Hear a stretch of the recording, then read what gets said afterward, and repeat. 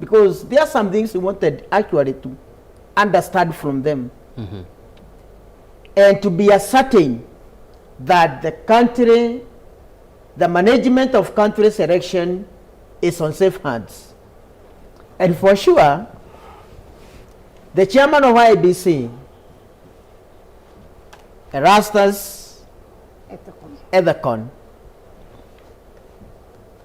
categorically stated that they are independent and they don't rely with any information from any other quarter.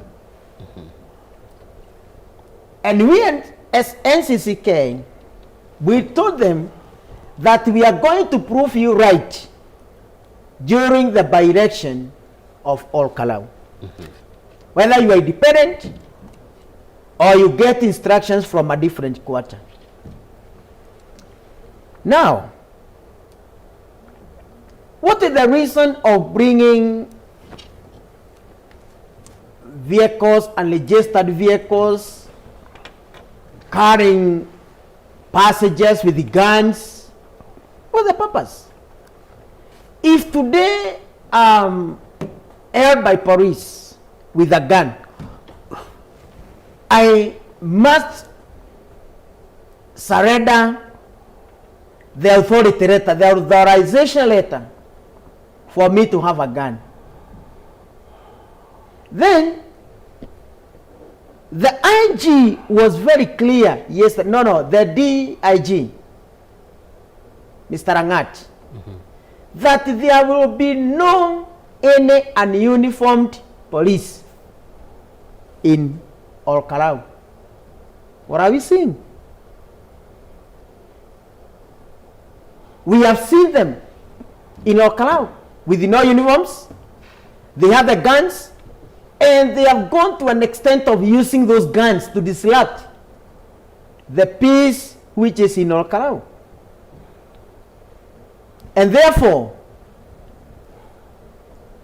the voters or the residents of all KALOU have no choice apart from guarding their votes, because they don't know the intention of these people who are not uniformed and they are holding guns. And that is why I earlier said that these are not just goons, they are trained police officers who are ready to do mayhem in all KALOU.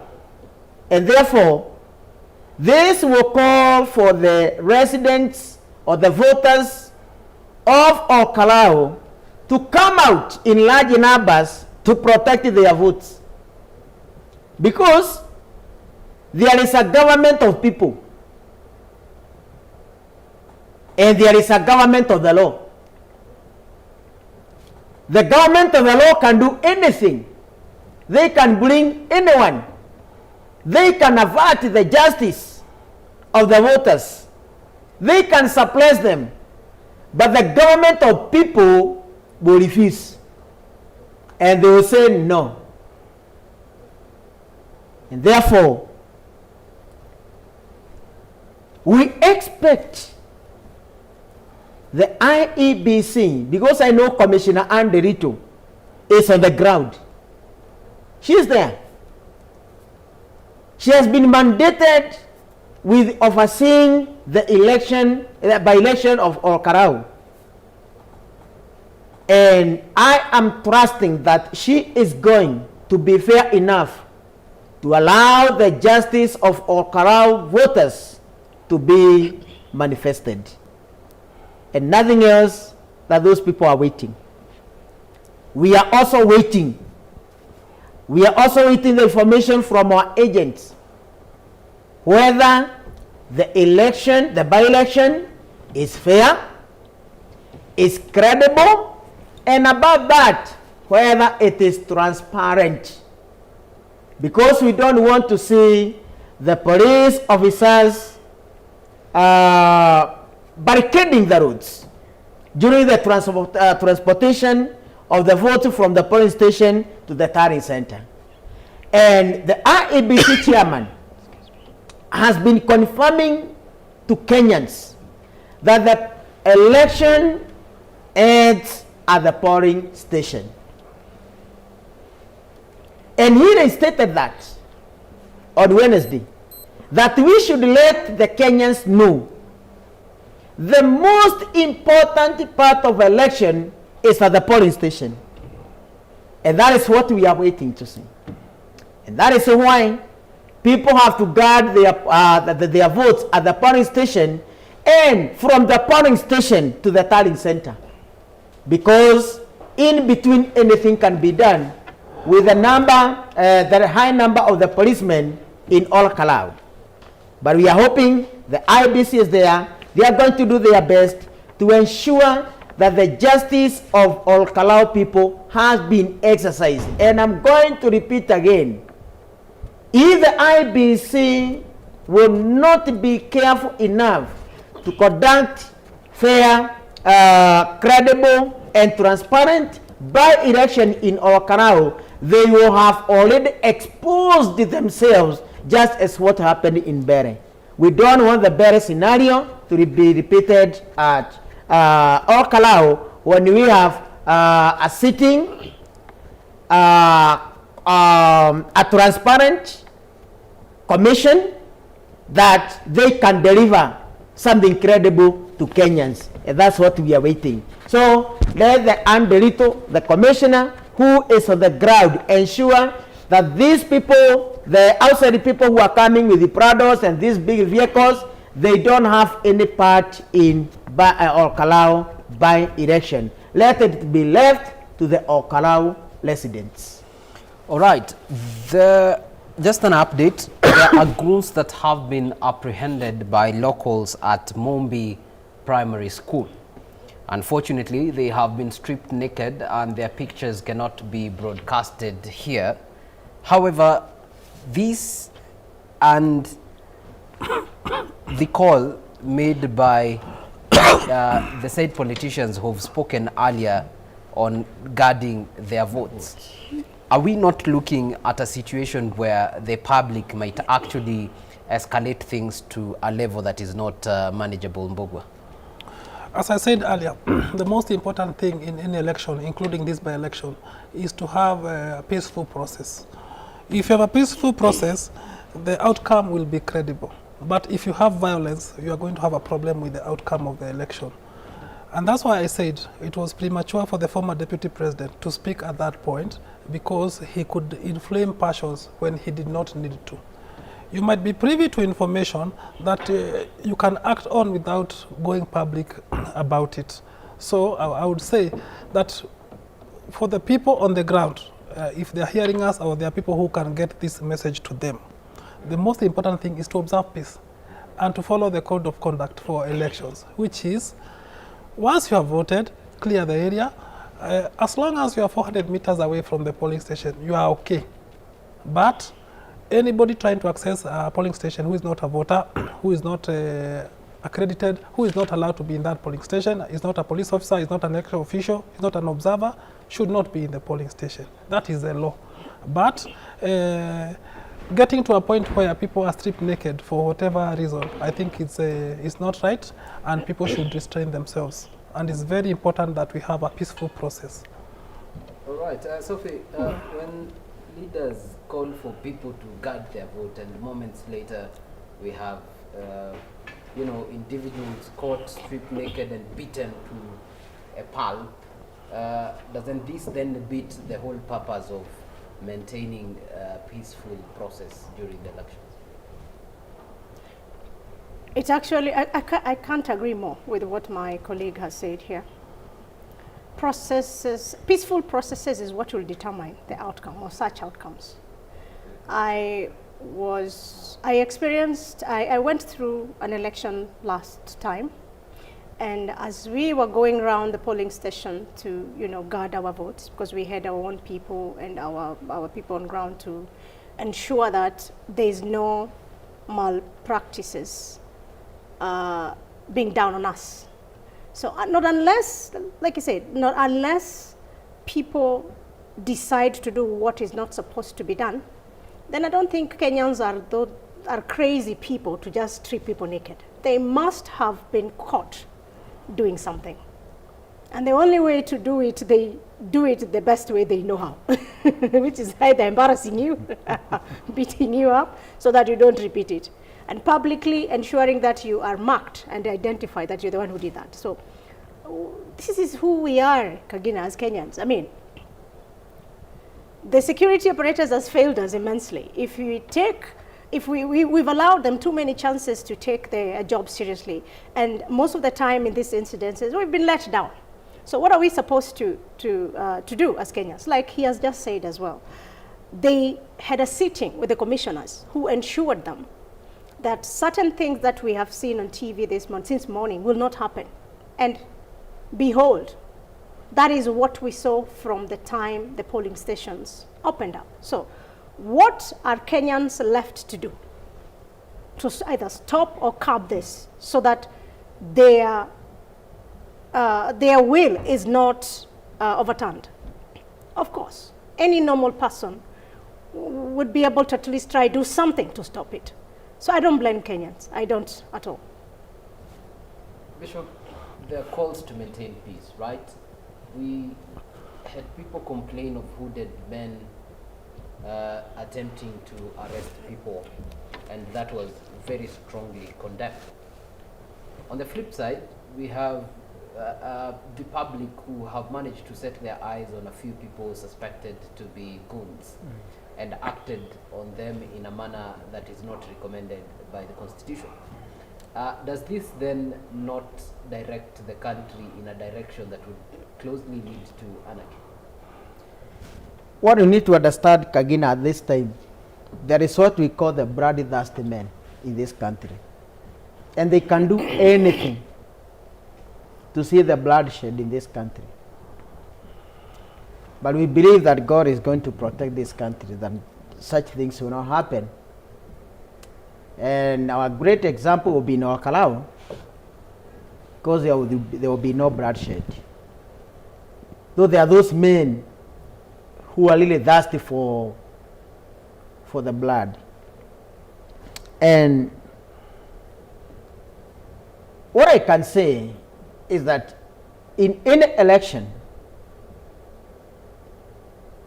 people know or can know the outcome. Even in our KALOU, the crowd can tell you what will be the outcome of this election. And I don't see the reason why there can erupt chaos, where there can be goons, where there can be hooded people to come and arrest or abduct people simply because of an election. Once the vote has been casted, that is what determines. And that is our belief. But when we see the intrusion of the hooded people in our KALOU, that automatically tells us there is something wrong which is going on. And there is a question you had asked earlier, though we did not deal with it because of the reports which were coming, on the issue of bribery and presenting of or the government projects which were being done there. And you asked whether it was to lure the residents of our KALOU, or it's a bribery or whatever. We asked the same to the IEBC. What is this are we seeing? Road construction, gases, mattresses from the hospital with the rebels of government of Kenya, and so many things which were going on there. And yet, isn't that bribery? And the IEBC said no, it's not a bribery, because everyone has the right of service from the government. Are you kidding me? Everyone has the right for the service from the government, and building the roads It's the work of the government. We don't dispute that. It's given. Why was it constructed when the sitting MP was there or before the MP died? And let me tell you, Kagina, and they should be very well observed. We might end up having many MPs killed in the name of projects. That's what the government has showed us. If you want the roads to be constructed, just let your MP die. It's a very sad scenario in this country. And it's a new scenario which is selected. It has not been there. But now, the KALOU by election, if it is not well observed, the path we have taken is very dangerous. We might end up having MPs or sitting leaders killed so that we can have developments. What is this important with the sitting with an MP position?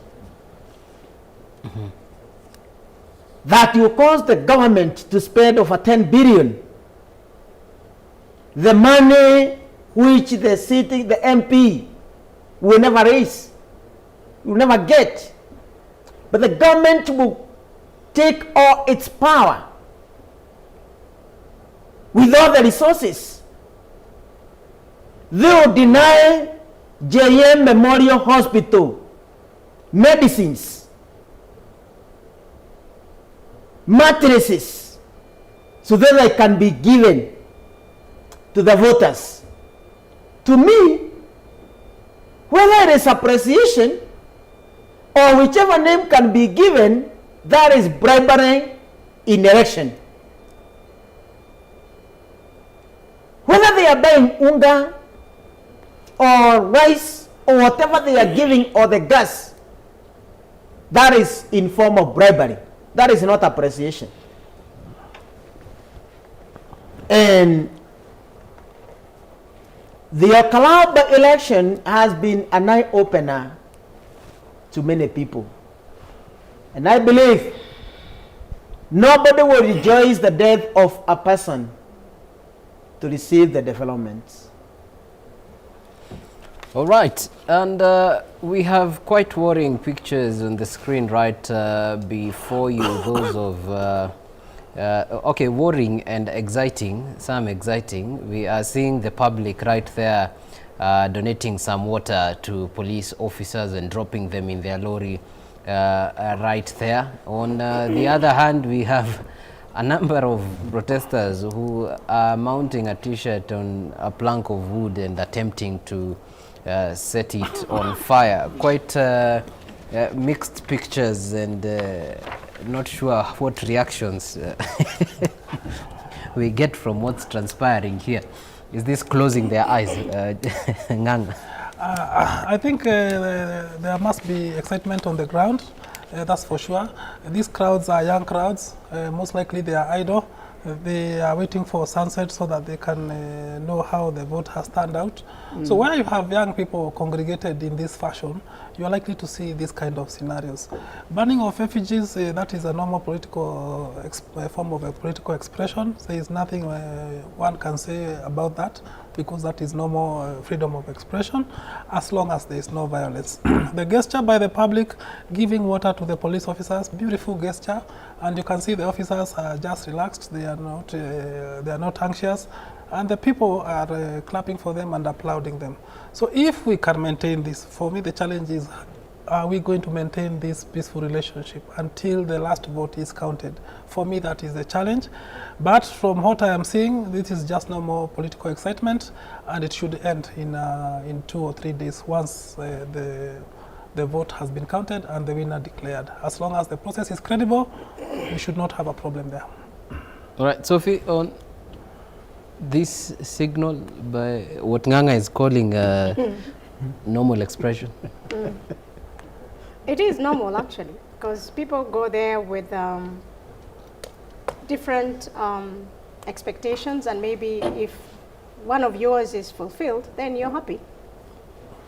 You can see the gesture of the police. They are appreciating, actually, appreciating that they've been given water and they're willingly being given and they're taking. That means there is a feeling that the police have handled their job or handled them well today. So very impressive to see that. Other than that, the banning of the T-shirt, I mean, again, like I say, freedom of expression. People have different feelings. There are people who react. There are people who just smile. There are people who dance. So it's allowed. We are a free democracy, freedom with the free expressions. So it's allowed. This is normal. In any elections in Kenya, this is expected and this is normal. Nothing out of the norm. All right. And as you can see, which has been the conduct for quite some time, is that the population here has been quite keen on what vehicles are passing and who exactly is coming through the barriers that they have. Initially, we saw a car that was made to go around and return in the direction it had actually come from, and the driver was forced to reverse. And selectively, we are seeing some of these vehicles actually being allowed to pass through, some even getting free escorts, with some hanging by its side and requesting the rest to allow them to pass. But those on the street right now appear to be people who are inclined to one particular political side, given the gestures and freedom of expression as they are expressing themselves here, as we see. But this raises the question of what of the other side, what of the supporters of the other candidates? Are we not also seeing a balance in terms of expression here? No. It's very unfortunate. Maybe this cameraman or angle was just concentrated. Maybe Thank you. It would be very fair. It would be very fair if you can just show us the other people that you're purporting not to be being seen, unfortunately. But I can say there's a balance of what he's trying to capture in terms of the reactions of what is happening on ground, which is good. We appreciate. Yeah. So yeah, maybe if it's your people, it's one of your journalists, tell him to also pan to the other side, so that we can get we get a balance of what those other people are also doing. But I think so far so good. We're just waiting to the rolling up of the time so that the votes can be announced, and that is just basically what it is. As far as barricading the roads and allowing some vehicles and not allowing others, I think intelligence nowadays has become part of the norm. We've become our own researchers. If you want to do research on what is happening, we Kenyans are very good at that. And probably maybe that would have been the reason why or prompted them to barricade and actually checking who is actually passing here and who. Because previously we've had incidents where ballot papers that are used to stash the ballot boxes pass like that. So I think it's just those precautions measures Kenyans are taking to not allow such pass, under their watch. So like I said, I'll keep on uploading Kenyans today because I'm seeing a very good collective job that they're doing to ensure that the democracy is upheld and that their will is not subverted. So good job, people. Good job. All right, thank you very much for engaging us. But even as we get to wrap up this conversation ahead of the polling stations getting to close, and another panel does take up the conversation from here, it would be important to know where Bishop stands. You've had a conversation with IEBC. You've spoken to them, expressed your fears, and they have addressed some of them and actually assured you on how they will handle the elections. But we've had allegations of attempts to overrun the elections. Is this one of the concerns that you actually raised? And how did they assure you in terms of them safeguarding and assuring that the will of the people is not subverted? I think again that was one of the things we were most concerned on the credibility of any election, whether a by-election or a general election, and the assurance that the IEBC gave us. We also reiterated to them that this will be proved by the KALOU by-election. We are going to believe your words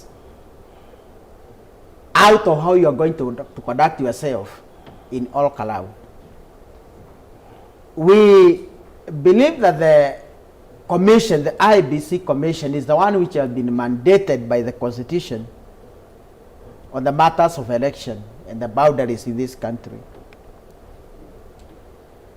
And if they can miss a point where the citizens or the Kenyans who have doubt on the management of or KALOU by election, Kenyans will lose trust with the IEBC, and they will not see a commission which is fully prepared for the next general election. And as they assured us, I'll still remain with the same words. We are waiting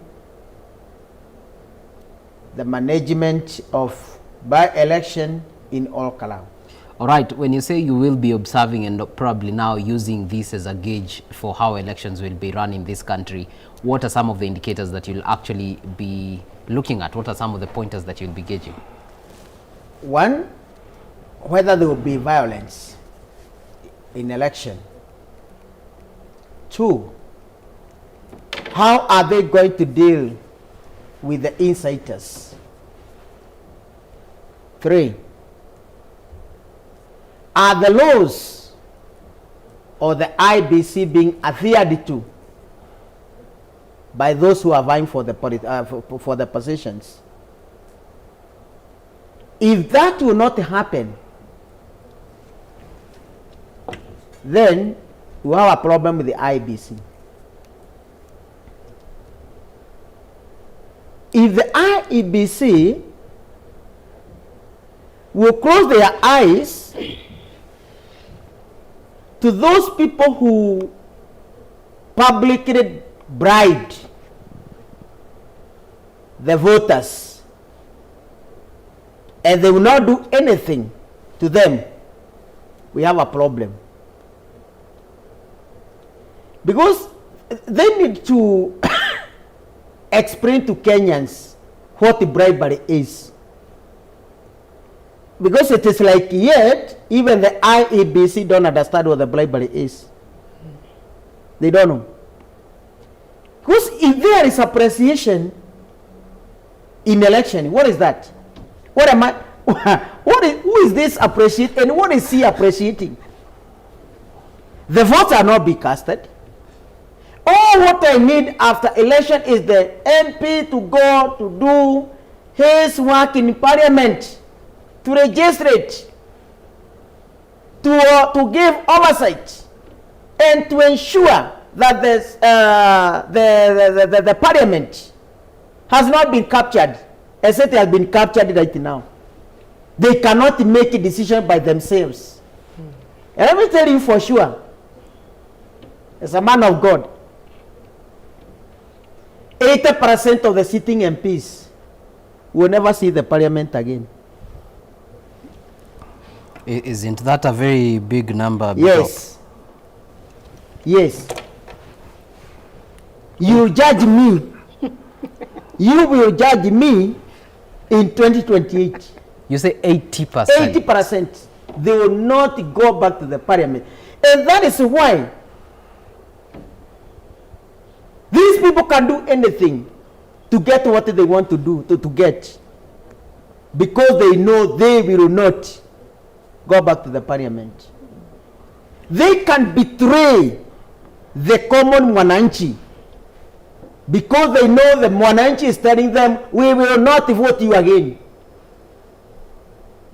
So it's like we have shown the bull the knife. that want to slaughter. They can throw the kicks with all the weight it can to save itself. And because they know for you to be in parliament is through the vote. Because if there is an election that the public will defend their votes, it is next year general election. So what you are seeing the KALOU residents doing, they are preparing for the next general election. Now, if we have faith with our security agents, why should we go to protect our votes? But because they are biased, they can do anything. That is why the residents of KALOU have to go to defend or to protect the vote I casted. Because I want to see it. I want to see the justice of my vote. I did my part. The IBC should do their part. If we have all the faith with our security agents, and if they can do all their mandate, how many security companies do we have in this country? And we have all these policemen. They are deployed everywhere. But why is it that, as a bishop, I better have a security guard than having a policeman? All right. It is only yesterday we saw a gun of a Supreme Court judge, Court of Appeal. Court of Appeal judge, being used by criminals. How did they access the gun? With the security a judge has, how did the gun get into the hands of criminals? Yet, the security is there. That is why we have so many security agents, security companies in this country who are working for us, yet we are paying the tax to pay the police and the security agents the salaries. Just in Nyandarua, having a cow in Nyandarua is like committing a crime. How so? Every day the cases are being reported. The cows are being stolen, whereas the security agents are there. Now, if that is the level of mistrust we have with our security agents, how do we trust them in guarding our votes? All right, Bishop, just to engage Sophie here, when we talk about allegations of someone overturning the will of the people and in the elections, with understanding of how IBC works, having vied yourself and having the intention to vie, is this a possibility?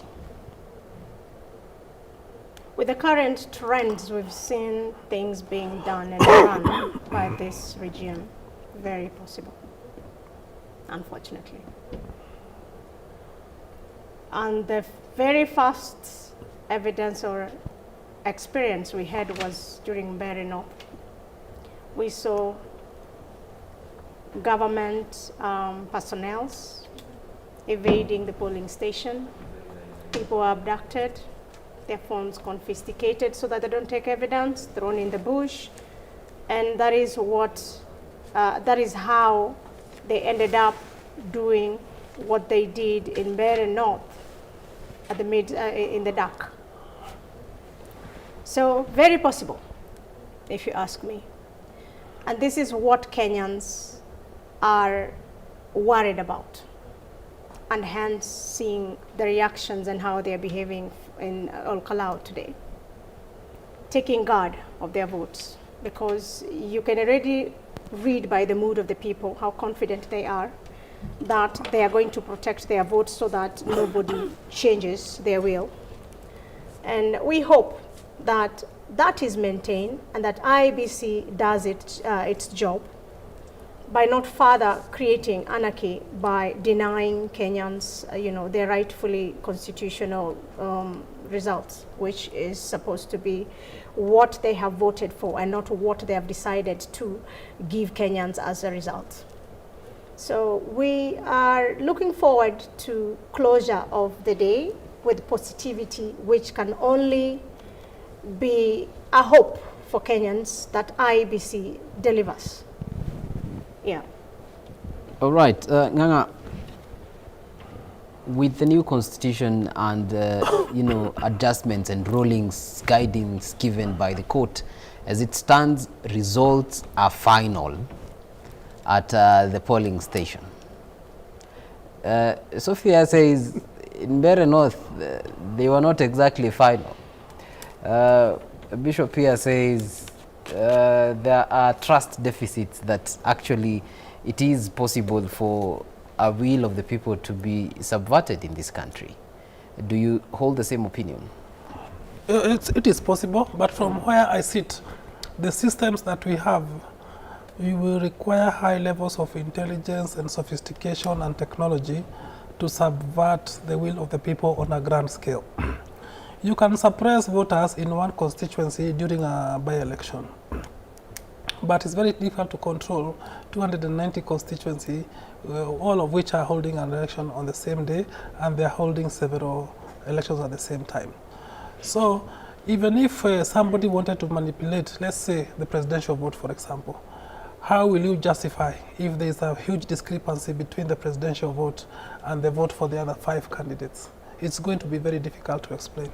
Secondly, the KIMS kit are designed in a way that only the people who use their fingerprints or have been identified biometrically or in other ways, technologically, only their vote is going to count. So, and that's the question that the Supreme Court asked in the last election. Why is it that the votes that were transmitted electronically tallied with the votes that were counted at the ballot? So even if you were to staff ballots, how will you explain the discrepancy between the votes in one ballot in one election and the votes in the other election? So from my point of view, and from the technology that IEBC has deployed, I think it will be very, very difficult to subvert the will of the people. Yeah, because even the systems that we have are robust systems. The court has said if there is need for arbitration, and we had an engagement with them as media, if there is a problem with the election, they are going to intervene at the court level. So from my point of view, I am optimistic that the will of the people will always prevail. All right, indeed, you say the will of the people will always prevail. Lastly, even as we head even to conclude the conversation, there's the issue of goons that so happens to be the stubborn stain in the conversation on politics in this country. I'll start with you, Nganga. A majority of those that are termed as goons, including those who were stripped naked and the photos and the videos that we cannot have on TV, but we have access to them here, are young people within this age bracket of the youth, or who would be termed as goons and very close to Gen Zs. How then do we explain? Yes, there's the issue of poverty, then there's the issue of having tough economic times. We'll be coming to that conversation shortly. But for now, allow us to cross over to IEBC. We have Commissioner Hassan Nur, who is currently speaking alongside Commissioner Anne Deritu from KALOU. Let's listen in.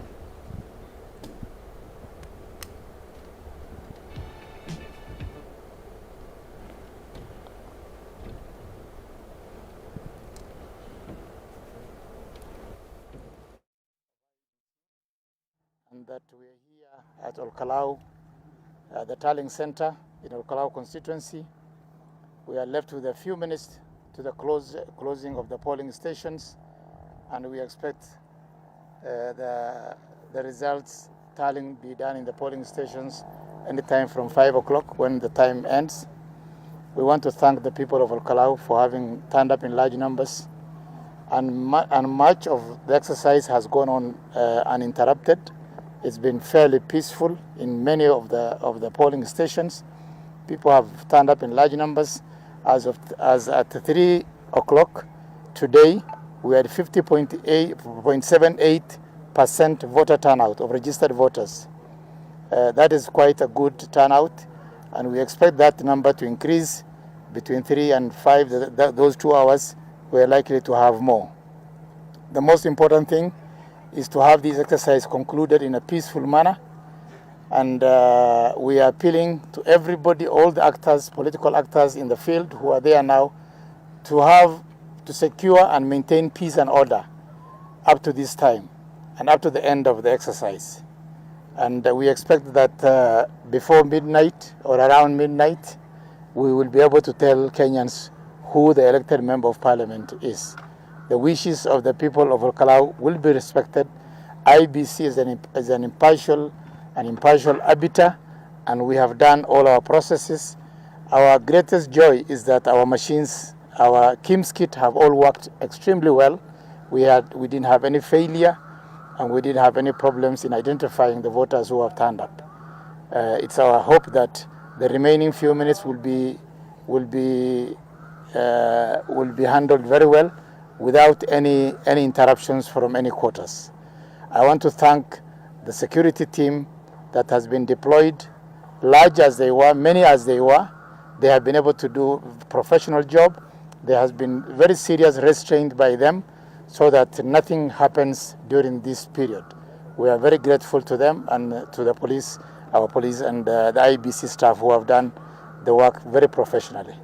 Thank you. Commissioner, the former Deputy President has called on his supporters to go to polling stations and cordon them off to protect the vote. What would you say about that? There's no question of protection of votes. The votes are protected. We have adequate security deployed in all polling stations to make sure that the votes are protected. And once the votes have been cast and the time ends, the votes will be counted. And so therefore we are appealing to the residents of KALOU not to be incited by anybody.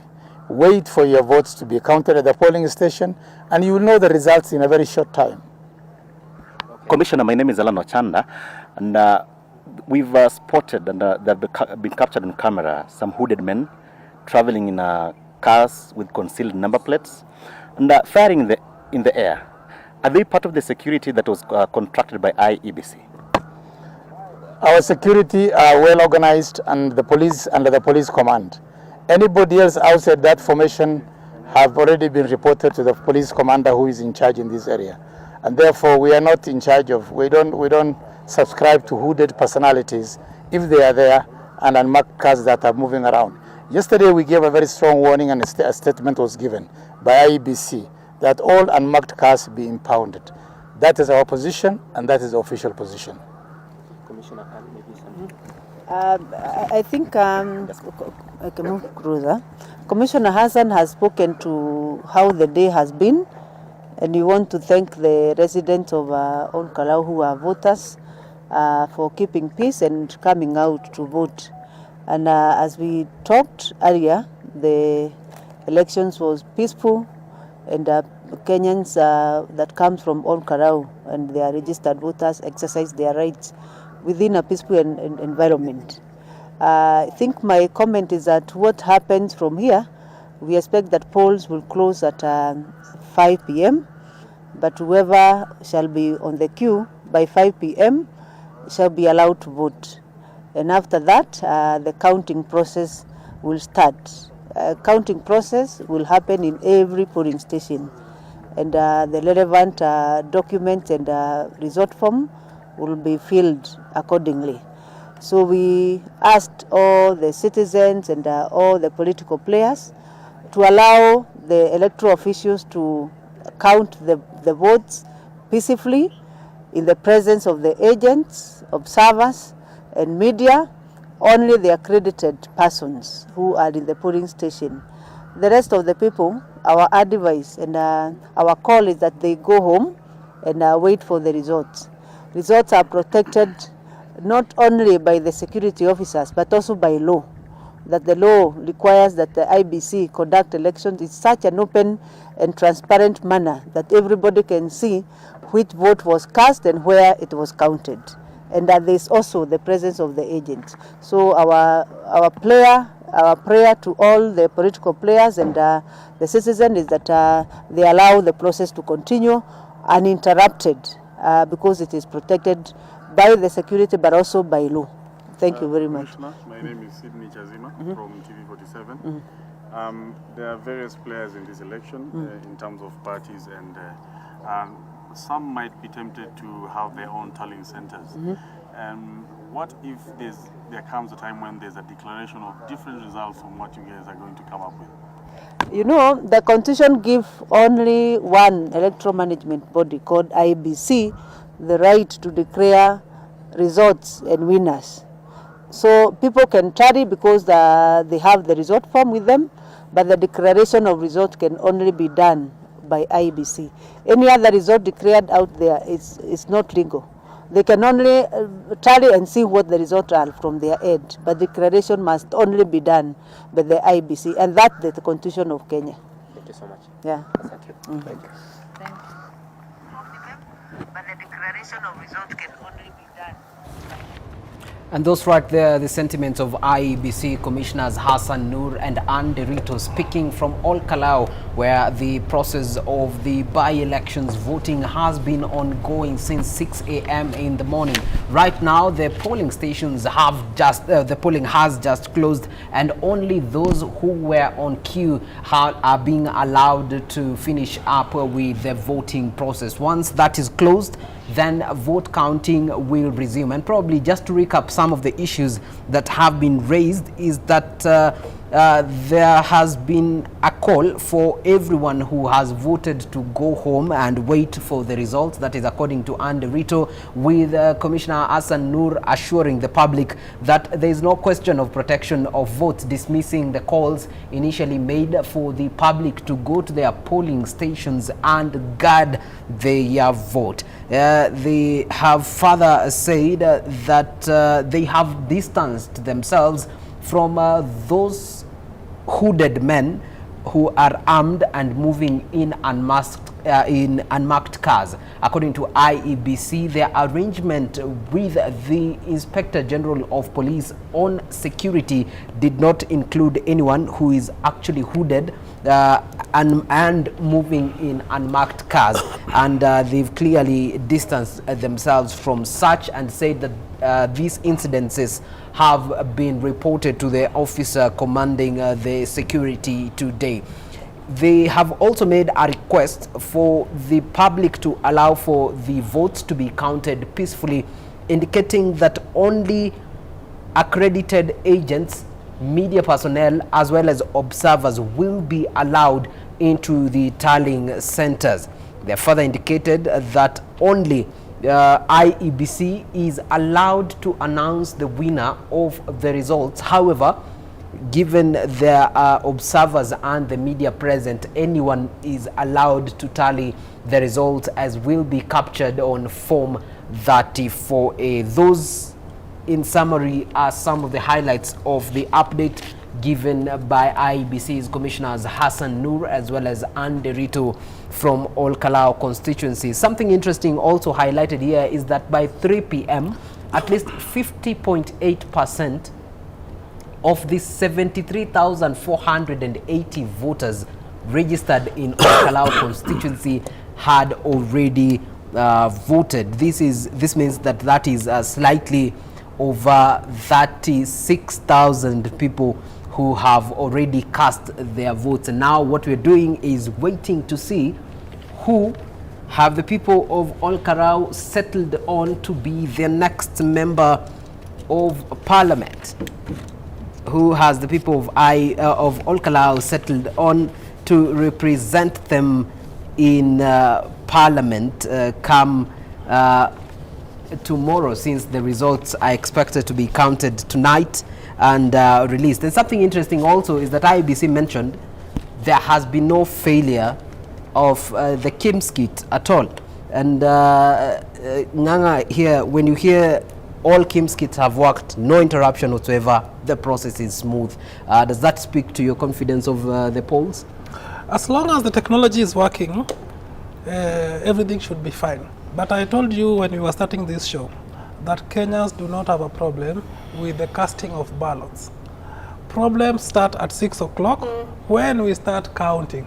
So what happens during the day is immaterial for purposes of this discussion.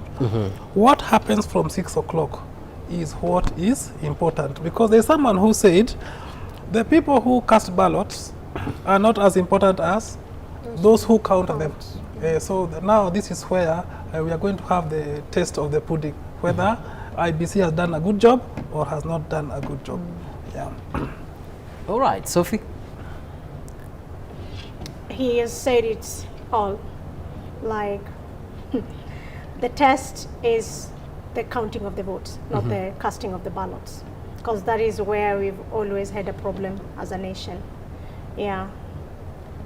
All right, and back to the issue that had been raised earlier, that we were looking at, mobilization of goons. We also have clips of sitting members of parliament. This is recorded by our journalists who are working alongside groups that would be termed as goons, and also alongside them are heavily armed men in civilian and who are hooded. IBC has spoken to the effect that they distance themselves from such individuals, and when we see them walking alongside elected members of parliament in that area, and in the clip captures some of them getting into the cars that we identified earlier and had captured their number plates, including and not limited to a KDP 012N, a KDN 394M, a KDW 600Q, and a KDL 477Q as well. Bishop, IBC says we did not contract such security personnel to help us guard or manage the situation in KALOU. Then moments later we spot elected members of parliament walking with the said individuals. When it comes to, you know, trusting the word of the police and the IBC in general on this matter, does this eat into the trust? Now, when you compromise security in this country, you are putting the lives of Kenyans in a very serious danger. When the IBC says that they did not contract any other person, or the hooded or people with the different vehicles, and what about the sitting MPs who are already in KALOU? What are they doing? And they will come with their people. And Kagina, there is a serious problem in this country because we are feeding a very dangerous monster which will consume almost every person. And one of the problems we have is the profiling of our youths as goons so that they can be murdered. There was a time the youths were profiled and were given different names, and for sure the government did its work to eliminate them. And now we are talking of the goons. And goons is a general term. Now it is not Mungiki, it is not Kakara, it is not Sangasangas, what? They are all profiled as goons. Now it is not tribal. But I find that this is a scheme to eliminate our youths by profiling them and calling them names. Whereas in the real sense, the actual goons are manufactured somewhere. And for sure what we see, it is the hardware. The software is somewhere. And if we deal with the hardware without dealing with the software of these goons, that is what we are seeing, the goons with the guns. AK-47, and it's a goon. It's a youth. That because he's idle, he has no employment, but he has managed to to acquire a gun. That is not just a goon. That is the software. And that is going to intimidate the Kenyans or the youths or the voters in KALOU. Because they have been manufactured somewhere. They have nothing to do with the code of ethics of IEBC. That is none of our business. As long as we please our master, so that when we go back, we shall get a clap. Job well done for making sure that the counting of votes in KALOU did not succeed, just as it happened in Bele. And the problem we have is that the machineries of these goons, they know the weakness of our judiciary, that anything which is taken to the courts that does not favor this government, you are wasting of, it's a waste of time. So, the Kenyans have come to a level of losing trust with the police because the purported goons have been over the security by the uniformed officers. Then, how can you tell me that this person who has been given security is an ordinary youth who has been profiled as a goon? This is somebody who has to be protected, causing menace in this country, but he has to be protected because the government has spent a lot of money to educate that person, to train that person. But Bishop, to be there. On the issue you're raising, it appears to somewhat have a moral issue. And for a country that has claims of being 80% Christian, can then... You said 80% Christian or practicing Christians. Can the state share this blame with the church? The church has nothing to blame. The church has nothing to blame. All these people,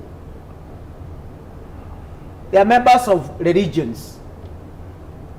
They go to church. And the same people have been unleashing chaos in their own churches. They have been sending people to beat their own pastors because they must please their master, regardless of what. And that is where the trust of security agents in this country is going down. Look at all the opinion polls you conduct in all the media stations. Why is it that the security agents are the highest in corruption, collecting bribes, killing innocent people? Why? Because they want to please somebody. They have nothing to do with the lives of the people of which they took the oath that our duty is to protect the lives of the people and their properties. Is that what they do? That's why they have recruited goons? Is that why they are bringing hooded people with the guns and they call them goons. Those are not goons. They are the hardware of the software of the goons.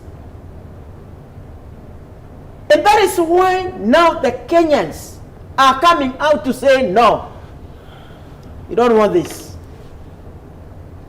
If you see the police who are peaceful, who are keeping law and order, what did the Kenyans do? They took water to them. They intermingled. We could see them talking, chatting. No violence. And they had guns. Those people, they had the sticks. There were no chaos. But when we find the hooded people, goons, idle youths, driving Prados, TXs, hey, we are very much concerned. And we want to request our IG, Douglas Kanja, if he is resigning, he should resign today, not tomorrow. He should not wait when the things have gone astray, the things have gone out of the path in this country, that's when he can resign. If for sure he is not in capacity to offer security to this country, why should he stay there to be correcting the taxpayers' money in form of a salary? And yet he feels, I'm not capable of doing that. All right. Being appointed and offering service are two different things. You can be appointed, but in yourself, even your conscience is telling you, I'm not capable of this. Just to keep off. We have seen there are other people who are ready to do best to this country and to ensure our country runs smoothly. Now we have a problem of foreigners. They are all in this country. Things are happening. What is the government doing? And I'm not saying that foreigners are not about to be in this country. They are very much welcome. But what are the structures, what are the policies that the government has laid to manage these foreigners who are moving around our cities, our towns, everywhere? They are filled there. All right. Sophie, Bishop here has given us very interesting terminologies on goons. He's actually said the people we see are just hardwares. There is a software that's manufactured elsewhere. As someone who is in the political space, it would be interesting to know whether it is actually possible. First of all, the definition of goons from where you sit, because we see politicians work with a number of young people and sometimes they are branded goons. So first of all, to start with, how you would define a goon to be, and then secondly, whether it is actually possible to operate in Kenyan politics without the said goons. It's actually a worrying trend that has cropped up, whereby the very few who want to continue dominance in power have taken that as an option or a path to use to retain what their positions are. And this is a political thing that most of the politicians believe in sitting in power using force. That is the only way they believe and understand that they can maintain their status quo by using excesses.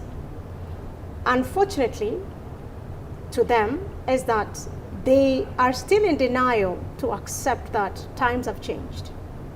Kenyans have been pushed to the wall and now they're pushing back. And even with the excesses and the recruitment of these goons, the so-called, they call them goons, as their security backup to protect whatever evil or ills they're doing into Kenyan people, previously have been working, now not working. You saw the incident in Kisii, which was also a shock, came as a shock, whereby a police officer in a gun was captured by a camera. And there was a man right in front of him enjoying his protection, gun protection, and he was pelting stones into other fellow Kenyans. And he did nothing. Instead, he was protecting the guy who was pelting stones on Kenyans.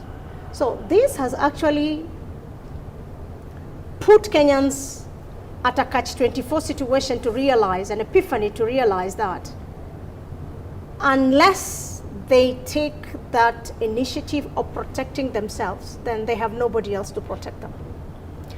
And I think it's also high time this government understands that Kenyans are not the type to use that kind of methodology of governance onto. It does not work. Maybe it has worked in other countries that maybe they are borrowing these narratives from, but not Kenyans. You do not try that on Kenyans. We have seen it happen. Even after the Kisii incident, you saw how Kenyans came out in large numbers to curb that same incident. So I can tell the perpetrators that revolution is here. Whether they want to deny, whether they want to bury their heads as ostriches in the sand to deny what is happening, it's already here. The grounds for them is already too slippery to continue dancing their dances. Kenyans are fed up of this kind of, ways of governance, and we're saying enough is enough. And like Bishop is alluded many times, a majority of the sitting MPs will not see light come 2027 because these are the people who have failed. In fact, the 13th Parliament is one of the House that has failed Kenyans immensely. They have totally disregarded the responsibility, which is oversight, representation, and legislation. They have allowed the executive control them. Like they've forgotten that the people are the ones who have employed them, and now given all the powers that that vested on them to the executive, which has rendered them puppets and dysfunctional, not to deliver their duties as should. So Kenyans have caught themselves in a ray where now they have clearly seen that we are on our own unless we change this, and that means a total house cleanup, a total house overhaul. Then we will not be able to bring ourselves out of this pit hole that these people have put us in. So I am very optimistic that 2027 is very promising. And when you see such by-elections like KALOU happening, it's actually an encouragement. You saw Kisii struggling the same, and yet the seats that were supposed to be won to ensure that we have that at least a foundation of a pillar that will propel us into 2027 took place. That was a very successful one. So we're struggling as Kenyans to ensure also all KALOU is the same. And this is a message. We are sending a message to the government that, hello, it is us who puts you in this position, not the other way around. So allow us to decide on who takes the driver's seat to drive this bus for us, because you have clearly shown us that you are not the right drivers to do this.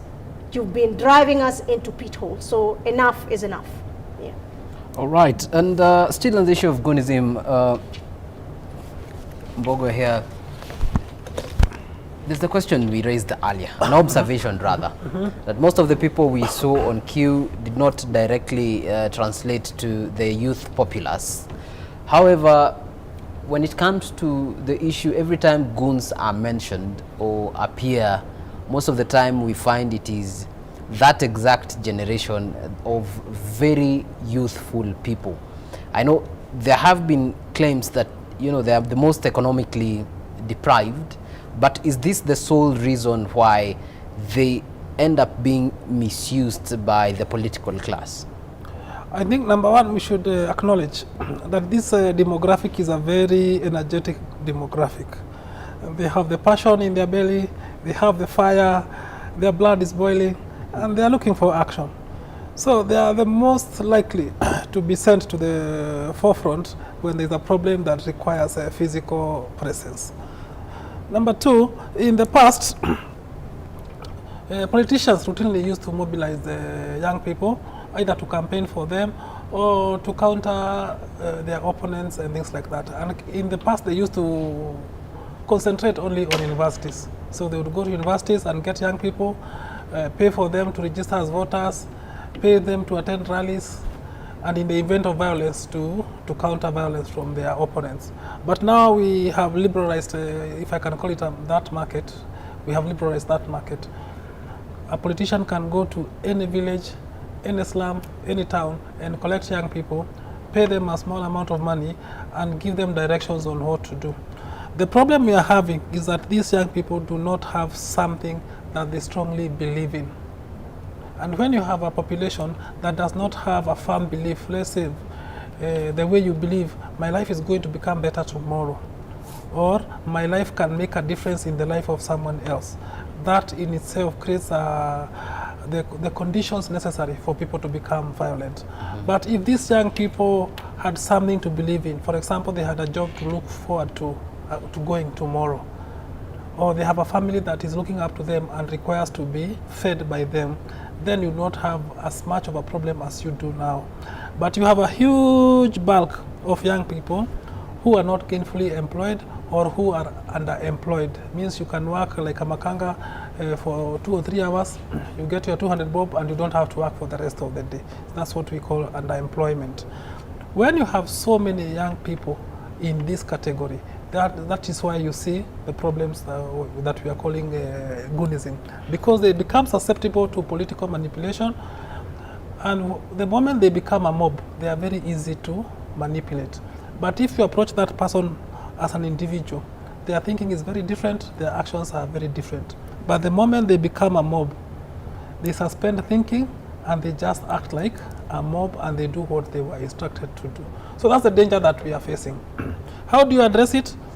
Create economic opportunities. Create industries so that these people can work. Create opportunities for them to make steps that can lead them to self-advancement, so that they don't have to sit in the towns or in the roadside waiting for nothing. And then, of course, for the religious people, engage these people in activities that will lead to their moral and spiritual growth, so that they can know that their actions are going to have consequences here and beyond. So for me, those are the dynamics that we really, really need to address. But the moment these guys are empowered economically, or they are gainfully employed, or they have a way, even sports, they have a way to get rid of this excess energy, whether it's through sports, then that is something that should be pursued. And maybe just to add on to what he has said, my brother is talking about. Yes. You know, you can't be comfortable saying that you're ruling a government, or you are a leader that is so enshrined into ensuring that your people sink in poverty, and that is the tool you're using to get your way. We have 20 million Kenyans living below poverty, and there's a current or recent statistics that was released the other day that 2 more million Kenyans are actually going to be joining that cluster. Kagina, this is serious. Like he says, unemployment of the youth contributing a big fraction of it. So when you suppress that and you give solutions, no solutions into curbing and ensuring that our youth are busy and engaged to be able to earn a living, and you continue ensuring that you are only putting them at a level of you giving them hands out by giving them, rungus and pangas to go do whatever jobs they're doing, and give them 1,000 bob or 500 shillings that they cannot make per day. That is a very sad thing for any leader to think that they'll be able to build a nation or a country, doing such. So, like I said, a call for a total overhaul for us to get into this hole, out of this hole. Not unless we ensure that our youth are secured job-wise. We have youths who, I mentor so many of them, by the way, a lot of them. Very smart, bright kids, A students, PhDs out there, who have been reduced to fully depend on a mheshimiwa somewhere. In fact, that's what they do. Anakuja siku gani, ako around, tutapata 500 bob or 200 bob. You know, this is very painful. I, as a mother, Kagena, I have a Gen Z in the house. It pains me to see that if this continues, then where are our kids going to go? I mean, what generations are we nurturing as a country to say that? So it's very unfortunate that we have a current sitting government and regime that is blatantly ensuring that there is no future for the generations to come, other than their own selfish stomachs and whatever ambitions they have. So what we're saying as the majority of Kenyan is that enough is enough. We are not that too naive or blind to see what you're doing. And we cannot have a fundful of people holding Kenyans at ransom for their own benefit. Picture this today, a whole MP, just imagine, a whole MP walking into KALOU, yeah, with goons, with rungus and pangas. This is a Kiamba MP. Imagine, coming from all the way from Kiamba, you don't even live in KALOU, but you take goons to KALOU so that you can create chaos, maybe, you know, scare Kenyans or voters not to come, suppress the voters or bring about voters' apathy, so that your preferred affiliated, yeah, affiliated coalition colleague gets to win. That's the lowest of the lowest that government could go. Very sad. So to the Kiamba MP, Kawanjiko, who has been seen by the people on ground, I can say shame on you. Right. Yeah. Just an update here, Interior Cabinet Secretary Kipchumba Murkomen has directed for investigations on an incident at KALOU Comprehensive Primary School where suspected plainclothes police officers in 2 vehicles fired tear gas canisters at bystanders. CS Murkomen has also warned that the government will take action on any rogue police officers involved in the alleged attack. He was speaking this afternoon while in Trans Nzoia County Assembly, where he was having, and he was speaking to some of the MCAs at Trans Nzoia County, accompanied by the police DIG Gilbert Masengeli and other top security officials and the county security team. But the police says it will be investigating cases of these police officers. Bishop, just to start with you, when such a statement is made by the CS Interior on this, do you stand at a point where you can actually trust the police to investigate cases where police are alleged to be involved? Kagina, we are used to move comment sentiments. We are used. So it's not a surprise or a new thing when he says that investigation will be done. With the magnitude of the police in KALOU and those goons coming to unleash chaos and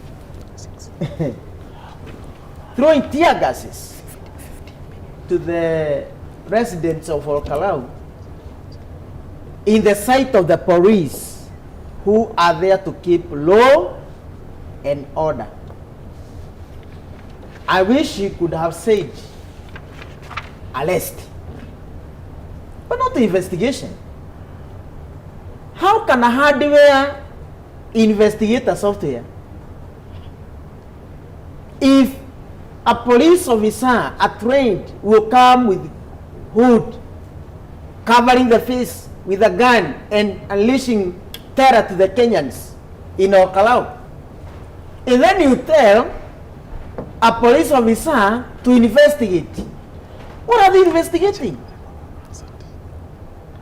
If these police officers have the power over the others, they could have arrested them. But they have no power to arrest because they are getting the command from the software. And the software is not seen. And that is why Kipchumba, the CS, will have no problem of telling Kenyans that I have authorized the investigation of those police, of those people, or those goons who threw tear gas and caused mayhem in KALOU.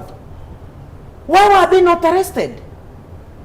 That is not an issue of investigation. They came with the Prados. Why could they confiscate these vehicles and arrest the occupants of the vehicles? Aki Kipchumba, you are just playing with the Kenyans. Mbogwa, do you believe we can actually have rogue police officers operating in an area that is as heavily guarded as KALOU today without the knowledge of the rest? It's possible because, and Kanja has said this before, that he is responsible for the uniformed police officers who are directly under his command, but it's possible to have a branch that is operating outside the formal procedures and processes, and that is not under the direct command of the IG. So it's very possible for such a scenario to exist, and I think we have such a scenario. And we have seen since 2024, when we had the Gen Z protest, that this we can call it a squad. This squad of police officers has been there. And I can tell you for free that every administration has had it in the past. So this is not something that has started in this administration. It's something that the state does to protect itself and also to keep itself in power. Because one of the jobs of the state is to remain in business. The moment you are out of business, then you don't have power. So we call them extrajudicial and extralegal. So, and it's a phenomenon that has existed since independence, but it operates outside the law. But because you cannot work with people who do not understand security issues, they don't know how to handle weapons and things like that, you can create a private or a quasi-illegal unit that operates outside the law but works at the bidding of the state. So it's not a new phenomena. So when the CS Interior, Kanja we may understand, since those under his command are strictly those in uniform. But when the CS Interior says, we are surprised there are such people, we will investigate and take action, do you believe him? I believe him. He is the final authority on matters security, and he's the person who answers to the president on matters security. So to the extent that he's a CS for Interior, what he says, we take it because there is no other authority that can speak on matters of security. However, that is not to say that this unit does not exist. It can exist without the knowledge of the CS because he's just a player in the government, and you know there is a difference between the state and the government, you're aware. So there are some things that the state can do that not everyone in government is aware about. That's why in the past we used to hear about things like deep state and things like those, yeah. Systems. And systems, because these are parallel structures created to maintain the state. Yeah. Probably you'd want to go to the details of that for the benefit of the one who has heard for the first time that we actually have a state and we have a government. Yes. So Kenyans are left wondering, are we not the ones who choose? You can choose a representative in the government. That's why we have elections. And that's why in some countries, in Kenya, the head of state is also the head of government. This one person. In places like the UK, the head of state is the king, and the head of government is the prime minister. So there are some things that the state can do that not everyone who is even senior in government is aware about. And these are things that are done to maintain the state, because the state has to be maintained at all costs. Even if our constitution says that the people are sovereign, you cannot go, for example, to the National Assembly and take the mace, because that's the symbol of authority of the National Assembly. And that's why I faulted the people who who broke into parliament and took away the symbols of authority. The same way you cannot go to State House and take away the sword that the president was given and the constitution and the other symbols of authority, because that would be subverting the will of the people. So whatever happens, and that's why you see sometimes even the military is deployed to protect the state, not necessarily the government. But people would wonder, when you say there is a state that may operate outside the confines of the law, yeah, they would then wonder, is the constitution, whose chapter 1 begins with power belongs to the people, not that's the why ultimate that's why I've quoted it. Uh-huh. That's why I've quoted it. And we have just discussed about young people, and we said when people act like a mob, they suspend thinking. So you cannot allow mobs, and that's why we had a problem in Bangladesh, because we had a mob, it took over power, and then they didn't know what to do with the power. Then they started looking for old people to come and take over power. So they went and looked for Yunus, who used to run a bank. It's like going to Equity and telling James Mwangi, come and now run the government. You understand? Mm-hmm. So before, now there was proper transition. The people need to be guided. And that's why you even have classified information, because the public cannot, and that's why I was faulting the former deputy president. Mm-hmm. Even if you have this information, it's not information for broadcasting. It's information for you to act on behind the scenes, so that if there's a problem, it is rectified, and if there's an issue, it's arrested beforehand. Mm-hmm. So the question I was answering is, the people are sovereign, but the moment the people suspend thinking, the state has to maintain itself. That's why it has the monopoly of violence. Yeah. Right, very interesting concept we are having right here. But even as we get to cross over to the next panel that will be coming here, I will give each and every one of you at least 2 minutes to actually give your parting shot and closing remarks, even as we wrap up the conversation. And I will start with Bishop to allow for Nganga here to get time to sip water.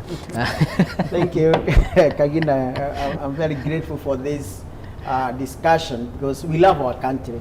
And that is why we sacrifice ourselves to ensure that all is running well and giving the information to the Kenyans.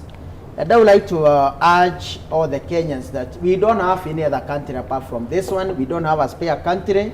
So let us all maintain peace. The church should continue praying. And for information, Kagina, on Monday we'll be having a very mega prayers at AIPCK in Naivasha. All the pastors in Lemuru and Naivasha will be gathering there to conduct the prayers for this country. And it's not a political thing, no any politician, only the clergy will be meeting there just to cry to God for this, for the betterment of this country. And we are believing that all shall be well. And what I would like to say, and I would like to request the government, let's not profile our youths as goons, so that you can have an opportunity to kill them. These youths are trying to navigate their ways of survival. Mm-hmm. And that's why the politicians are taking the advantage to misuse them, to abuse them by cashing them 200, 500, because they know that they are desperate. And it is my prayer that even the politicians will change their ways, mm-hmm, as they deal with our youths. Because the monster they feed today, mm-hmm, will feed them tomorrow. All right, Sophie? My parting shot will be brief and direct to IEBC. And this goes to you by saying, the nation is watching you in KALOU today.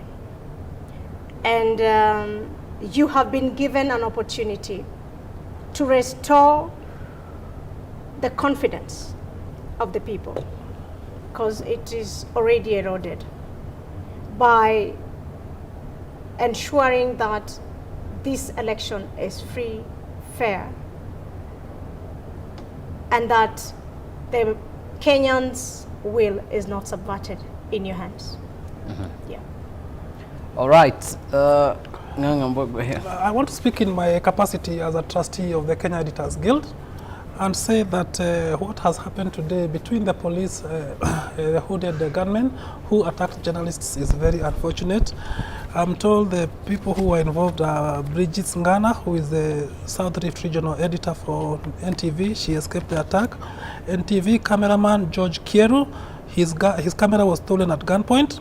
NTV reporter Fabiola Akinyi, her phone was stolen at gunpoint by the hooded men. I think it's important for the police and for the CS for Interior to come out clearly and condemn these attacks and also take action against the people who are involved. And I want to applaud the Nation Media Group for standing with its journalists and for issuing a statement just now asking the relevant authorities to step in and end this kind of violence against journalists on duty. All right, probably to add to the list is also a photographer from the Star newspaper, that is Teche, whose camera has also been taken by the hooded man. Correct, I didn't have his name, thank you. All right, thank you very much, Mbogwa Nganga, an author who has contributed immensely to our conversation this afternoon, as well as Bishop Joseph Ngigi, as well as Sophie Dibira, for making time and gracing our show right here on K24, even as we give our viewers a wall-to-wall coverage of what is transpiring and has been transpiring in all KALOU constituency for the better part of the day as the by-elections conclude. Voting is concluded, and what is left now is the counting of these votes. And definitely later you'll be joining my colleague Brian Amwai, who will be joining you with a different set of panelists, even as they get to give you the live updates of the counting of the votes until we get a winner who will be announced by IEBC. And probably just to reiterate, what will be happening here is that different people will be tallying, but only IEBC has the constitutional mandate to actually get to announce who is the winner of the by-elections. Thank you for making time. Keep it K24 and Kameme TV. I'm David Kagina.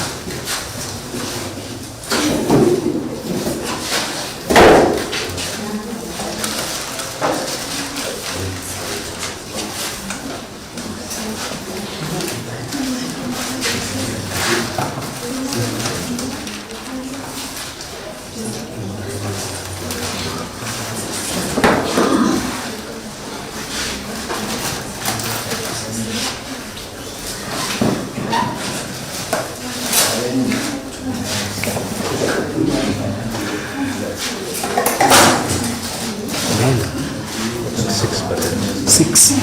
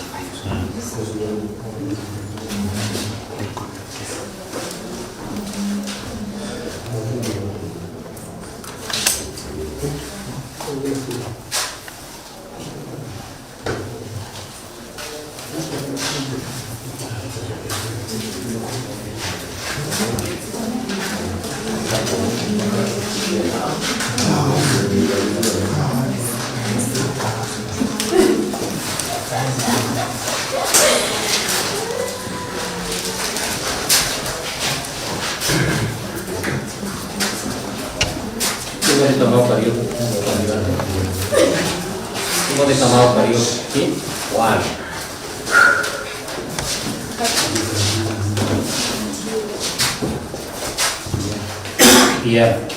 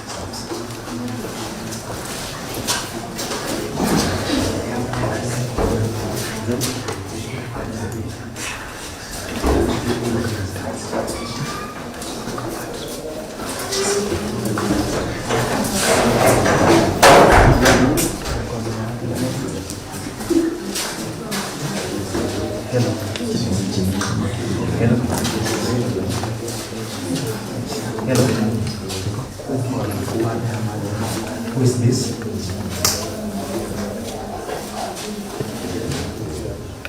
No, I'm a bit busy.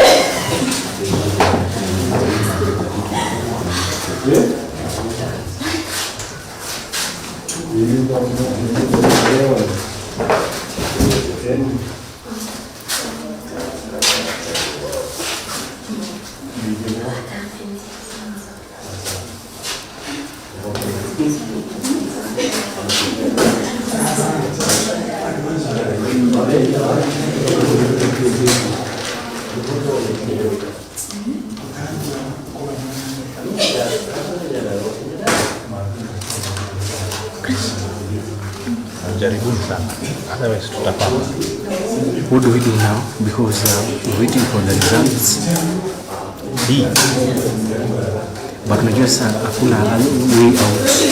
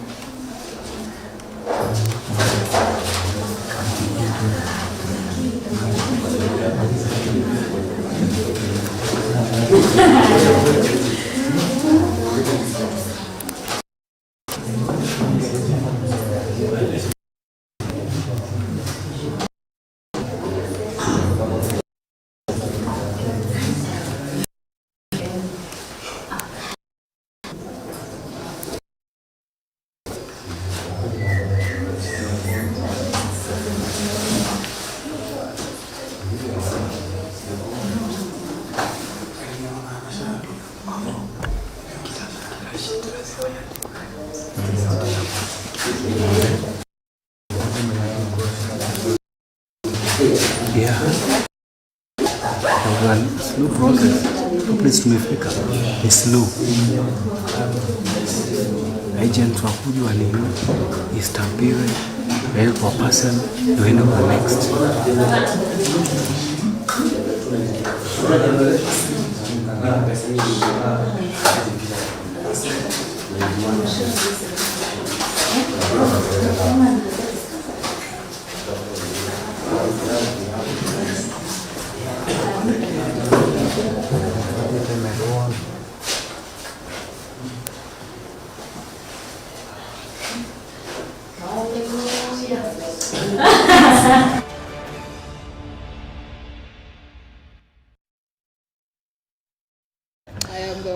All right, it is the battle for all KALOU and of course the soul of Mount Kenya. Welcome to our continued coverage here on K24 and of course Kameme TV as we continue to bring you up to speed with what is happening on the ground. Polls have already closed. Right now we are counting the votes.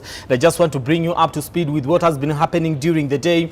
Then of course we've been covering this from 6 a.m. and we'll say we will cover it until the last vote is counted and the winner is announced here in the country. This has been termed as one of the elections that will actually be shaping what the 2027 politics will look like here in the country. Now, several journalists, of course, covering the All KALOU parliamentary by-elections were attacked today by armed men wearing baklavas at the ASC primary school polling station. Of course, some cameramen have reportedly been tased and beaten and of course robbed of their camera equipment. Of course, we also saw chaos erupt in that particular area as residents protested against plainclothes police officers allegedly attempting to gain entry into some of the polling stations. We've also seen a section of the residents take to the streets after unidentified vehicles carrying unknown individuals allegedly allowed into the polling stations during the by-elections today. We've also seen the former deputy president, that is Rigathi Gachagua, who is also the DCP party leader. And of course, that particular party is one of the parties that fielded a candidate in this particular by-elections. He alleges that police disrupted the All KALOU by-elections, accusing President William Ruto's government for interfering with the vote. And of course, he did mention quite a number of members of parliament from the Mount Kenya region, castigating them and accusing them of interfering with the by-elections in All KALOU at the moment, which of course counting is currently ongoing. The Interior Cabinet Secretary, that is Kipchumba Murkomen, now says that the government will investigate those allegations of hooded armed men causing havoc in that particular region. And of course, vote counting has already begun across all polling stations in All KALOU parliamentary by-election after voting officially closed at 5 p.m. Time to make sense of what the day has been and what this means for the country, even as we prepare ourselves for the 2027 elections and exactly what, which direction we are actually taking and what this would mean for the country moving forward. Joining us for this conversation this evening, of course, we do have Professor Alfred Omenya, policy and governance expert. Good afternoon. Good evening, sorry, Prof. Good evening, Brian. Always a pleasure. Always a pleasure having you here. Yes. You guys had escaped. You thought you'll never come back. Now you're here. Thank you so much for coming. All of us? Like, yeah, all of you. Yes. All of you. Every time I try looking for you guys, you're always busy. But this time we found you. Thank you so much for making time. Excellent. Rachel Omolo, of course, governance expert. Thank you so much, Rachel. Thank you. And of course, Harrison Kinyanjui, advocate. Thank you so much for coming. Pleasure. I want us to start from an assessment of what the day has been, and you know, counting right now is ongoing in All KALOU. But what will be your assessment from based on what has been reported and what you've been able to interact with during the day? Prof, let me start with you. No, Brian, of course, we've been very critical about the campaign processes in All KALOU, and you know, with those claims of bribery and violence and so on. Now, when voting started in the morning, I was quite impressed. I was like, yeah, really, I mean, maybe IBC did something or somebody did something. It was quite orderly. Mm-hmm. Yeah, but then I think as we're moving towards midday, I think we just went back to our usual behavior. Mm-hmm. Hooded men, journalists being beaten, very clear intimidation. The public, you know, throwing stones and so on at different groups. You know, claims tear gas being thrown at voting stations. Yeah, and I'm just curious. It'll be pretty interesting to figure out what exactly was going on, and also the timing. That did somebody see a pattern in the morning session that then would result? A good politician here will tell us. There's a time when ballot boxes disappear and people are beaten. And returning officers vanish, and then results appear. Yeah, but I found that pattern very, very interesting. It was a pretty interesting observation because I was like, oh, interesting. So we can actually have these scuffles, and then we have a perfect election day. Yeah, but I think just like the African teams in the World Cup, We played very well in the first half. And then the goons came back in the second half later. Yeah, but we hope that doesn't substantially change the facts to the ground. Okay. Yeah. I don't know what your assessment is from what we've been able to experience and what has been reported in the media. What's your assessment of the day so far? I think just like Prof has said, at the beginning, we were all witnessing a very calm, orderly election. And things seems like IBC was regaining the trust from members of public, because largely everyone was like, oh, we are witnessing something different this time around. And as the day progresses, then we start witnessing a bit of chaos here and there, spotted areas, where it started by the police officers. I think the IBC had made it very clear that no one was supposed to enter the polling area. Yes, with any vehicle or something like that. And then now we see the police officers coming in a manner to suggest that we are not also bad from doing this. In as much as I think they were there to ensure that it's a very peaceful election, but in the end it turned out to be something different. People were supposed to create order and peace, and now it's appearing like they're the very same people that are making people a little bit agitated. So I think by and large, the morning session was good. A bit of quote unquote now hooliganism in the afternoon. We even saw some people undressed. I mean, it's just been horrible later. As it progressed, the day ended in a very bad way. Let me put it like that. Yeah, and it speaks to how prepared are we really as a people for even a by-election. Yeah, are we going to see this continuous trend every other time? Is there something that we can do? How responsible are we as citizens? And what is this that we leave to the police enforcement officers and all that kind of stuff? So where do we stop so that we have a peaceful election? Where do we stop so that we have a peaceful election? Harry, Zon, what do you make of the day so far? And that just what we witnessed from a perspective. This is extremely sad. It's unhappy.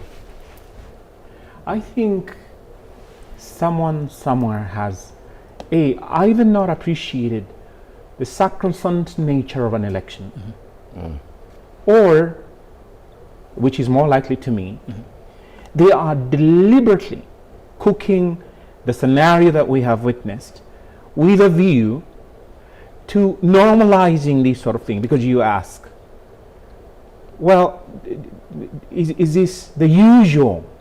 The Kenyan people should not accept this as the usual. It's a failure on the part of the IEBC to have put its foot down. Note, Article 88 of the Constitution places the exclusive mandate of the conduct of elections on the IEBC, not on me, not on you, not on her, not on him, not on any other Kenyan person. And therefore, the Kenyan people, having therefore ceded that constitutional and statutory right to the IEBC, and the Kenyan people having accepted that they will get into their pockets by means of their tax money, pay each and every person working to execute that mandate. It is a failure of our constitutional mandate if we should have a so-called goonism, if we should have the so-called violence in the conduct of that sacrosanct act.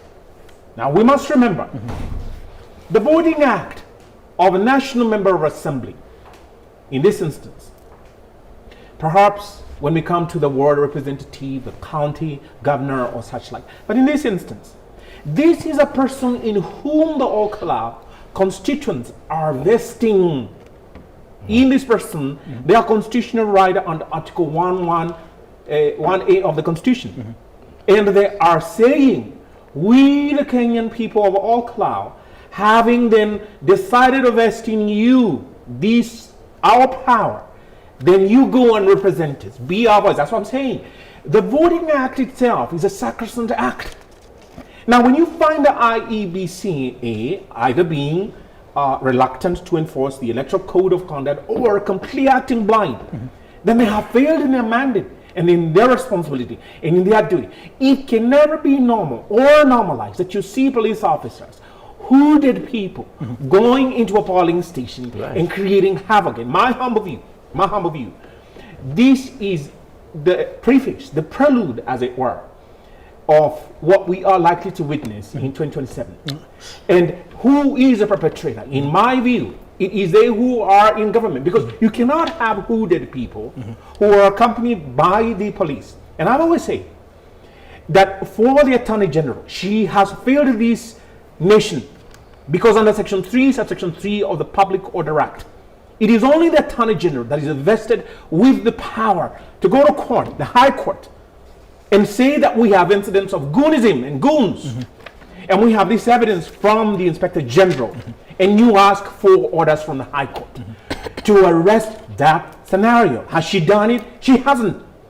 So we're finding these continuous failure of institutions and persons that are tasked to nip this in the bud before it mutates to something much more dangerous like the 2007 pre-election period, because that's what we are. Everything is simmering underneath. Correct. And so what is happening in Old Kalau, unfortunately, is a disenfranchisement of these people who innocently, like she has said, showed up with enthusiasm, thinking that this is now a changed template for the IEBC. Alas, when the deal is too good, so it was too good in the morning. And so you felt that, well, there's something sitting in the background. It's unacceptable. It is unacceptable. It's a failure on the IEBC. Correct. And our institutions. The police force, in this instance, has been hijacked. You're using the police force to perpetuate your political entrenchment. Correct. For what purpose? To continue your theft of resources. It is unacceptable. Kenyan people must get to a point and say, this is unacceptable. And when we look at the Electoral Code of Conduct, it binds everyone. Yeah, it does. Everyone. Now, the political party itself, the UDA in particular, because they are in power, they are bound. And you ask, have you read Section 3 of the Electoral Code of Conduct? The purpose of that Electoral Code of Conduct is to ensure that there is a conducive environment. And that section ends up with to prevent reprisals. Now, if you take the state machinery and you now funnel it and channel everything to punish some community, some person, some constituents, some individuals because they have not voted for you or not subscribing to your political ideology, you're contravening Section 3 of the Electoral Code of Conduct. Who's supposed to enforce it? The IEBC's enforcement committee. Is it you? Is it me? Is it her? Is it the Kenyan people? No, it's the IEBC. That's what I'm saying. The IEBC must rise up to the occasion. It hasn't. It hasn't. Prof, we saw the IEBC come out, issue warnings to some extent before these elections today. Some members of parliament that were, using some words that could actually inflame the country and the region were actually fined. Harrison says it hasn't risen up to the occasion when it comes to nipping this before it actually gets out of hand. Did we see this situation come to life, and did we ignore it? Yeah, well, I mean, I was just reading again the newspapers today when I was arriving here, and on IBC, Kenyans have been seeing bizarre things. People giving wads of money outside there. People being given government-branded mattresses, and people being given also all manner of things. And as far as Anderitu of IBC is concerned, that is development.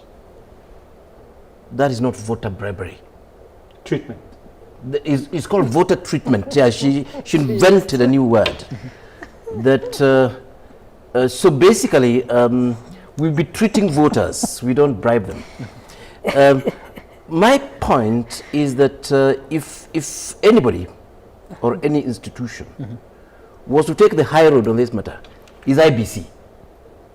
It's not even me and you. It's IBC that are meant to hold people to a gold standard of these elections. But it's IBC that's saying, no, we shall not even worry about that. That is voter treatment. And then, of course, we're starting to look at, and we can look at each of these institutions as Harrison has eloquently put it, election day, I mean, even with bad campaigns, election days in Kenya have generally been sacrosanct, actually. The behavior, even crazy fellows, and Rahel, you guys have been there, even crazy fellows become normal. Polling stations are normally very, very organized. And yeah, so which is this standard that IBC is accepting, And if you shift it away from IBC, Kipchumba Murkomen already made a statement. I think it must be his 1000th statement that action shall be taken. Action shall be taken. Yeah.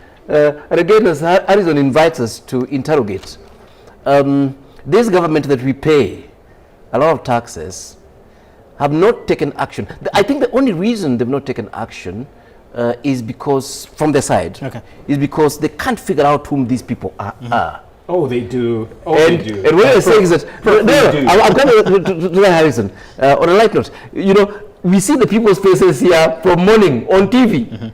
Of course, humor. They don't even hide their faces. We see them on social media. We see them. In fact, you don't need to look. They're even known, in those neighborhoods and so on. So again, we ask ourselves, why is government, in a way, condoning this goonism that we're talking about? Okay. Again, I was thinking, looking at those images, and I was just thinking for myself, Amwai, where can I buy tear gas? Because tear gas was being used quite generously there by goons. Okay. All right. Who sells tear gas in this country? Of course, those are things that are actually bequeathed with government. Right. So my point generally is that we have a government behaving badly. People are just not saying it directly. We have a government behaving badly, and that is something we need to urgently discuss with the government in power. Okay. Because the problem is, they're creating a situation where even their outright win will be challenged, because the environments that are being created are clearly not conducive, for elections. You're talking about intimidation. You're talking about bribery. You're talking about fear mongering, and you're talking about harassment of citizens. And so on. Those are not environments that you can say are ideal for election. Okay. Yeah. Let me cross over to a reporter on the ground, Francis Owera, who is in all KALOU, and of course we do understand that the polling stations have closed. Counting exercise has already begun. Francis, over to you. What's the latest from that particular side?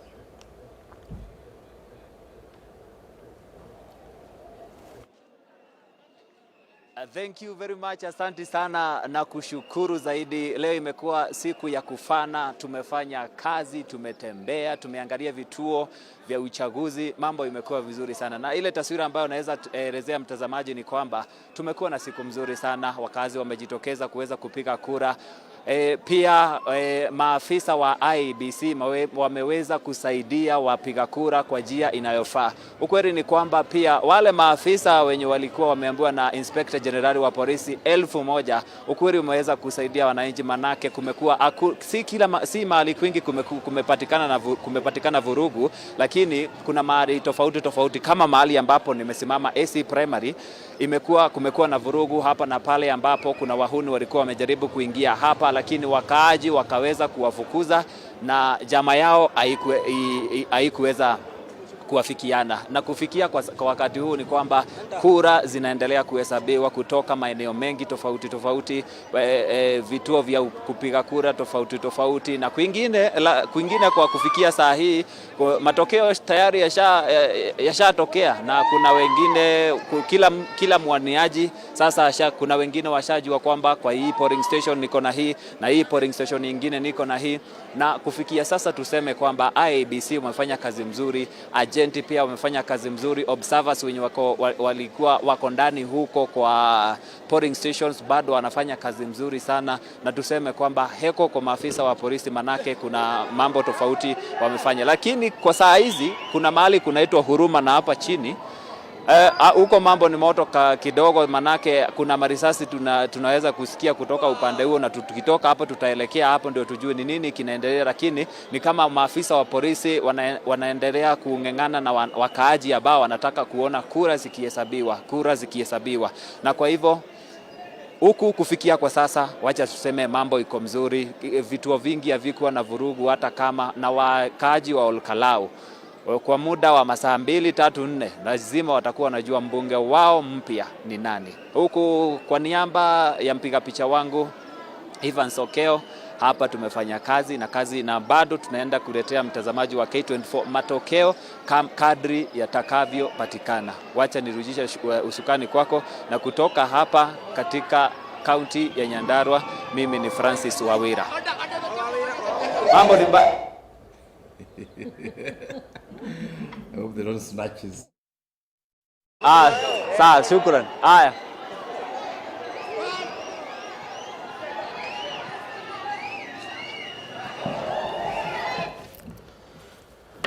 All right, that is Francis, of course, from Nyandarua County, of course, KALOU constituency, bringing us up to speed with both the situation on the ground at the moment is, and of course, you do understand that the polling stations did close at 5 p.m. And right now, it is the counting of votes exercise that is currently ongoing, according to Francis. In the next 3-4 hours, the KALOU residents will know who their member of parliament is. They woke up today morning, went to cast their ballot to exercise their democratic right in electing a representative in the National Assembly that will go legislate and, of course, oversight and represent them. Rachel, quite a lot has been said, and quite a blame, placed on certain institutions and, of course, the government. Who bears this particular blame when it comes to the kind of chaos that we witnessed today? I think we are all responsible, and I thank the reporter, Francis. He has said that the police officers, they've done a good job today. They restored order and peace in particular areas where there are a bit of issues. But it is our responsibility as nations of citizens of this nation that we take up our responsibilities of conducting ourselves in a manner that upholds the Constitution. We have all, Kinyanjui here has talked about the electoral conduct and all that kind of stuff. We all know after you voted, what are you supposed to do as a voter? After you voted, you are supposed to go far away from the polling station. As far as 100 meters away from the polling station. But what are we witnessing? So the call to guard your vote should not be here? If the IBC were doing a good job and have restored the trust with the Kenyans, then there's no need of even someone having an agent. Would you believe that? Once we voted, and this can be verified, and there are credible results, then there's no need of even me as a politician to have an agent within a polling station or a polling center for that matter. Why are we having, because we don't trust the results that will be given by IBC or whoever for that matter. Because we've even seen this during primaries of different political parties. So we don't trust the process. So the challenge starts with us or the institutions that are vested with the responsibility of conducting, whether it is by election, is it the primaries for any political party. So it is us, not entirely the government, to blame on this. Because if you are doing the right thing, if you're put in an institution, let me use IBC for example for now, because there are other political parties who even call IBCs to conduct their primaries, then they're able to give credible results. Then there's no need of people fearing that I have to guard my vote. That is where the challenge starts. That there's trust deficit with the institution mandated to try to run the elections of this country, and so there's nothing we can do about it until they prove themselves, like we were seeing from morning and until around 2:30, that everyone was applauding what IBC had done before everything turned. What if this election became a precursor of what you're going to see in terms of IBC preparedness for any election? Harrison, most of the time, and as we were preparing for this by-elections, yes, like I started by saying that the argument has been it will be a litmus test for what will happen in 2027. And I want us to look at what exactly are we seeing here that could be a replica, or rather could replicate itself in the year 2027. Well, talking about the preparation of this particular institution, that is the IEBC. Are we likely to see the same, happen in 2027, where we start questioning whether it was actually ready to conduct an election or not? The violence that we've witnessed today, and the kind of campaign that we also witnessed, are we likely to witness the same in 2027? I think this has been a Kenyan culture during any election, be it a by-election, be it a primary election for different political parties, or even a general election for that matter. But then we shouldn't take this really as a litmus test for IBC quote-unquote preparedness for general election.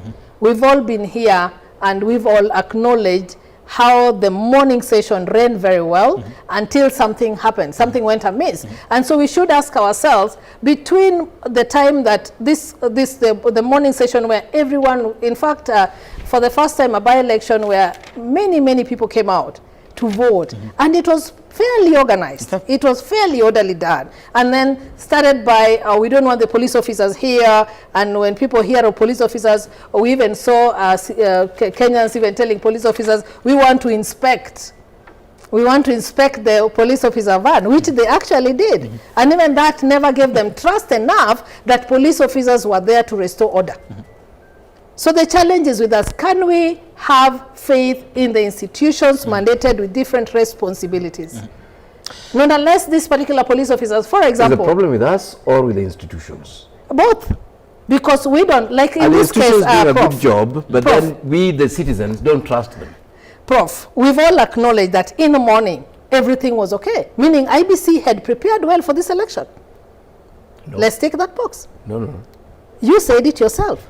That it was fairly a good and a very orderly, peaceful... The observation is correct. Yes, but the observation was correct. The credit, but the credit just is a wrong. second. You'll get your time. You'll get your time. You can't hog all the time. No, you'll get your time. Because you got the opportunity. No, it is my time, and you'll have a chance to rebuttal, right? You can't blame Kenyans for this, surely. No, I'm not blaming Kenyans. No, I'm not blaming Kenyans. Just listen. Kenyans have vested their faith. Just listen to what I'm saying. Of course, Kenyans have vested their trust in the different institutions, and that's why we have to let the institutions do their work. But if all the time we castigate what the institutions do, really, we are not being fair. The reporter here said it was only pocket of areas where they witnessed what? They witnessed the chaos. It was not all the 141. I think it was 141. Come out and say, we are likely to cancel the election. We are likely to cancel. That because of what had happened. Without anything happening. They have no evidence. They have no. That was an expression of the internet. How did they say that if there were not evidence? No Kinyanjui, no Kinyanjui, no. The behavior of the institutions, the behavior of Kenyans are wanting. The truth is, if the police officers now come in here and then we start addressing them, telling them, I want to search you, is actually fair. I disagree with you fundamentally. No. The reason why we put institutions in place, the reasons why we elect government, the reason why we give government monopoly of violence, the reason why we give them police, the reason why we give them the army, is because if you let Omenya and Rachel and Harrison and Brian do things the way they want, it will be more chaos. Yes. So when Omenya, Rachel and Harrison are doing things the way they want, the question we should be asking is not why they're doing that. The question we should be asking is the person we gave the monopoly. And that is why the police officers were there to restore order. No. And when they were just doing their rounds, then the civilians or other Kenyans or the voters came out and saying, we don't trust you. We want to search the van. We want to search the bags. I mean, we've already told you we are here peacefully. We are here to restore order. You trust the police officer? Of course we have to trust. Some of the reports indicate that these individuals that are calling police officers were not even in uniform. No, the ones I'm talking about were in uniform. The ones who were actually in the vehicle, they were searched. Even their vehicle was searched. Okay, so these are the ones could the ones that were not, could the ones that were that is wrong. Absolutely wrong. Could the ones that is intimidation. And loading tear gas and wearing balaclavas. Rachel, could the ones who were wearing balaclavas and in plain clothes actually have intensified the mistrust that you're talking about? No, the mistrust, according to Rachel. Listen, Professor. They're creating trust in the public. No, I said, we were talking about IBC and the different institutions mandated to do different things. Okay. And we started by IBC. Right. If the police officers, whether in plain clothes or otherwise, start causing chaos by intimidating or throwing tear gases to disperse members, of the public, that is absolutely wrong, especially if it is within the polling station. Right. That is absolutely wrong. We are calling wrong as it is. Yes. But we cannot come here and start saying that the people who are searching police officers, that was their right, because you are doubting what they're doing. That's what I'm saying. And actually, if you are keenly watching what was happening at KALOU, all these things started with that one van. That one van, which they said, let us check what you're carrying, we want to cite the vehicle, blah, blah, blah. Before they realize it, everyone now, every other places, they are now chaos. Okay. Because why? The police officers who are doing their role by doing their patrol were now a suspect. Okay. Of voter bribery, are now suspects of voter stuffing, they were now suspects, and they were saying those things. Okay. So we should have listened to them and where this whole thing started, before we now start calling IBC. And you're saying when you were wrong to be suspicious of the police? Not suspicious, to search the police. And why would you was it a legitimate concern for the people of KALOU to have mistrust and of course try to make sure that everything actually, the way maybe the political class did call on them, that make sure we actually get to gather our vote and make sure that we actually have a free and fair election? Was it a mistake on their part? Before I answer that question, could you permit me to answer it? The presence of the arbiter Trump. Are you an agent of the state? Are you defending the state? Are you defending the shenanigans of what we saw in KALOU? Are you trying to justify the IEBC's failures? And are you gaslighting the Kenyan people for demanding the accountability, the rendering of what the responsibility of these institutions are, specifically the IEBC? You may not have the chance to answer that.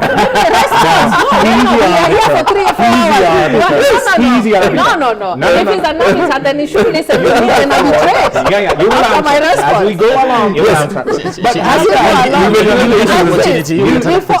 you don't archive that. I've debated Harrison for a long time, and he picks issues like that. No.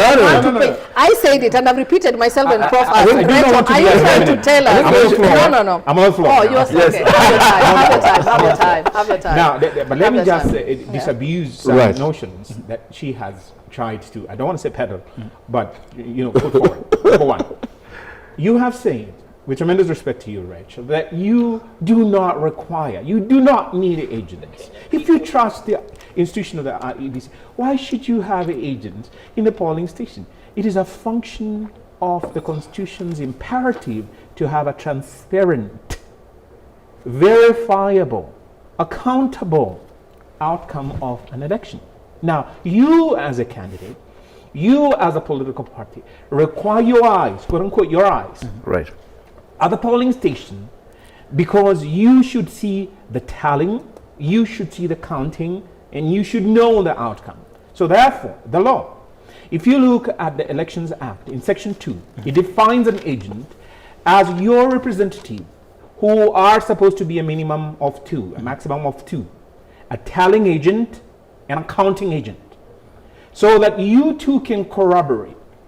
Now that becomes fundamental in the end if you want to dispute the electoral outcome and you would like to go to court, so that then your tallying agent or your counting agent, you can corroborate. You can say this is what we saw from the political party known as A, B, or C, or D. And therefore, it is fundamental to disabuse the Kenyan people of the notion that you do not need an agent in any election. You do require, and if you remember, in the 2017 election, the issue came along that there were agents that were lacking of the ODM on the ground, which replicated itself in the 2022 election, that there were missing agents. Now, it means that you do not have your eyes there to verify the ballots and to know if the ballots were counted as according to the law. Now, having said that, it is wrong, in my humble view, to gaslight the Kenyan people and say, well, we are all to blame. I'm not to blame. I'm not blaming. Yes. I'm not to blame for the Me too. IEBCs. You know what? No. Let me tell the Kenyan people. The Kenyan people. Now, yeah, listen to this matter. Absolutely. No, right. Finish. This is a horse that I'm driving. Half of Yeah, my time please, is I'll get my time. the ballot boxes, according to the Elections Act, are supposed to be transparent, not translucent. Okay. Transparent, meaning that you can see through, just like this glass. What do we have? Translucent ballot boxes. Another precaution that the Elections Act and the regulations give each one of these, candidates is a right to place a seal. Because you ask, the question, and she said that, it's just an issue of verifying and, guarding the vote that came about, Each one of these political parties, and I haven't seen them exercise that right, you have the right to place your seal in the presence of the IEBC officials on that particular ballot box, in the presence of everybody else. So your seal can have a certain color or the way you design it, the way you like. So that when it comes to now tallying, the counting of those votes, it is you, together with the IEBC and every other political party, that is breaking that seal. That protects you from this idea that some ballot boxes are being put in a hearse in Gilgil, and that they are being transported to the tallying centers, and they're waiting for nightfall, and then they will swap. That is a precaution that is in the law. So to answer her, the issue of agents, the issue of guarding the votes is entrenched in the law. And it's only that it is not exercised fully that then we have these sort of scenarios erupting. Now the IEBC, in my humble view, is having all these vultures that are politically invested in the whole process. You find that a government official is out there in the name of development, in the name of trying to advance this or the other about the issuance of certificates of title and so on. Why now? Why didn't you do it 3 months ago? How come you never did it like a year ago? What about these boats that you are sending to all KALOU now at this stage? Why didn't you do it before? Suddenly you have had your eyes open. The people of all KALOU only. When talking about in a constituency in Nyandaro, Kenyan people, you be aware of this. Now, when you look at Section 6, paragraph I of the Electoral Code of Conduct, it prohibits that exact conduct. That type of conduct, if you engage in it, it amounts to a state officer abusing their office to breach that code of conduct, and they can actually be held to be guilty of an offense. Are they? But you have what prophecy? That someone from the IEBC, shamelessly, and without any inhibition, comes and tells us, that is not a criminal offense. Come on, Kenyan people, that is not a street thing. It cannot be an offense. So what happens then if at all we have abused the law this much? Yeah, so let me come now, so that then I can try to join that. That we're supposed to be governed by the rule of law. Correct. Where we know that this is the gold standard, this is the mark, the benchmark. These are the guardrails that we have, legally speaking. Someone is stepping outside of these, you call that an offense. Take for instance, does the IEBC have the same videos that Rachel is referencing or access? Correct. They should be having that sort of thing accessible to them in furtherance of their constitutional and statutory mandate. They cannot say, I heard some EACC official says, about that sort of thing. It hasn't come to our attention. Come on, you don't live in Mars. You live in this country, and you know, and you ought to have it in furtherance of your mandate. We do know that you have an investigative sort of, department. So when someone complains about it, you are supposed to act on that. Of course, we're not telling you to go out fishing for that evidence. You need to know this is happening in this country. Now, the IEBC is supposed to ensure for the Kenyan people a political climate where there is tolerance. That again is in the Electoral Code of Conduct. When you have political intolerance exhibiting itself in the manner in which that Prof was saying, who is the bearer, who is the custodian of tear gas. It is the state. It is not we, the Kenyan people. It is not the elector who is in KALOU. And when they see that a police vehicle with transparent windows, Prof, with transparent? No. No, it's opaque. Yeah. So you have your antenna going on, and you think that wait. From what happened in Barren North, I don't trust this. Let us investigate and see what is actually inside there. And then you start hearing rumors swirling around. That in Gilgil, there is a ballot stuffing station there. And they're using police, vans. And this is probably one of them. So they want to do that. And according to Rachel, that acted as a trigger. You had all these sort of chaos. But what is supposed to happen? The police officers are supposed to be uniformed. Correct. And only 2 police officers, according to the elections general regulations of 2012 as amended, only 2 are supposed to be in every polling station. So in having these hundreds, should I say there were 1,000 or thereabout? Yes. Hundreds. So hundreds of police officers in KALOU constituency. In my humble view, the NPS, National Police Service, is engaging together with the political actors of the day in now an act which would be classified as intimidatory of the electorate. Correct. And this is illegal. This again goes to a violation of the Electoral Code of Conduct. Did we hear any whimper, anything from the IEBC? Oh, wait a minute, NPS. you as the IEBC, why are you assigning these 1,000 police officers to KALOU? And if we project these forward, are you able to assign 1,000 officers to every constituency in this country going forward? Is that what you're saying? Is this your benchmark? Okay. Right. So we have a problem in this country where an institution that is supposed to be independent, such as the IEBC, forget about the acronym, the IEBC, whatever it is that they, that's just a name. And I would say this, as I wind up on that point. The IEBC, as we see it conduct the Malaba constituency, where there was extreme violence, the Mbeere North, the Kasipul Kabondo, the Kasipul, in fact, there was a death. Yes. Someone died. Yeah. In now KALOU, what we are seeing, this breach of the peace, it is regulated under the Electoral Code of Conduct. It is also regulated under the Penal Code. And the unleashing of the goons is also punishable under the Penal Code. Prof said here, we are tired of these CS for Interior saying, we will investigate. Now, I would ask him to refresh, with tremendous respect to him, Honorable Murkamen, I would ask him to refresh his knowledge of the Penal Code. And I would reference him. May I send you to him? May I request that you reach him? But we have Rachel here. I forgot. Rachel is my adventure. If she can reach these to him. Now, Rachel, you need to tell more to have a look at it. You write it down. Section 78 of the Penal Code, as read with Section 79. If you catch one goon, then he's able to provide you with the evidence.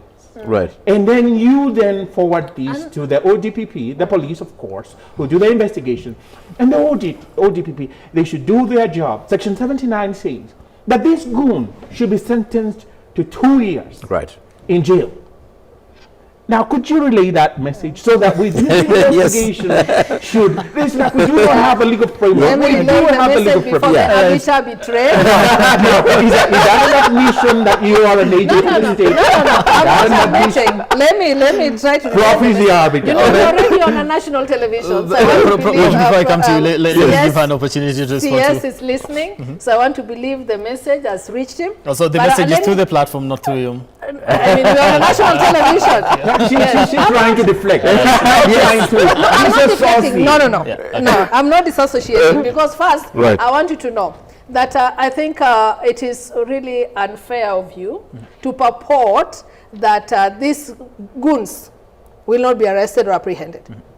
History. But we didn't We see cannot rely on history. didn't The see same history. Yeah, Yes. that's history. Yeah. Prof is right. We've seen so much That's very happen. right. We know quite a number of goons were arrested. Even the other day, some were released, and so much has happened in that. Rachel, I think we're regard. living in parallel universes. But Completely. I think we're in different Kenya too. Goons are being arrested in I don't Kenya. want to say, That's a good like what you've just said, that these goons, they are arrested. Some of them are already admitting and even saying who sent them. So I want to believe, let's give the police their work, their due time. Once they've apprehended them, then now we can come back and sit here and say, the goons, we also saw them on TV, nothing happened. But they're already naked. That's what I'm saying. Of them. We've been seeing them on TV. I mean, this didn't start with But that. so much has happened with really to that regard. Another allegation has been that police have been seen escorting some of these goons and working hand in hand with them. So to some extent, how do you expect them to actually... Surely you can deny that, Rachel. Where that I And can they're arresting deny. the goons. In which Just country? listen to my response. And to how that. many? We are all human beings. And if the goons outnumber us, even here where we are, the least I can do is just to escort you. Also, no. We are 2 versus 100 goons. You have a gun. Yeah, so am I just supposed to start shooting around because No, we are we 2 didn't say and you we are shoot. armed? So what are you expecting me to do?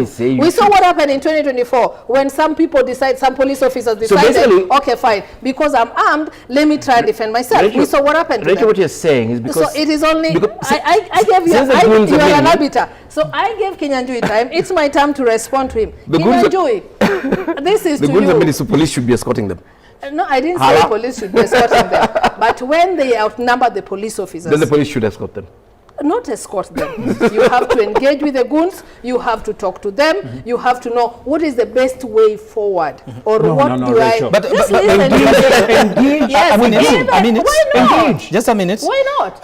What's What's wrong with engaging with goons and getting to know? Rachel, You are the kindly same- No, stop talking with both sides of your tongue. You are the same one who's just said here that you want to know who sent or financials of these goons. No, How the will you goon is know under if you arrest. don't engage them? That's an investigative How are you going to aspect know of the if you police. don't get? So allow the same police officers to engage them. How are you going to investigate if you don't told engage you. them? Prof has told you. How do you intend to All get right. information? I get your point. I get your point. Rachel, Let me get this. No. Just No. some Only one clarification person on asks that. questions. Just some clarification Right. on that. We've had the state say, by the way, because we do understand if goons take to the streets, Yes. their main agenda is to terrorize the residents. Correct. And to terrorize the country. Exactly. Yes. Then the state has and said we police don't service. negotiate with terrorists. Exactly. We How do saw, we engage them? we saw She won the Inspector response. of Police the other day, Inspector General of Police, during on 25th of July, I think when they were doing their celebration, engaging a similar group of people who had come out to protest. Some were armed, some were not. He engaged them into an amicable solution, and they all agreed, no, we are going to protest, yes, but we are going to do it peacefully. It's not goons protesting. Goons are beating up people and killing them. Do you remember Mungiki Listen. and the late Michuki and what was done to them? So are we supposed to now go shoot and kill kind of order? Is that what we want The thing is in that- this country? let me Because tell you. that is what Mungiki, what was his name? Let me tell you. The minister then. The government of Kenya, has monopoly of violence. So are we supposed to now shoot people because the government has monopoly? I think you didn't hear me when I said go and communicate. Section 78 and 79. Those are the legal instruments by means of which to know exactly what it is. No, it's not okay to just... It is okay. What you're saying is that the police are helpless, the government of Kenya is helpless.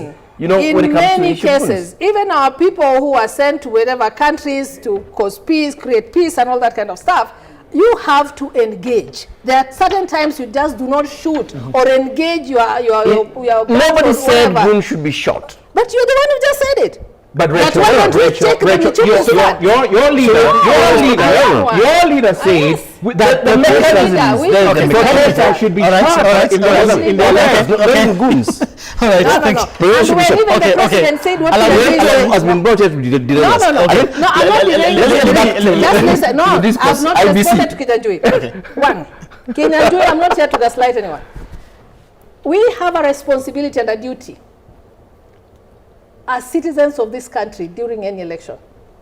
IBC does have a duty and a role to play. So are the police, each and every one of us. So if we were to take our responsibility as it's enshrined in that very same constitution and the acts that it's referencing, we will all be peaceful if we did that. What is the role of the citizen in the Election Act? One, you're supposed to go there, identify yourself, go and verify. Once you're verified, you're supposed to vote. Once you voted, you're supposed to move away from that election place. That is your simple responsibility. Yes. So when you come back here and you're in your hundreds, and when the police come back to create peace and order within that polling station and you want to blame them, no, that is wrong. We are not being good citizens of this country. According to you, there's a place that's written in that act. That no, just tell me, am I wrong? Or what is this other responsibility? No, what is this other responsibility? No. Immediately after I vote. Yes. Immediately after I vote. You're supposed to move. Is there a law that says that I go home? No, there's no law that tells you, but the law is very clear. You're supposed to know. I'm meant to vacate it says after you voted. Where I go is it is written clearly, after you voted, you're supposed to move at least 100 meters away. 400. 400. You're even making it 400. Wherever it is I'm going, whatever it is I'm doing. So you don't expect that. Secondly, and most importantly, look at those guys dancing there. They're meant to be arrested. No. Because they're not at home. No, but they're not in the polling station either. So that's okay. They can chant, they can dance and all that. Secondly, it is not mandatory. And it is not illegal not to have an agent. You know that as a wakili. It is not mandatory. Let me clarify that. So why are you making it appear like... it is the law. No, it is not mandatory.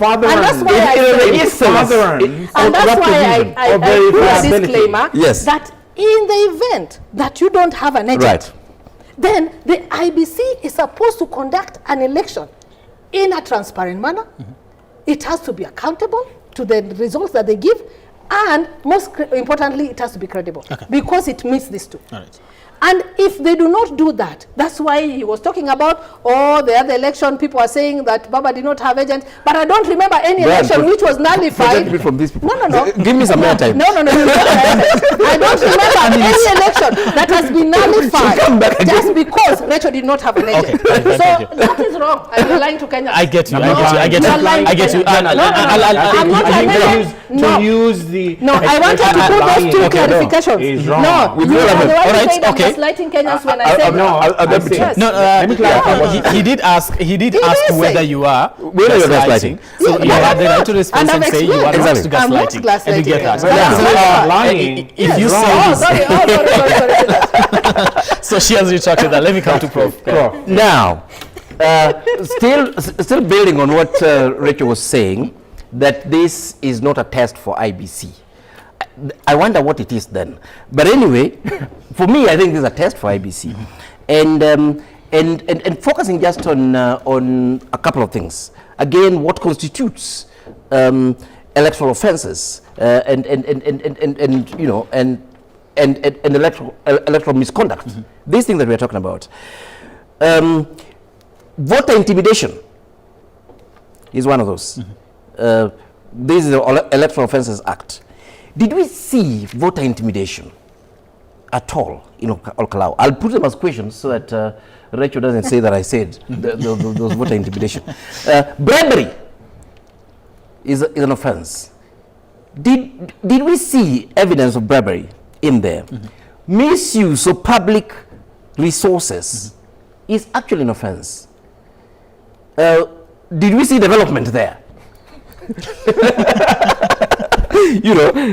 As far as the IBC is concerned. Then we're talking about the code of conduct again that Addison has highlighted to us. Violence is actually an offense as far as the code is concerned. Did we see behavior that can be categorized as violence? Intimidation of voters. Weapons, actually carrying of weapons is an offense. Did we see any of those things? Again, voter bribery and again, misuse of public resources. From where I sit, because I pay my taxes quite dutifully, so I'm normally quite keen to see, how these taxes are used. If anybody can come here and tell me that they don't really think anything bad happened in Ol Kalou, and IBC did an excellent job, you know, assessing from their stuff.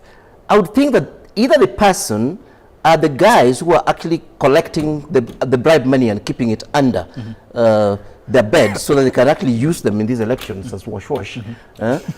Really, or the person doesn't have a proper functioning brain. Because I see these things and I'm like, oh, I mean, we even saw them guys in balaclavas, you know, wielding weapons and so on. We saw people being beaten and naked, and Rachel here told us, and we didn't see anything that can be an electoral offense. In fact, what we saw was IBC, you know, doing an excellent job. Really? No. I think these are parallel universes. For me, what I saw, what I've seen in Ol Kalou must not be anywhere near standard of an acceptable election, honestly. Yes, of course, there are other questions and other details as to the outcome. But, you know, just very basic things. Is that an environment where my 18-year-old, I have an 18-year-old daughter, can actually go and cast their vote? The answer is no. That is intimidation. Is that what we are actually going for in terms of the quality of a democracy? The answer is no. And I'm just focusing on IBC as one institution. And Kenyans, I don't know what's wrong with us, honestly. I really don't know what's wrong with us. Just a few years ago, I mean, we would make noises. I mean, if public resources were being used in questionable manner. And now they're being used overtly and openly in an election. And we don't think there's an issue. Should it be really? worried? The reason why it should be worried, exactly. I'm not saying for me this is the test. Sir. You see, from a scientific point of view, you know, when you're planning for a big sample, which is you see, for us the national election is the 100% sample. So these other smaller elections are you can look at them as pilots. So the very good spots to test everything, to test the law, to test the breaches and so on, because it's like a controlled, you know, environment. You can't. It's difficult to test that nationally, when everybody is doing things and so on. We may not even have the capacity, as the lawyers would say, we may not be able to even get the quality of evidence that can actually fly in a court of law. But when it's one simple, concentrated thing, I'm telling you, you can even monitor the tag using satellites and things like that. You can construct your evidence and say, look here, these are the standards, these are the things that must actually be done. So, as far as I'm concerned, this by-election is actually a test for IBC. And IBC has failed miserably, really. In this particular test? Yes. So that they better work very hard, because I mean, if they continue working like this, then they'll be responsible for the disaster that'll be happening next year. Do they have room for redemption before 2027? You see, again, for me, you know, you actually you start solving a problem by actually accepting that there's a problem. That's a starting point. You look at this government, and we are making noises about you know, how development is done and so on, how campaigns are done now, how state resources are being used. They don't see a problem. So how will they solve it? We see police escorting goons and so on, and we don't really think that's a problem. We see police intimidating, actually, very you know, innocent members of the public. We don't see that as a problem. We're not getting any of these characters prosecuted and so on. We don't see that as a problem. We're seeing these very direct electoral offenses and so on. IBC, yes, of course, they sort of recognition at some point, but not at the level that would actually went. I mean, it's not at the level where you're saying IBC has actually seen this as an issue and they're moving forward with it. And that's partly why I was quoting the commissioner, because it starts from there. Even if you're helpless in solving this, you know, it's important that a minister like Murkomen who come and say, look here, whatever we've seen in Ol Kalou is not acceptable. That, yeah, you know, that's very different from saying there was no problem in Ol Kalou. Because how do you solve a problem that doesn't exist? Exactly. You must acknowledge it. You have to acknowledge You must acknowledge it. it. And there's a problem. There's a fundamental problem that's getting deeper and deeper. Bribery is no longer a problem. Corruption is no longer a problem. The words of money that we're seeing outside there, nobody is asking did this money come from? And this is the mediocrity that Rachel here expects us to accept as Kenyans. Okay. Never. Allow me to pick up on that point with respect. Prof, that's a very fundamental aspect. Not too long ago, just about several weeks ago, there was that very issue of a congressman, Thomas Massey, in the state of Kentucky, who was very popular on the ground. But the highest amount of money used in that election defied all the standards that even these residents, the citizens of Kentucky, the U.S., started saying, wait a minute, we are seeing an external hand here. Correct. And the external hand, when the questions were raised enough, it turned out to be a lobby called AIPAC. AIPAC is a Zionist organization, because Thomas Massey was viewed and seen to be advancing an agenda which was quote-unquote conservative. And although he's a Republican of the Trump's MAGA political party, ideology, he was very emphatic. Let's question who is actually on that Epstein's list, and if they actually meet the threshold of leadership, and if in fact they have not engaged in what are essentially criminal acts. So for Thomas Massey, because he was removing the carpet of control and of manipulation by the Zionists in the US, and I have no apology saying that, he then had to be quote unquote blocked by all means necessary from the ascendancy again, re-election into being a congressman in Kentucky. So when you inquire as to the source of the money that has been splashed in KALOU, and you hear certain murmurs, some money came from the Shah, Kitty, some money came from wherever it came from, who is supposed to execute that inquiry? And in order to meet the legitimate expectations of not only the KALOU people, but also we the Kenyan people, because we're heading into a general election. Now, when you have this amount of money splashed in KALOU, in the figures that we've been hearing bandied around, 10 billion plus, or whatever it is, and we have seen, and he has asked a very pertinent question, when did corruption cease becoming corruption, at least in paper? Did we have a repeal of the EACC Act? Did we have a repeal of the entire Chapter 6 of the Constitution? Did we have a repeal of Article 79 of the Constitution that vests these investigative powers in the EACC for corruption, a breach of the Leadership and Integrity Act? Those are pertinent questions that the Kenyan person, the citizen, which is why I was saying that Rachel, with tremendous respect to her, and she knows that I have never thrust a jab at her or against her, not only because I have a good deputy here. We love you, Rachel. Really, but we must face things objectively. As the Kenyan, as all Kenyans. Because the Kenyan people, this is going to answer what Professor said. What has happened to the Kenyan people? You get to a level, not of indifference, but of saying that, okay, I have seen what I have seen, my country has sunk, because they in power, they in positions of authority, are failing in their responsibility. They're not punishing these criminal acts, they're not punishing this corruption. What can I do? Me as an individual, I am seeing it. And then, worse, you see that the very perpetrators of these criminal acts, especially this corruption, they are out there mocking you with the splashing of all these opulent display of opulence, that they have these big vehicles, like you saw.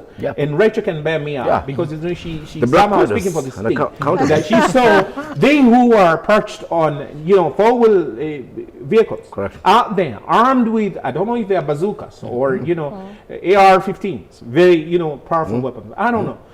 But you ask yourself, how is it that the average person can gain access to that sort of money. So the corrupting of an election or the electoral process, and we heard this in the 2013 election, Supreme Court presidential election. We heard this again in the 2017 presidential election. Again, it was repeated in 2022 presidential elections contest at the Supreme Court. That the electoral process is not just an event. It's not a one-day event. It is what cumulatively then leads up to the appointment of that particular person, the ascendancy into the state office. So, because you asked, is the IEBC able to redeem itself? The answer is yes and no. It may seem like a paradox, but yes, it is to me a yes and no answer. The yes is that if the IEBC, quote unquote, came to its senses and realized that we owe a fiduciary duty, we owe a responsibility to the Kenyan people, based on they have invested in us this responsibility and power under the Constitution, under the law, and they trusting us, we, exclusive of all the Kenyan people, we are the occupants of these offices, we should live up to their expectations. We will face not only the wrath of the Kenyan people, but also the wrath of God if we do not live up to the expectations that has been placed on us. So if they woke up to the present state, I don't want to say of hexing, and I'll bind that with the political hexing that is there in terms of control, which will bring me to the no. If they woke up to that and they say that, look, Regulation 61, sub-regulation 4A, for instance, of the elections general regulations, mandates the IEBC 3 months before holding an election, if it is going to engage in electronic voting, to then, through the Kenya Gazette and the media, including your own selves, electronic, it says even the publications, to inform the people the conduct of that election using the electronic format and what the regulations will be. He didn't do that. He ought then to engage the Kenyan people in education, the voter education. So it has time to redeem itself in terms of that by telling the Kenyan people, when you go to vote, you should have your original ID card or your passport. You should do A, B, and C. Do not emblazon. Do not wear anything about your political party. Do not go out there and begin shouting and slandering about your political party. Don't do that. They could do that as we go along. But on the other hand, this is why I say no. I do not think that they have a capacity to redeem themselves. It is that hovering over the IEBC is the political class that is there. And the political class, I mean by the Kenya Kwanza government. The Kenya Kwanza government is deeply deeply focused on entrenching itself in power.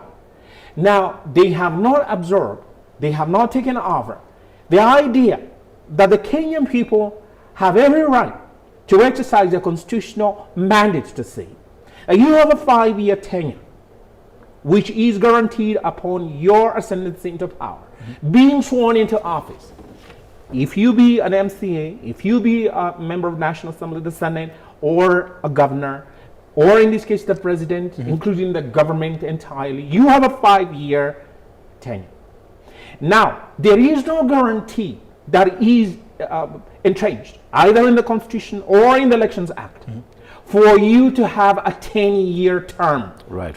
Let's just disabuse everybody, including they who are in government. And I'm saying that while answering the no question, that they want to use now the IEBC and the entire electoral process to try and have a grip on power that is outside the scope of the law, and which would be, in my view, the denial of the Kenyan people of that right to say that, and I'm giving you your 5 years, I did not interrupt your 5-year period, I let you play out your term, and I never promised you that I'm going to re-elect you. So I think that's very fundamental to they who are in government to accept there is a possibility, a very high likelihood of the Kenyan people saying one term. Yep. One term. Now, so the no now comes in. The IEBC, regardless of their venturing to say that we will exercise our constitutional mandate, we will go ahead and do what we're supposed to do by law, and then someone behind there says, wait, you have to entrench me. Now, there's no way that I can pack up my bags and go. This gravy train has been too sweet for me. Now, look, I'm going to get some of it and then throw some of it to you like a bird, you know? Yeah. So therefore, just accept it. Just accept that. Close your eyes. Just be blind to these sort of things. You know, I have to use goons, you know, and the goons are necessary for me to just instill fear into my opponent. And then you have to close your eyes to every shenanigans that I engage to, including taking boats to all KALOU. You really have to do it for me. That is a trap that IEBC is likely to just get into. And in my humble view, the moment any or all of these commissioners are somehow compromised, in terms of the integrity, in terms of probably their work or whatever it is, and probably more will be sent to them in their personal lives or whatever it is, so that then this can be used as a bait. Now, I've gone around circle to come to Thomas Massey in the US. That is exactly what he said about AIPAC. That's what he said about the Zionists who are then using all these bait. Hey, look, you're in the Jeffrey Epstein files. Now, look, I'm not going to allow you to do it. So Thomas Massey says, I'm not in need, and we need that evidence on top of the table. So then the electoral body in Kentucky then just closed its eyes to all the corruption in terms of the money being splashed in Kentucky. And Thomas Massey today is out of office because of that. So is the IEBC then able to shield and guard itself from these sort of intrusions? And given that someone is not willing to really freely say that I have a 5 term and not like a 10 term guaranteed under the Constitution. That is what I fear for the IEBC. Rachel, could you communicate that? Yeah, I sure will. I hope that the president is listening, that I can give his advice on some of these things. Does he listen? He does listen. He does quite listen a lot. He does listen. But he gets vindictive. No, very vindictive. Not really, not really. I think that's your own perception, but I don't think if majority of Kenyans feel that way, that's the way you're feeling. Allow me to say this, Brad. One, Prof spoke about and enumerated quite a number of illegalities and what happens around that area and what IBC should do. Intimidation, bribery, and the like. But I think what IBC needs to do, I came here not as a politician, as a professional, and if Kinyanjui thinks I'm here to on behalf in brief of the government, then it means I'm saying the truth because I didn't come as a politician. But then what we are seeing with the IBC is lack of confidence with Kenyans. Kenyans have totally. Because if you even look at, they were talking about, can they communicate with Kenyans? You even gave an example of you expected by now CS Murkomen coming out to just call out on some of the things that are happening within all KALOU. IBC did do a letter, right? They did some statement and telling people how they should manage this whole situation. So I think we give credit where it's due. If you're asking, you're a policy person, I'm a policy person. So if this is what we want, and that is what the institution is doing, then we should actually applaud what they're doing. Loud what they're doing if it is right. If it is wrong, we call it out. And so IBC had communicated earlier on, I don't know whether you're aware, about what is happening at all KALOU. Yes, and that is what we are saying here. Can you frequently communicate with people? Are you okay with what is happening? Are you not okay with what is happening? Then what are you doing if you're not okay with what is happening?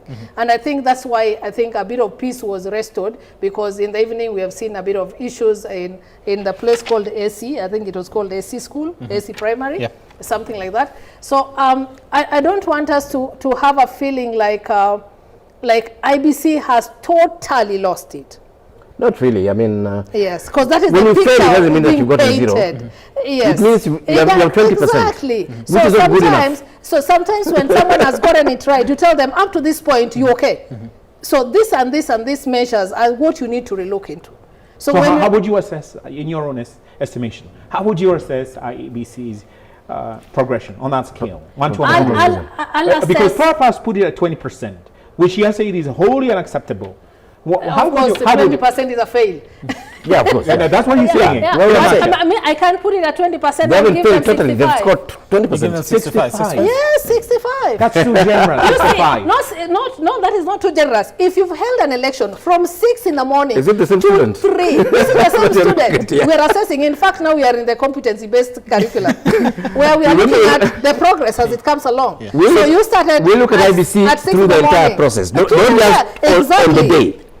Yes. We are looking at IBC in its entirety. This particular by-election. Yes. Yeah, but Rachel, this process. You take it up from where you had your time. I want you to merge the issue. I want you to merge this issue. Right. Now the IBC comes and tells us, the all KALOU people, we are likely to postpone your election because of the issue of now that does actually discourage people. How would you then? Because Prof is saying that before the ante period, and now the action and the post hoc.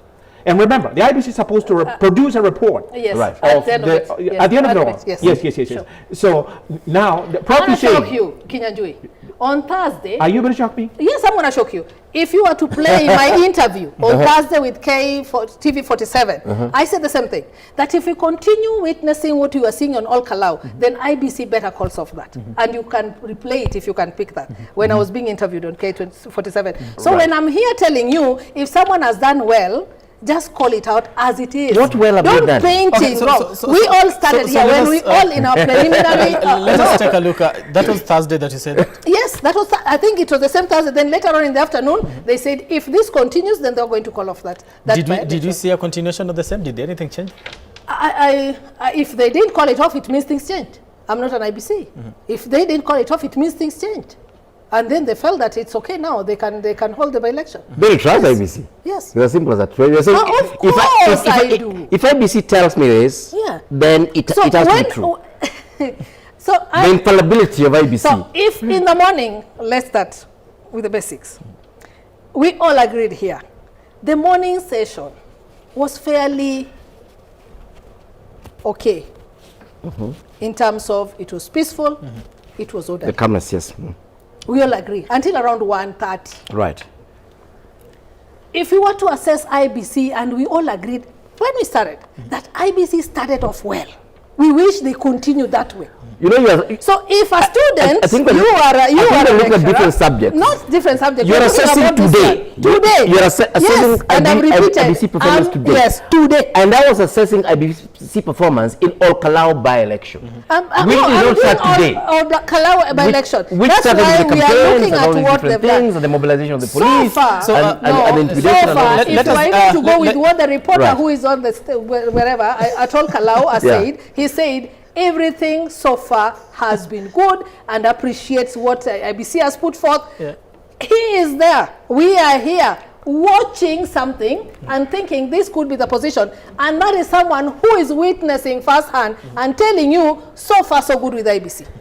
You see, eventually... Why are we here castigating IBC, whereas the person we are analyzing the report from tells you this and this is what is happening. Okay, Rachel, I'd like to go back to what you looked at initially before and said, if we continue this particular trajectory, then it should be called off. Oh, absolutely. Meaning the situation was bad from the onset. We saw what many, and I'd put a disclaimer, and we saw many people feeling that the politics of development that the government was pushing was not right. And I said on that same day that it is a matter of the timing of the development. All KALOU people are the same as Bondo people. Rarieda, Marsabit, we all need development from government. You curiously have exactly the same position as Anderitu. Just listen, I did not interrupt you. I did not interrupt you. Okay. Yeah. And if we had the same thought process, I don't think if you would have been called here, right? We are called here because we are very independent. And we have different views. Yes. So we are here because this is how I view it, this is how I see it, and my voice must just be heard, unfortunately.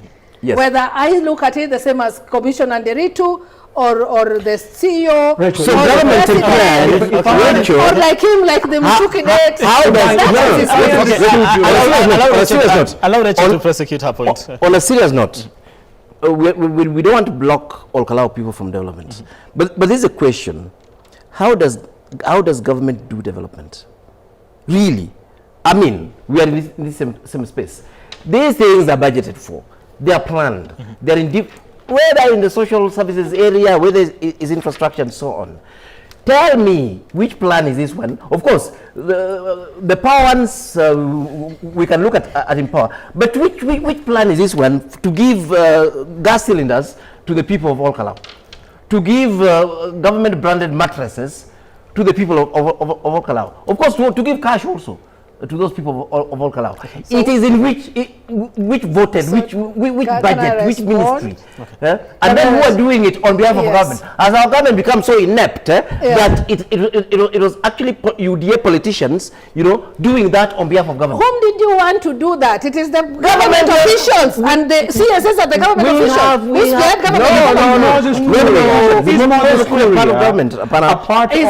He was an advisor to the government. He was. Yes. So if he appears where gas cylinders are being distributed, we cannot block him. Probably wanted a gas cylinder. Those gas cylinders.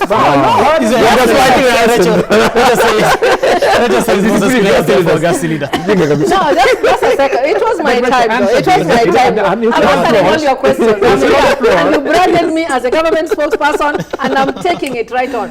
Yes. That's on the floor. But now, Prof is asking. Yes. And the Kenyan people are very concerned, and you've heard, people making jest of it. Now I also would like to go to Olkalau so that I can get these free gas, so that I can get all. Some are even saying they can even kill the MPs, or they would wish the MPs die so that they have a by-election. Exactly. Yes. Yeah. So as I like me distributing honorable museum. You see. All right. Okay. So now you have a selective way of picking what I say. No. Just listen. Let me answer the point. Okay. And the point is this now. Right. Did that happen in Emuru and Dekir? Did that happen? Of course not. So this development is... that's what I say. So the issue of this development could have been the timing. Because if you look at an issue of the university, it didn't start with the by-election. If you look at the issue of affordable housing, that started, I think, in September 2024. We are not pointing at any of those things. No, just listen. We are not. These are the same development. We are not misuse of public resources. We are looking at development. What you're talking about is very different. Okay. Yeah. We are looking at this development. The national government. The issue is the timing. So do you believe it was intentional with the timing itself, that this was actually to move voters to the side of the UDA candidate by the government? That's why I say the problem could have been the timing. Is it a problem? Of course. Why is it a problem? Why the problem is this? Because Kenyans are looking at it. It's a problem because it's misuse of public resources. Yes. Proceed. So how is it misuse when you deliver boats which are going to help the people of Olkalau? I'm responding. Yes. How is it misuse of resources when you go there and put It is because there's a law in terms of how my taxes are to be used. So Olkalau people, they don't pay tax? In fact, that's what we are saying. There is nowhere. And they are entitled to receive development in equal measure. And to the same people who are talking about equality. There is nowhere in the government programs, in the budgets, where how do you know? I know because I look at produce that budget. Okay. Where Olkalau people should not receive development. We didn't say they should not receive. So why do you have a problem with them receiving problem and you turned it out as government misusing? Now you see, it was misuse of government or whatever, taxpayers' money. You want to convince Kenyans that we had a budget for cylinders that was to be used in Olkalau. There's nothing like that. Okay. Rachel, do you agree with how the campaign was conducted? Was it fair ground in terms of how the campaign was conducted? I would say maybe yes, maybe not. And I'll qualify both. You give them 70%. No, I gave 65. I gave 65. So if you want to give 70, it's even better. Yeah. So one, we can't say that the DCP people never distributed nothing or they never gave anything to the voters. We're not agreeing with that. It's not about DCP. I don't pay taxes to DCP. Allow this woman to talk. Woman talk. Kindly. I'm the one who has questions and I'm the one responding to those questions. Allow me to respond. We had agreed that there's no monopoly of knowledge here. So we are responding as for what we understand and what we know. So one, it's not like the government alone distributed maybe items to people. But they misused our resources. Continue. That bit of misuse of resources. That bit of misuse of resources, that one I don't know. DCP because one thing I know, all Kalau people are Kenyans and they are deserving of any development like any other part of this country. Let's put that. So if they received anything, you're going almost telling me the same project that the government is doing in Bondo, in Imbo, yes, the bridge, yes, which has taken God knows since Jesus was born, is being constructed today. That is also misuse of resources. We are coming to that. We are coming to that very soon. Because we hope that we will vote in the president because of the development. We are deserving of those developments like any other region. We are coming to so that the all people are deserving of the development. Okay. So DCP people, they've also spent quite a lot of money in campaigning. I don't think if that was bribery. I don't think so. If that does not border on bribery, neither should development be perceived as voter bribery. Okay. No. Yes. The other one is misuse of public resources. This other one is bribery. They are two totally different crimes. Okay. So the government, when they deliver development, you all allow the university. If DCP the university, you have a problem with the university at all Kalau? Do you have a problem? No. Do you have a problem with the hospital? What I'm saying, was that. Do you have a problem with the train station? We know all Kalau is part of this country. Then why are you saying that is misuse of resources? I'm not saying that. You are actually not understanding me. All I'm saying is that yes, like any other part of Kenya, there is development plan for Kalau. We have no problem with that. But that development plan for Kalau, my dear, is not mattresses and is not cash to Kalau people. Okay. And it is and not gas cylinders. So it if is not during that period, because we didn't see all Kalau people return all the mattresses, if they return, then it was of no use. That is now misuse of resources. We did not see all Kalau people return the gas cylinders. Our problem was the those of public resources. What sort of precedent did the government set, especially with the distribution of mattresses and gas cylinders to these particular residents of all Kalau? Because then the residents of Bondo, like you put it, will say, we also need mattresses I'll give you. And gas cylinders. You see, we are Omanya here. When you're collecting CS, from the president. no, listen. when don't avoid that question. Which one? I'm responding. The gas cylinders that yes, you're distributing gas in to the gas cylinders. Because this is not the first time we're seeing the government distributing gas cylinders. Am I lying? But let me tell you. We did that in Taita Taveta. Let me tell you. This is not the first time. We do on a more serious on a serious note. On a serious when the government distributed maize and beans to Bondo people, he never even complained. Rachel, Rachel, why are we complaining? Rachel, on a serious note. Yes. Do you remember there was a time that Harambes were actually banned in this country? Yes. Why? Why was that so? Now it is actually under the Leadership and Integrity Act. Exactly. Yes. Barred. Now we are back. Yes, Harambes are back. We are back. Were these Harambes? No. Just listen. We are back to a situation where we're seeing public officials, we're seeing ministers going out to, I don't know, do what, women empowerment, and they're dishing money. We see them on this campaign trail. You're calling it development. They're dishing money, and we see, and all this had to do with equitable and accountable use of public resources, because we know these people don't use their individual resources really. We know that for a fact. Yeah, sure. We're on national TV. We know that these people actually steal our resources, and that's why they're able to throw them away there. We have seen a situation where the other one, CASA, it has a name almost like IBC, where they suspected that there was an official who had some cash below his bed.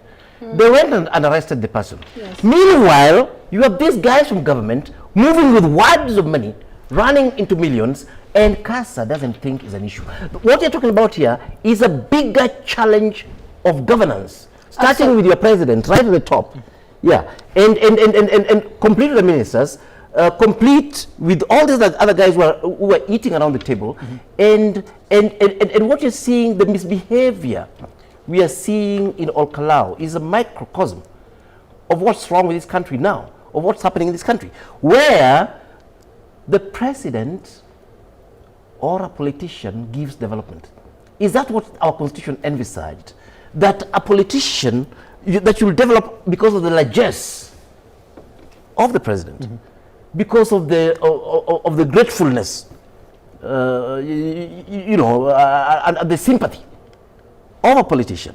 If that is where we are, we were saying, look here, the people of KALOU deserve also to eat. I mean, who's giving this eating? The president, not parliament, my time. not, you imagine not, not budgets, and so on. So that's my first point, Brian. My second point is, in many instances, all these things that we are saying are pointing to government. In what situations do governments of the day create these types of environments that are unsuitable, actually, for democracy and democratic processes and so on? So again, Rachel and his president and the people must think twice. What are they so scared of? In fact, for me, normally, it's when a government is losing legitimacy, whether it is in Sierra Leone, whether it is in Haiti, whether it is, that is when now government operates together with goons. When you're governing properly, there is no problem. You know that you've dabbled in the political space. Yes. You know that when incumbents do a good job, they never really need to steal elections. They never really need to employ goons. They never really need to do all those different things. But because they do nothing, they bribe people and then they disappear, then you appear there, Rachel, and you're likely to beat this person. What does the person do? They make the place ungovernable. And my party was pretty good at that. You know, they think you're a strong candidate, ballot boxes disappear. Polling stations are changed in primaries. Goons, in fact, goons are not new. When you think election is going the wrong way, men in black, you know them. They appear there and ban all the ballot boxes. Then after that, results are announced. My point is very simple and it's straightforward. That actually, it is when a leader has lost legitimacy, is when an institution has lost legitimacy, that they resort to violence, so that then they can use coercion rather than legitimate mandate that they've been given by the people through the constitution, through the law, and even through the moral code. Yes, that is the time when now this violence happens, and we need to be very, very careful that when government is actually being suggested as one of the drivers of violence, the first thing we must be asking ourselves, what's the quality of governance that we're getting from this government? What is the quality of legitimacy that we're getting from this government? We've had riots here. The Gen Z was just happening the other day. What did President Ruto do and these people? What they did was that they brought in Raila Odinga. Why were they bringing Raila Odinga and these people? To legitimize them. It's as simple as that. It was a government that was actually losing legitimacy. These are things that really we need to really think about, and because it reaches a point when the government is so illegitimate that then people resort to other means of expressing their will. Okay. And we're saying, let's not get there, because I don't really think this government is that illegitimate. I think the problem is that because, you know, if you have a government that's largely run by thieves, even when even when Omega speaks, like, why did you call me a thief? You know, they're always suspecting themselves. So I say, relax a little bit, get prayers from the chairman of CASA, Oginde, who's a good friend of the president. Let him pray for you and relax first. We're not likely to try you for the theft that has happened immediately. I don't know. But focus on governing this country. Focus on restoring the country's democratic basis. Focus on restoring the constitution as the center. Focus on basically bringing this independence to the institutions we're talking about, starting with the Commission of Police, the IG. Right. We need to see an independent IG who's making decisions, regardless of whether you're on the side of the president or the other way around. Okay. Focus as a leader now, we're talking leadership, where you can tell IBC, I don't care. If a candidate from my party breaches these laws, they should go in. You know? That is what leadership is. What you guys are offering us is crap, and I shall not accept it. Okay. You see, the issue of governance, the Kenyan people have expressed themselves in different versions. But they who are in power, in my estimation, have opted to act deaf to the concerns of the Kenyan people. Education, that you have a problem with the capitation. Why do we have this sort of an issue? A government, in my view, that does not prioritize the health of its people, the safety of its children, and the securing of the ambitions of its youth, and the safety of the senior citizens, and its own territorial integrity, then it risks the descending into the chaos of a political nature and governance that we have right now. What do I mean? You have the importation of food by a government whose primary role ought to be to ensure that its own citizens are well fed. Correct. They are healthy. Its government said that is opening the doorway to GMOs. And the GMOs have been rejected wholly, for instance, in Italy, a so-called developed nation, in a host of many other nations, including in Europe. But we have opened a doorway to that. Now, attendant to the GMOs, according to they who have rejected, not me, is that you will then assail your body. You will then attack your own self with diseases and cancers, ailments that you will not be able to handle. What does that do? It saddles your health system with such heavy costs of treating these cancers, these abnormal diseases, or whatever myriad of diseases that spring from unhealthy eating. So a government that does not take care of its agriculture produce will become a net importer.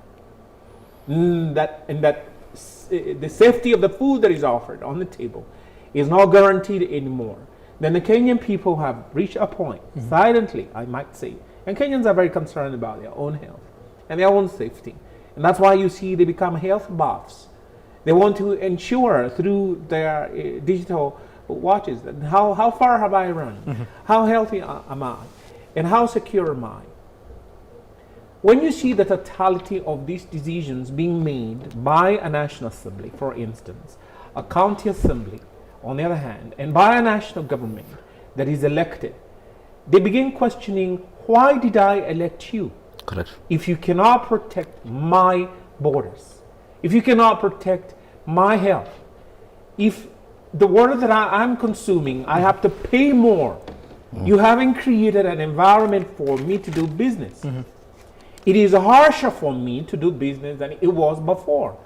So all the voices that you hear by the government trying to justify, we have had a hike prices of this and that and the other, Kenyans begin questioning that. And so they begin saying, I cannot afford you to perpetuate this sort of scenario. Slowly, it began by saying, we cannot re-elect you as our president. But it goes beyond that. And this is, I say, with tremendous respect to the president and they who surround him, that they are being myopic, because the same is an attendant cry as to the members of parliament, the MCAs. Look at Nairobi County, for instance. Let me use it as a microcosm. There are people who come to this city from the contiguous counties to work. What do they face? Traffic jams, endless traffic jams. Why? Because it's poor planning. Now, when you come to elect your next member of parliament, and this is a question that I'll ask the IEBC, because I'll go back again to the Elections Act and the Elections General Regulations of 2012 as amended, together with now the Electoral Code of Conduct. Voter education is very important. But who affords the platform for voter education? Prof has said here, someone steals money from the government, or at least from the public coffers, and comes and says that elect me. I'm your best next alternative. And solely on the basis of dishing money, they then propound their name up there at the apex, and they are the most present name that you can imagine or know.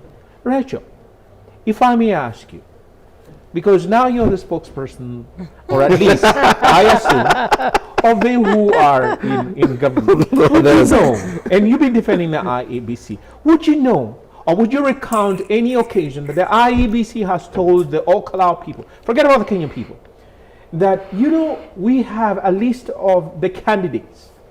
Can you name them? You can't. I don't know if, Prof, you could. No. The 9 candidates who are supposed to be elected in KALOU. Why? Why is there a dearth, a lack of information? Voter information is necessary for the making of an informed decision. So that, no, you're looking at that. You're looking at those names. I want to prove to you that they did. At least I know Rachel, my namesake, is there. I know Kamsamu is there. I know the one who rode on a donkey. I know. The one who rode on a donkey. The one who, that's the problem. Now, let me finish my point. I let you speak. Let me tell you, my interest is not knowing them as Rachel where I sit. That's okay. But I want to believe all KALOU people. Don't make them look as daft as they think. It's not daft. No. I am saying the point that I'm making. The point that I'm making. When it comes to that kind of education and ensuring that the voters do understand Brian, who is let on me the say this. ballot, So I how is that supposed to happen? I tie it up with the point that I'm making.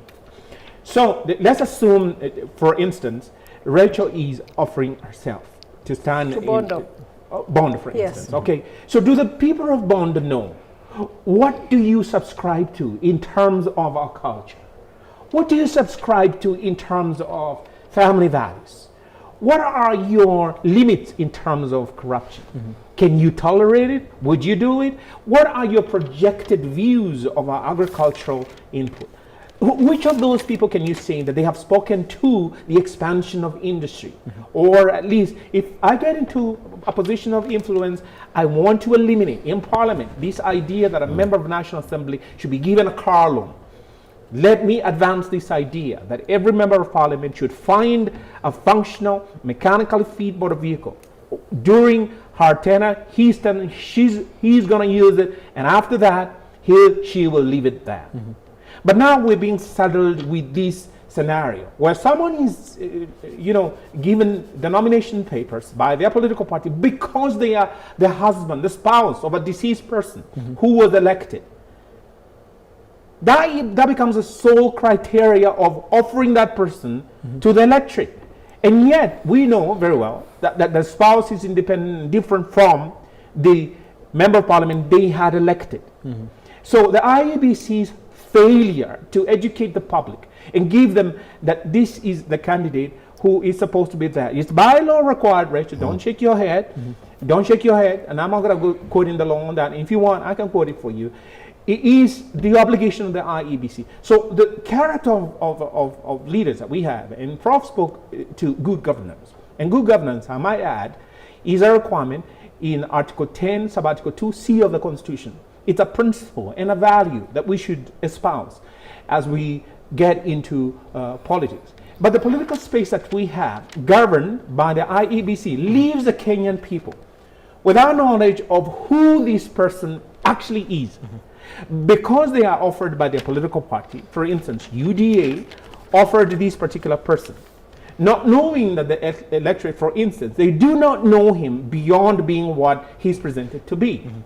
So we then have a chain reaction. The domino effect is that we end up with leaders who totally fail us, who can be bought, who can be sold, who can be manipulated, who have absolutely no patriotism, and who have no idea where to take the country. Leading me back to the point that I started with, a country that does not value its youth or its children.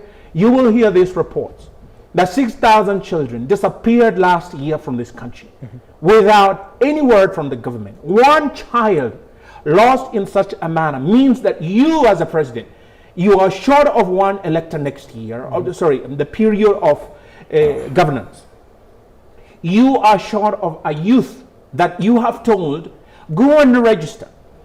But when it comes to the electoral vote register, the register of voters, they tell you that, well, you can only vote during the upcoming election. Where does that leave you as a Kenyan who has exercised your constitutional right to suffrage? You are faced and accosted by this poor governance. And this is what Kenyans are saying. I don't want it. I want people who will be good politicians, but beyond that, who pay homage to morals, values, principles of good governance, and who know what exactly that we are getting. No, but please don't come and spin to me that I want, you know, Kenya to be like Singapore, you know, within my lifetime. Excuse me. Yeah, I get your point. Let me just buttress the point, then she'll have the floor. It's just half a minute of what Harrison said, so that we don't lose track of it. You've said something really important there about what exactly is voter education. Is it just educating people to whatever, to cast a ballot? To cast a ballot. And if you look at it looking at IBC manual, if you look at the thing, you'll be surprised. In fact, I was just looking at it as you're speaking there. And the question you're asking was whether there was voter education in all KALOU. Now, this is the IBC's own manual. I'll just highlight a few things about it. For voter education, it talks about legal and administrative framework for voter education. It talks about the constitution. It talks about the country and national governments and how they work. It talks about political rights. It talks about leadership and good governance. It talks about the other things like electoral cycles and I don't know what. Then it talks about the electoral process itself, the nomination of candidates and stuff like that. It talks about campaigns and how some of those should actually be done, including campaign financing. It talks about that as part of voter education. Yes. Manual of IBC, by the way, drawn from the Constitution. It talks about media. And the role of media in this, it talks about special groups and how they're treated in that particular process. It talks about observation, again, of the electoral process as it actually were. Then it goes on and talks about management of results and security of the process and so on. If you look at, that's IBC. It's not even spectrum. It's not even me. That is IBC own manual for voter education. The question will be asking IBC again, the one that gets 65%. We shall be asking them again that as per your own manual, do you think you've done effective voter education in all KALOU? And very soon we'll be asking them, do you think you've done effective voter education in Kenya? Because the narrow way in which politicians look at this thing is that we need to teach Omenya how to carry his ID to elect me. By the way, that's not even in the manual. It's such a minor issue in the manual. So I think sometimes when we discuss these things, people do not look at the import. But these particular institutions that we're talking about, that's partly why the financing gets into billions, because this is not even a university, it's not even a primary school. You can imagine teaching all Kenyans these things that in that particular manual that we have here. They'll get a decent budget. But after getting that budget, the question is, what the hell are they doing with it? What are they really realizing the mandate? This education that happened, where was it? I mean, publishing names of those who are contesting elections is not in voter education anyway. And you cannot say that is your claim to fame as IBC. I think Brian, if you guys can elect me a dictator just for a short while, some of these guys will be hanged quite quickly. Not you. You can be hanged. I'll also speak on your behalf tomorrow, so you can't hang me today. Exactly. So I think, I know. I think in all fairness, Wakili, when you ask if even people know of the names and the names who are gazetted on the 27th of May, I had to go check because I wasn't sure of the date, but I was sure that was done. And it was done in an open and very transparent manner, which I think Professor here will tell you that is a tenet of what? Now the people of KALOU read the Gazette. No, just listen. I want to go live in KALOU for all manner of reasons. But gazetting is one thing. No. They were on television saying those things. And there's a way that communication must be done. We are not going to meet each and every of the 71,000. To whom? And was that the correct mechanism? One, they had to communicate on who has been cleared. Yes. That is their mandate. How they are doing it is in accordance with their act or their laws that governs that. So if it says that you have to go on any public media or any of these media stations and do that. They did that. That was equally put on the print medias as well. The names of the people who did what? Who were cleared to vie. I was just correcting him, saying that people may not even know. So if you did not do that, then you cannot fault someone that I wasn't in Kenya that day. Like I know probably tell you I was out of the country, so where was I supposed to know that? So you cannot fault someone that I did not listen to, I watch television, I did not read. So who are these who are vying? The communication is out there.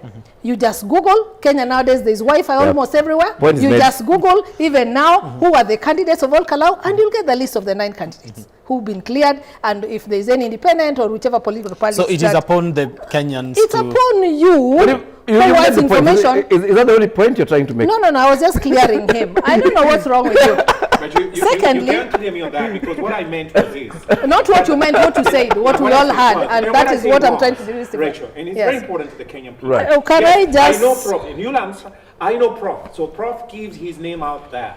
But what does Prof stand for? This listen, that's I'm coming to that. I'm here coming to that. I just started with one. People know no, you. Just listen. Just listen. No. Just listen to me. Just listen to me. No. Right. Yes, I'm gonna. But I have to start somewhere. I have to start somewhere. Do you agree? No. Do you agree that I have to start somewhere before I respond on how do you pick a candidate? Exactly whom this person is. How do you subscribe? The candidate, the values section 6. Exactly. Yes, that's what I meant. We know all of us. We know what chapter 6 of the Constitution talks about integrity and all that. If you look at IBC, their site, even the requirements of a candidate is there. I have vied and I can tell you. For you to be cleared, you must get a clearance from AICC. He's talking about who is Rachel. Is Rachel found any culpable of any corruption dealings and all that kind of stuff? That you cannot get from police clearance if you had been arrested or been charged or whatever. That is one. Secondly, AICC, you have to go to ICE and fill a form that you need to be cleared of any corruption or any illegality. I'm just trying, Professor. That's clearing a candidate. What we know is there. And then we're talking about voter education. I'm coming to that. Okay. Yes. So we cannot all be met at any given point for voter education. Once, let us be very sincere to one another that the requirements by IBC in itself helps gauge a candidate's competency, helps gauge a candidate's suitability for that particular post. Just listen to me. Just listen to me. No, you can't know it all. Just listen to me. That is one. Secondly, as a voter, when these people present themselves to you and they've been cleared of any EACC, by EACC, they've been cleared by CRB, and they owe you money and you know it, and you've not put it out there. Are you supposed to tell now, because he's blaming it? That is not voter education. Just listen. I'm coming to that. I'm coming to that. What can the board do about someone that has I'm coming to that. Effective voter education does not start when we only have a by-election. This is a continuous process. So we cannot now sit here. No, we cannot sit here and start saying, oh, when did they do this? Or when were they at KALOU? Okay. It is a continuous process. We didn't ask. What he asked was whether there was voter education. We are all seated here. We don't work for IBC. And unless we have someone from all KALOU. Then, no, I'm not advocating anyone. I'm just saying that we are not IBC, neither are we people from all KALOU to say with certainty that there wasn't or there was voter education, especially during this period. But what I know for sure, that voter education is a continuous process. Of course. So we cannot say, oh, this time they didn't. What if they just did it before the member of parliament died? Was that not voter education enough to also get to know how do I gauge a good leader?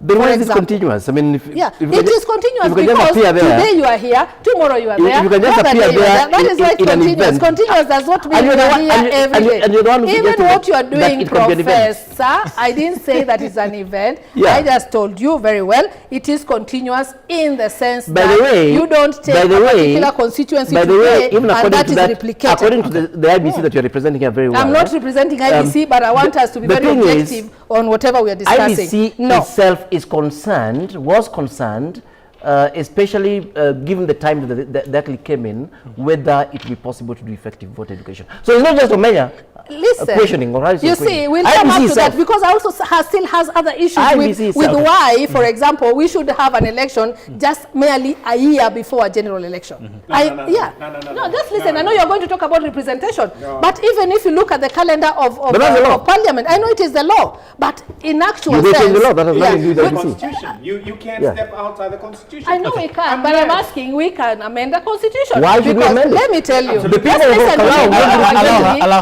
I'm not saying that that we should not follow or abide by the Constitution. Yes. What I'm saying is this. It is barely orally.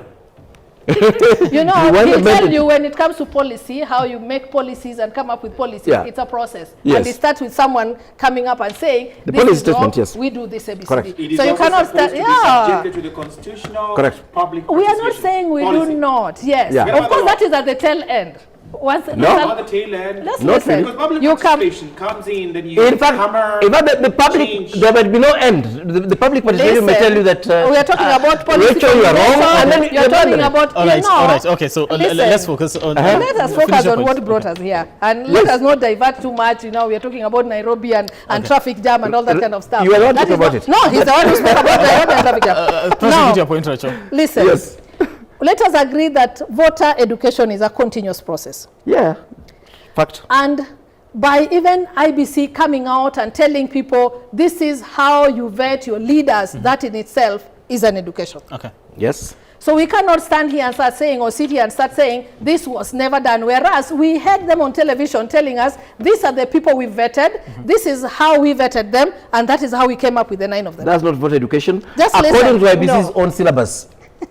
No. Yeah, really. You cannot go to a math class and start telling people Vasco da Gama was born in 1923 of course and then not. say it's of math. Course not. It's 1923 is math in what itself. IBC is meant to do is actually in IBC's own guideline for voter education. It says exactly what voter education entails anyway. IBC themselves. Of course they do. But do you also agree with me that even when an official stands there and tells Kenyans that ABCD, we are not actually educating all Kalau people, but we are educating Kenyans. You know what you're saying? Like? You know what you're saying? What you're saying is this: your child is doing maths. No, we are not saying that. Now, we are not saying that. Now they go to the shop, and the shopkeeper tells them that the change that I gave you was incorrect. You'll be saying the shopkeeper is teaching your child maths. No. That's nonsense.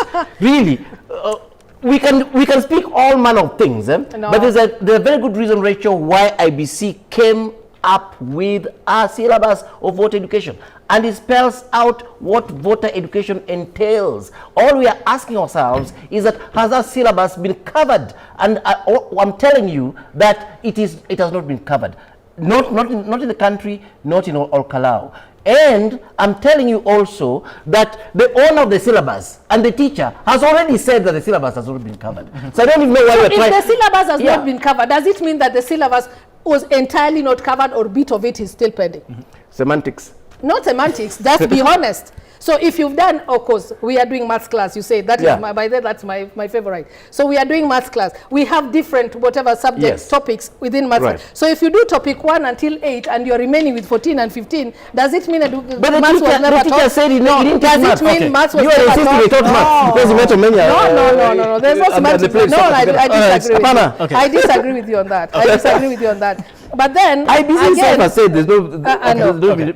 Then they did not say that we have not done. Then they attributed it to no. Did they say we have not? No. Did they say we have not done, or they cited constraints in the process?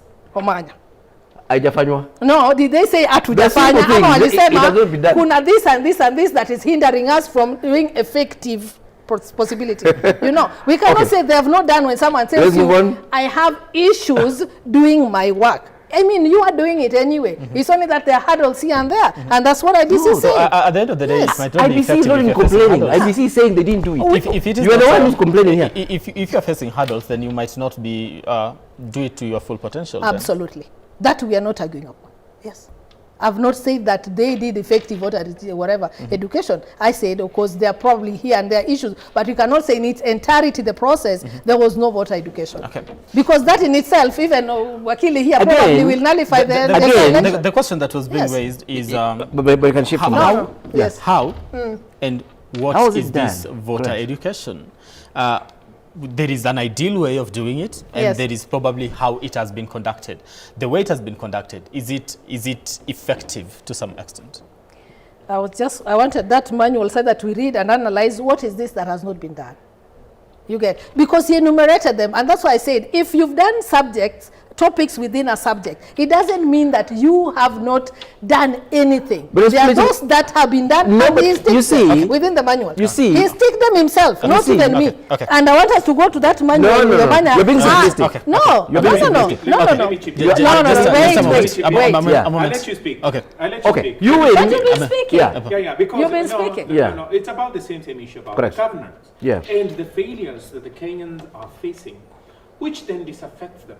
From the so-called political class. Right. And when the political class goes on the ground and they find that there is a hostility which they probably cannot comprehend or they probably cannot come to terms with, it is because of this. And hear me out, Rachel, very well. I'm saying this. The disjunct between what a politician offers to the electorate, that I'm going to do this for you.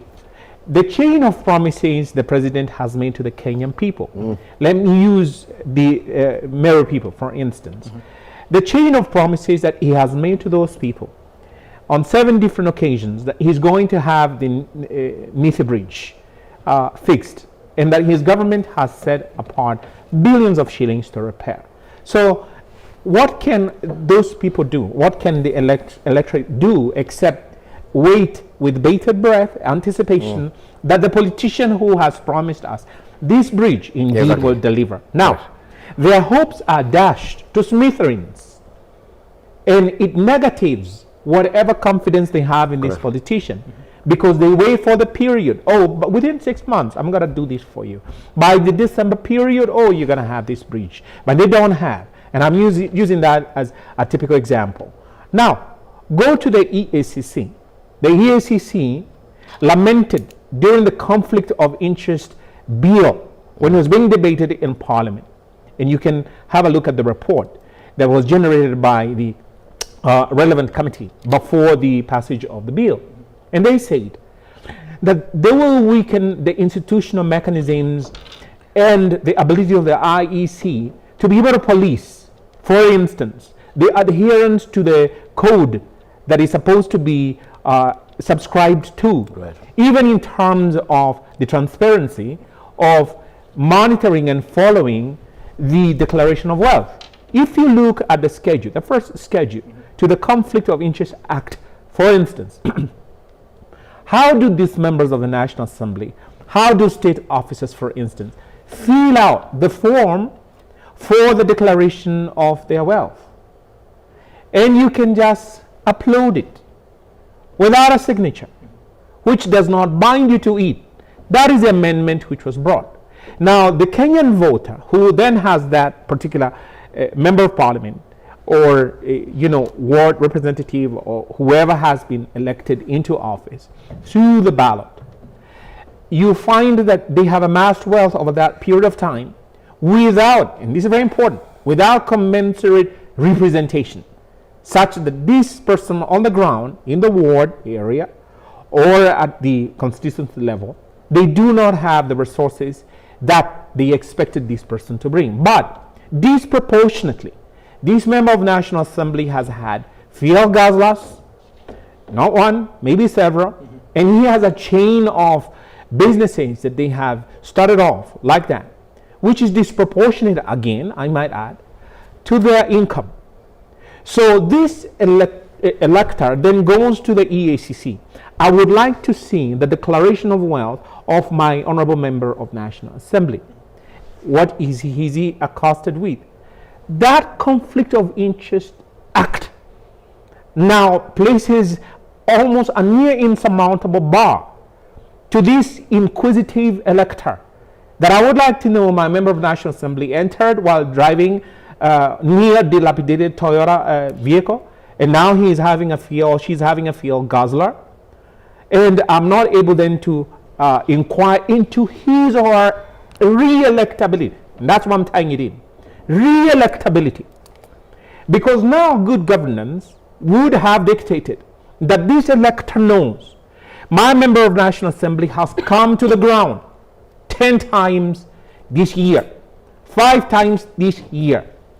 So by the time now they come for re-election within the mandate and the scope of the IEBC to monitor and to follow, that information is readily available. Note, the IEBC is supposed to keep a record of this person's academic qualifications and the ESCC, the police, and so on and so forth, so that the elector then can consult the IEBC. Now, this government erects another barrier to the access of information, because it tells you pay 50 shillings to the platform of this private individual for you to gain this access, which has to be quote unquote online. So I'm saying in terms of the elector knowing that the person I'm about to give a further 5-year term is actually a person who can further my interests and be on the ground for me.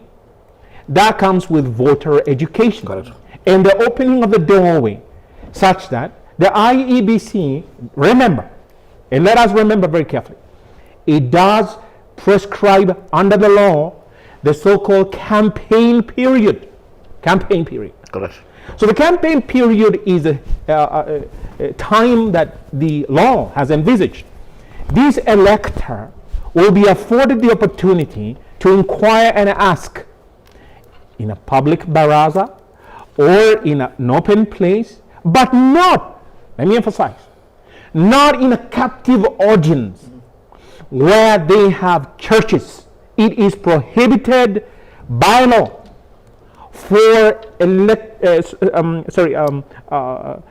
persons seeking to be elected to go to a church or a mosque and seek votes there.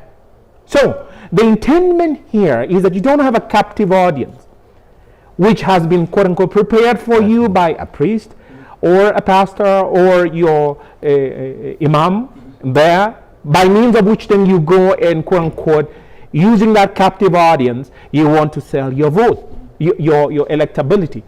So the IEBC, in my humble view, has now come out and tell Kenyan people that if you see a politician who's offering himself or herself for election or re-election coming to your church, they should keep mum, totally shut up about seeking your votes. And this idea that the president can go to a church every other Sunday and sing. Has not been disseminated by the electoral body. That is what correct. saying that it is the responsibility is the IEBC's. Remember, when you look again at the Electoral Code of Conduct, and I would advise every Kenyan to access it online, and you read section 6, it has subparagraphs A, B, C, D, E, F, G, H, I, J, K, L, M, N, O, going all the way, delineating the aspects of that electoral code that no political party, no elected person, no individual should step outside of. One of which is that do not go to a church or a mosque to go and campaign there. So the campaign period is... Which act is that again? No, which act is that? Punishment for that particular... The Code of No, which act is Now, that? the Electoral Code of Conduct does designate the IEBC's Electoral Code of Conduct committee. Right. That committee is the IEBC's. So you do not go to a police station. This is why I was saying it rests and vests with the IEBC. You do not go report, for instance, the president at a police station that you know you are seen campaigning for so and so in a church. Correct. You cannot go there. Say that. It's the IEBC. Yeah, that wasn't. You're supposed to then write to the IEBC, this committee itself, then summoning people. And we saw that with Honorable Gikaria. And he was summoned. We are, going to take sanctions against you because of violating the Electoral Code of Conduct. And after he didn't show up, I think after several summons, then he was fined. That is within Correct. The law. Correct. And I would urge anybody who wants to disabuse, to disabuse anybody of the notion that this is it. This is not it. It is there in section 50, subsection 6 I'm looking at of the Elections Act. So can someone be I'm here. I'm on the code of conduct. You said code of conduct, and there's nothing to. Yeah, there's nothing. You're culpable for violating the electoral code of conduct. Let me read for Rachel because she said that she has this is read the it. electoral code of conduct, That's and I'm looking at where you're banned from even going to church and campaign. I know that has been said, but I don't think if it is within the act. I don't know the electoral code of conduct. But this is electoral code. Is the code of conduct a regulation? It's a regulation, and it's here, but it's not the act. Yes, it's not the act. Pursuant to the act, section, and I need to correct that. I said section 50. It's supposed to be section 51. Subsection 6. You can note it down so that you can. I'm looking at it now. Thank you. So that you can go and inform. I'm not going to inform anyone, but we are going to inform Kenyans. It's through the agency. It's section 51, subsection 6 of the Elections Act, which says you must subscribe to the electoral code of conduct. But that code of conduct is what I'm reading, which is a regulation which is referring to. Correct. And I'm not seeing anywhere in the regulation that is barring anyone talking in church. Actually, we are the one who's been abusing the pulpit. That's why we are being barred from using the pulpit. But it's not enshrined in any regulation. So please read the regulation. Just tell us, cite the regulation. Just cite the regulation. Have you finished? No, cite the regulation. Right. We are going to be objective with Kenyans. Just cite the regulation. Okay. Yeah, cite it. If you cite go, it. Yeah, that's all right. Yeah. If you go to regulation 6 of the electoral, it's supposed to be section of the electoral code of conduct. It's here. Yes? Yeah. Read regulation 6D to the Kenyan public, since you have it. It says this. Begin from the top. Yes, that's what I want. No. Read regulation 6 itself and then come to D. Yes. All those bound by this code shall, throughout an election period, listen, refrain. That's D now. Yes. Go to D. Yeah, read it. Yes. From places of worship. No. Yes, refrain, but does not stop you. Read it properly. Yes, English. No. Let me read it. I was wondering where it is and should not. Refrain from campaigning. Yes, refrain. Campaigning. What does refrain mean? From campaigning. No, refrain means what? No, it is not, should not. You are not even reading. I've read it. So It's here. You are the arbiter. You are the arbiter in this. It is here. From campaigning. No, I'll read it. It is here and places of worship. You're misreading it. Yeah, she has we communicate to the Kenyan people. Regulation 60. This of the electoral code. Begin by reading 6 itself, then go to D. 6 itself, then go to D. I don't have the 6. I don't have the. I thought I just read for you. It's here. Let me just read this anyway. Okay, just read it. Then I can go to 6D of the electoral code of conduct. It's administered by IBC. That is not the one. And mandates that political. No, 6D. Yes. D. Refrain. Yeah. Refrain from campaigning in places of worship or during burial ceremonies. Yeah. Yes, refrain. Exactly. Refrain. From? It is just campaigning. Advisory. It is not a must. So that I finish. No. English. English. Let me finish. We come from mathematics, now we are in the English class. All right, okay. So let's not trivialize this. Because I tried to quote for Rachel and she asked and she challenged me. And I think that. And it says, key restriction under these regulations, bans political campaigns inside religious institutions. Yes. Bans. Which one is written bans? No. That is, you see, they're reading their own things. No. This is the law. Just read it. But the law I've read. I can even read it off-head now for you. Okay, so let me read but it. I wanted us to understand refrain. Okay, good. Yes. Because you asked me to read it to the Kenyan people. Yes, It says, underline. all those bound by this code of conduct shall throughout the election period, throughout from the beginning to the end. D, refrain from campaigning in places of worship or doing various ceremonies. Correct. Those are captive audiences. Exactly. Someone has gone Refrain for does not mean okay, stop. Rachel, please let me finish. Hey. Yeah. Someone has gone to a burial of so and so, and this politician comes in and says that you need to elect me. You know, we brought development to you. And what have other people done? You know, they forget to say that, look, I have used public money to channel this way and that way. So really, out of sheer respect for the law, the IEBC should demand by telling people, the Kenyan people, that it is a breach of the Electoral Code of Conduct. And that is Section 6D specifically, and I quoted for her, so that she can go to her interlocutors and inform them that indeed you have been acting outside the scope of the law. Correct. And that you face the imminent sanction of the law. You can actually be jailed for violating. And the IEBC was there adamant that if you do this, you can face a fine of 5 million. You can face jail time. So the Kenyan people, in closing on that point, the Kenyan people were possibly not told that by the IEBC, and they were not told that. And then that informs their just tolerance of these people. That these people do not have the cheek and the knowledge or the capacity in them to look out for the electorate and ask them, have you understood and known what it is that I stand for, that I will advance if you elect me? And so all that the people know is that so-and-so is being backed by the political party called UDA or DCP or whatever it is. And that's it. And that, in my humble view, disadvantages the independent candidate. And the independent candidate does not have the backing or the resource of the political party in power, for instance, to put up these advertisements, these billboards, and so on and so forth. So this independent candidate may have very good ideas. Maybe actually the person who goes to say that, look, I'm not leaning on any political side. I'm your change. I'm the one able then to transform your constituency, your ward, your country by virtue of these policies. I'm not chained or tethered to any ideology that is outside what you want me to do. And this person can tell them, before I make any decision in Parliament, before I make any decision at the county assembly, I will come back to you with it. I will communicate through a WhatsApp group or some other social media platform that this is what is about to happen. These are decisions that are about to be taken. Please, I would like you to contribute and tell me what adverse action would you face if this was taken.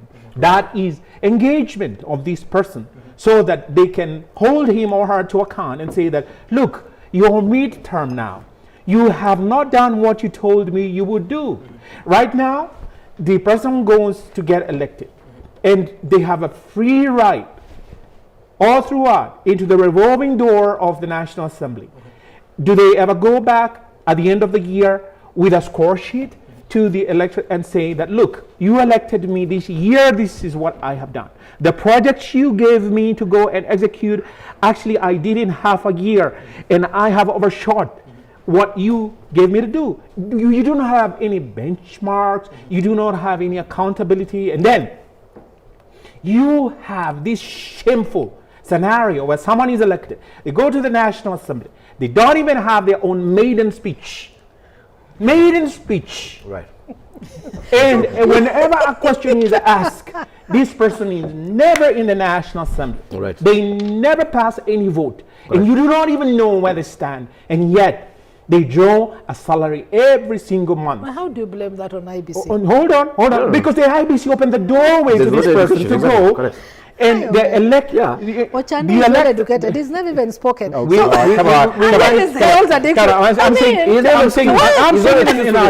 the paradigm must shift. The paradigm must shift. We will not have elected people going to the National Assembly. And so much shenanigans are happening, and you hear that this country is tied to what man of trillions of debt. You know, Brian, he's being unfair to people. No. He's the same one who runs to court tomorrow. Say you are not guilty until proven not guilty. Where is that? Which case? Cite one case. There's one case. No. I mean, when I say you, I don't mean Christian. Don't generalize. Christian, you don't generalize. Let's not throw the baby with bathwater. I am the one who fought for you. It is so unfortunate. No. Right. A member of parliament not doing the job. Why do you blame that on IBC? It's tragic. How do you blame that on IBC? For example, let's say this. Can I finish? I give you the floor. Let me finish. I give you the floor. No, just tell me where does this just one issue touch on so I give you the floor. So the Kenyan people need to demand that before you come and ask me for your vote in 2027, right, I need to know what did you do for me if you're seeking re-election. Right. Now, if you're coming to me now as a fresh candidate to tell me that you're going to, I need to know, you want to be in my constitution, my member of National Assembly, how many words are there? Yes. Yes. Which word do you know needs what Basic or knowledge, whatever? yes. Correct. I need to see your blueprint of how you're taking me to the place that you're taking me. Correct. Yes. Now, if you, and there are those who are doing it because they are burnt out in their careers. Right. And they are seeking re-employment through the grave training of the National Assembly or the Senate or whatever it is. Now, you tell them, I need you to have a blueprint and I need you to meet me on the ground and I'm going to ask you several questions about A, B, C, and D and I need you to be accountable. You tell me. And I don't care. You're going to go around doing the campaign. Where did you get your money from to do this campaign? The Kenyan people want that level of accountability because we're talking about life and death. And I began by saying that an election is a sacrosanct act.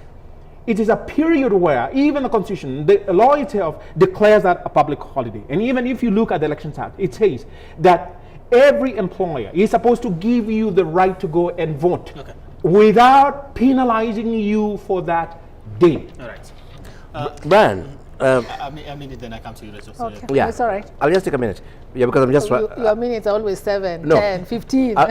It's okay. I just want to pick up on what Harrison exactly said, Yeah. and is even more fundamental that you know we actually give these guys jobs. They're public officers,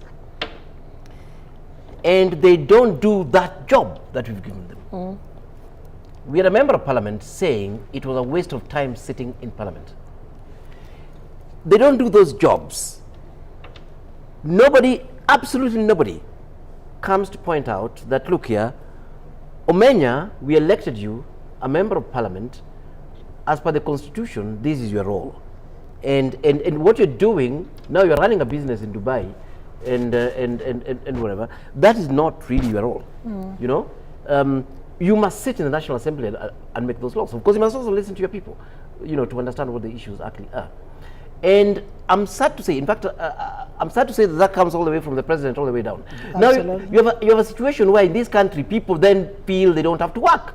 The president just, I think, a day or so ago, was actually saying that, you know, we have a problem of bringing politicians into state corporations because they don't work.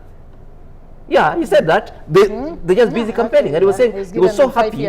He was so happy that Parliament had come in to sort of outlaw that bit so that they can actually have people who do their work. My point is that we have a country of people who are stealing directly, and we have a country of people who are stealing by omission. You know, when you're appointed to an office, you don't appear at all, but you earn a salary and you take bribes. And you're a member of parliament, you don't represent your people. That's a core mandate that you're meant to be doing.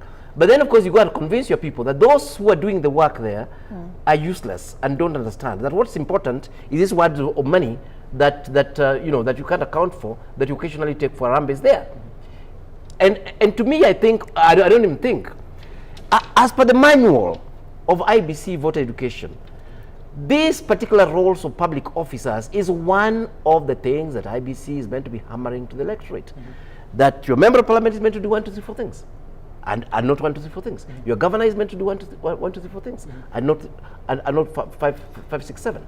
Is that one of the reasons, as to some extent, some members of the public do have quite a lot of expectations when it comes to their representatives, as opposed to what is actually designed in the and exactly, and in fact, you flip it now. That actually the miseducation. Once you elect Christine, now we expect. Rachel, Christine is my sister. Sorry. Well, he's baptized you. No, Christine is my elder sister, so let's just maintain Rachel. Okay. So the vote may we'll go keep to Rachel. Christine. So once you elect Rachel, pardon me. then now. When my child is sick, I expect Rachel to finance it. Yes. When my mother passes on, I expect Rachel to finance it. When I'm broke, actually, I expect Rachel to come and pay us, you know, because he's a member of parliament and so on. So we expect Rachel to fix the road in the constituency directly. We expect Rachel to fix the hospitals and the clinics and so on. And sometimes, so Rachel ends up suffering because she's there pushing for changes at national level, and having these laws put in place, and looking at what has been budgeted for these different things at a national level, including our constituency, and things are coming from that way. We have somebody we have employed at national level to do roads. The best that Rachel can do is to actually put pressure, you know, and prioritize some of those things and so on. But you see, because there's not, that clarity is not there, we expect that all our elected leaders must give us money, must do projects, must give us development. These things that we're talking about here, must give us gas and things to sleep on, must give us cash. No, Government of Kenya mattresses. Must give us Government of Kenya mattresses, not in theirs and so on. So again, for me, this becomes a very, very clear thing. I'll give you a very practical example, actually. I was talking to my member of parliament, whom you know very well because you wanted to kick him out. Yes. I was talking to my member of parliament to fix some small access road to my place in Bondo. Then the CDF Act was reviewed, so they couldn't use it on roads. I stopped because I knew it was not his mandate anymore. It's not like I suddenly lost faith in Ochanda. No, I just knew that now this is not something that Ochanda, now this is a county road. Okay. So if I want it, if I want it fixed, then I talk to Otiato, the MCA now, so that he can push that through the county assembly. Okay. But why was I able to do that? I was able to do that because I'm an enlightened citizen. All right. We need, all I'm saying is that Omenya will now not go to all Bondo people and tell them, no, Ochanda is not the one who fixes the roads. That role is part of the voter education in IBC. All right. You know. And I want us to tie this to what we've witnessed in All Kalau, now that, you know, that is the subject of conversation this particular evening. We've seen quite a lot of enticement from both sides of the political divide. Does this give the residents of All Kalau too much expectations when it comes to the people that they're going to elect today? Now that you've been put in office, the next thing I expect is an additional vote to this particular area to some extent, and maybe that is not your responsibility. That I'd like to see another, because now this is what is being used to entice the residents. Will they have too much expectations on this particular member of parliament? It depends with how you look at it. Why do I say that?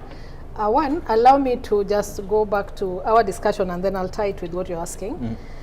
We've got a problem in this country, and I thank you, Akili, that you've actually elaborated very well what our expectations should be, what we need to look for, and what at the end of it, what expected of IBC also as an institution. You've just said it yourself in the many things that you're saying.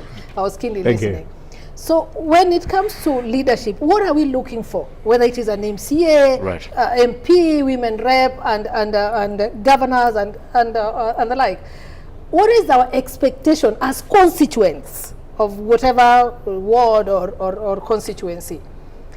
We mix up what representation as a member of parliament as a role is, what is oversight, what is legislation. Correction. Do we know that as Rachel, who is going to, of course, be the next member of parliament for Bondo constituency, what should be the expectation of Bondo people, including my brother, Professor here? Are you vying? I'm vying. That's why I'm here. Then you should talk to me nicely. I vote there. I know. You should ask Otiato what I just did for Igbo people last week. You see, he mentioned something like, what is our expectation? Yes. Even before, actually, Swakili said, you come here and before you even present yourself as a possible candidate, people start asking you, what have you done for us? I was not your member of parliament for crying out loud. I don't have the privilege of the CDF kitty to probably do schools or do police. It's not within my mandate. Not even mandate. You get? You go build a road there, we'll arrest you. So that's why I started earlier on by telling you, we should look in retrospect, what is my role? What is my duty as a voter? What is my expectation from IBC? What's my expectation, whatever institution it is, and their mandate? So that when you're asking Rachel here, that, oh, there's this road that just passes next to your home, it is so bad that even you can't access your own home, and yet you want to vie. It is not within my purview. It is not my mandate as at now. But once I get into that office, if it is within my mandate, I'll do it myself. Otherwise, I'll collaborate with other leaders to ensure that some of these mechanisms things that have been provided. You get it? Yeah. So when Ochanda is telling Omenya that is proof that is not within me, and I'm expecting him to be like, okay, it's not me, but however, I'm working with Cora, I'm working with whoever to ensure that road is done. That should be a responsibility of a leader. Fair enough. So when you look at all Kalau, the expectation from all Kalau should not be what DCP has offered during campaign. You get? Because, for example, if you are giving aprons, are you going to continuously give aprons as the way out? It is not possible. You go back to the mandates of the person you've elected.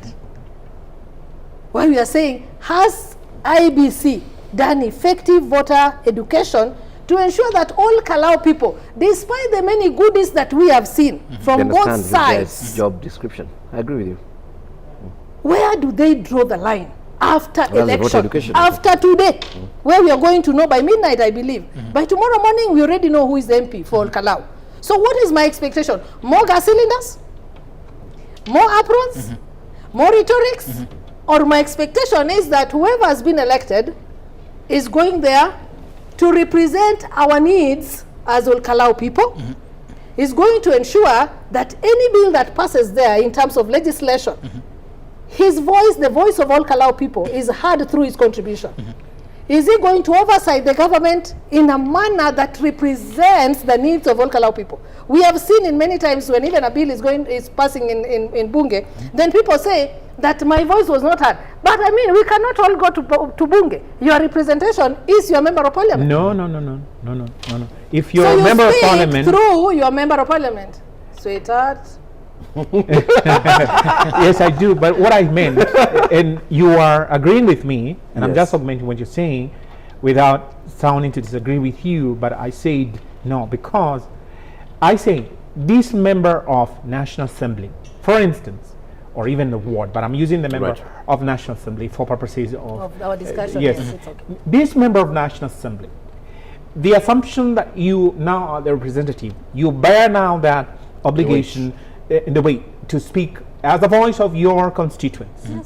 Yes, I'm saying, but that's okay. I'm backing this by the qualification. Okay. And this is why I say that this member of parliament, this member of National Assembly, has no right at all to go and commit his constituents on a very weighty decision pertaining to a law. Yes, pertaining to a law. And you find, for instance, there is a specific law that governs where the Public Service Commission in the National Assembly is supposed to facilitate members of National Assembly to do that public participation. It is there in the Public Service Act. Yes, it is right there. But it is never, not even rarely, never followed, pursued, or implemented. I didn't mean to cut you short, but I meant to say that in my humble view, before a member of the National Assembly can be able to commit that I vote yes to this bill, they have to go back as the primary mover of the national, the public participation, often concerning that particular bill.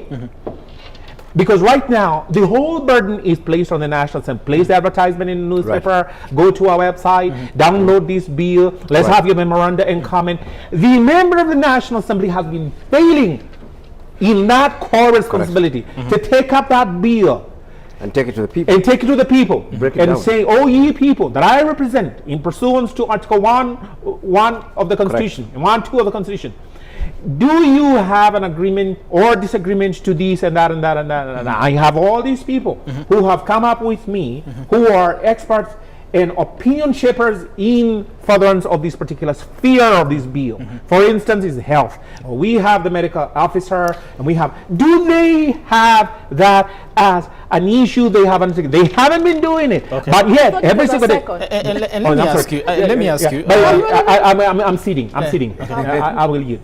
And then you find that we, the Kenyan people, the constituents all over, are accosted by these laws.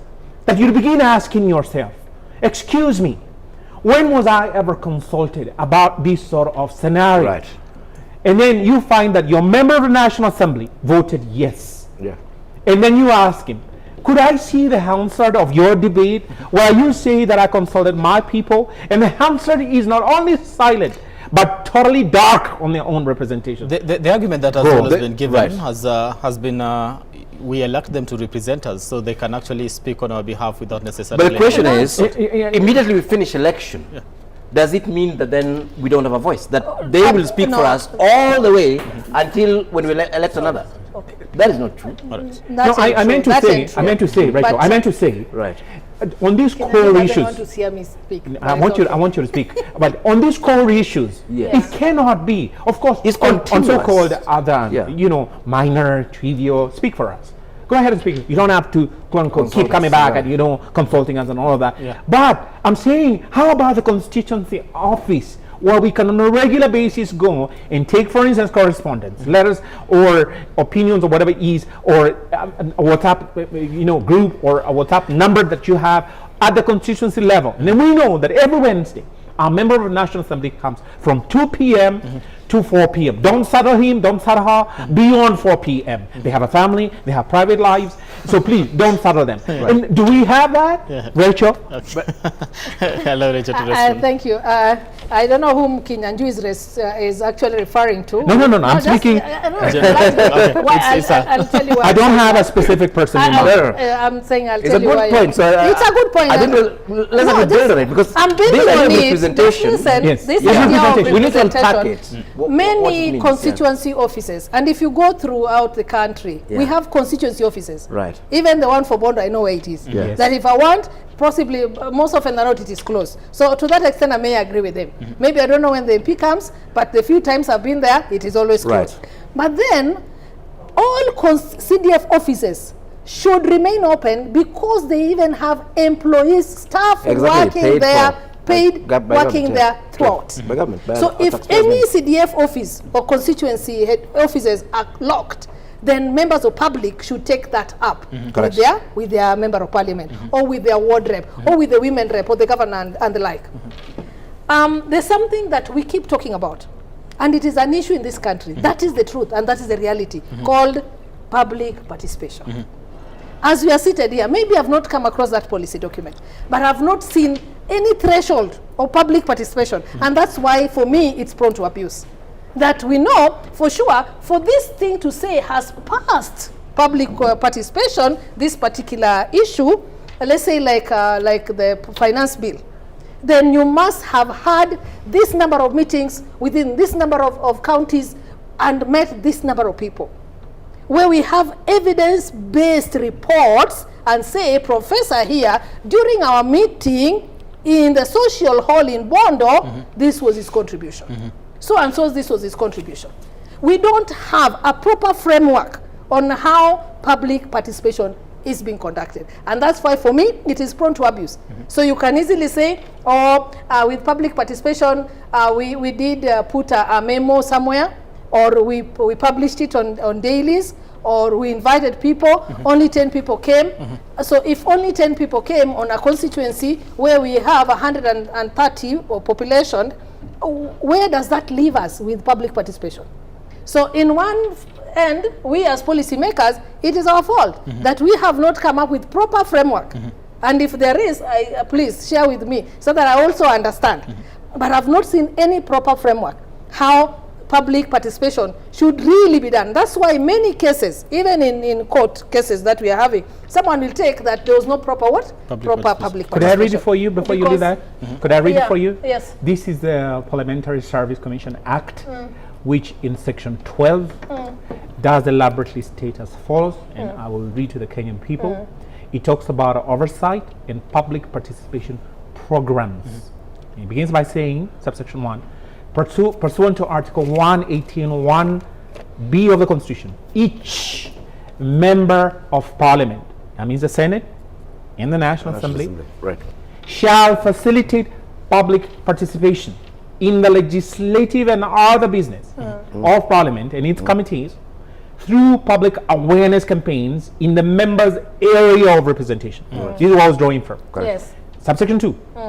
For the purposes of subsection 1, each member, not select, shall establish public participation and oversight programs for his or her area of representation. This is what informed. There's something I'm waiting for. This is what I was informing my saying. Yes. Show us your blueprint. No, show us how you're no, okay, subsection B. But that is the member of parliament where blueprint doesn't come up. Public hearings on matters of public interest within the area of representation. Correct. C, facilitate access to information held by the legislature. Like I said, Correct. show me the Hamson. Exactly. The Hamson, what did you do? Exactly. What did you How say? did you contribute to Correct. this? D, facilitate the participation of the communities in the engagement with government departments on financial matters. This is what I was saying. There's a specialist that I came with, Correct. and he's addressing you. Subsection 3. So stop narrowing it to No, member of parliament. I'm saying what the law, because you said this is you said I said read for me Rachel. that framework. Okay, Rachel, you That's said what I'm listening to. this There's is something I'm looking for, Prof. That's why I want him to read. No, I'm but on not the other trying to hand, you qualify have and listeners explain. also there. Yes. Who needs to know that these provisions are there? Yes. Yeah. Please continue. Okay, from your That is very long.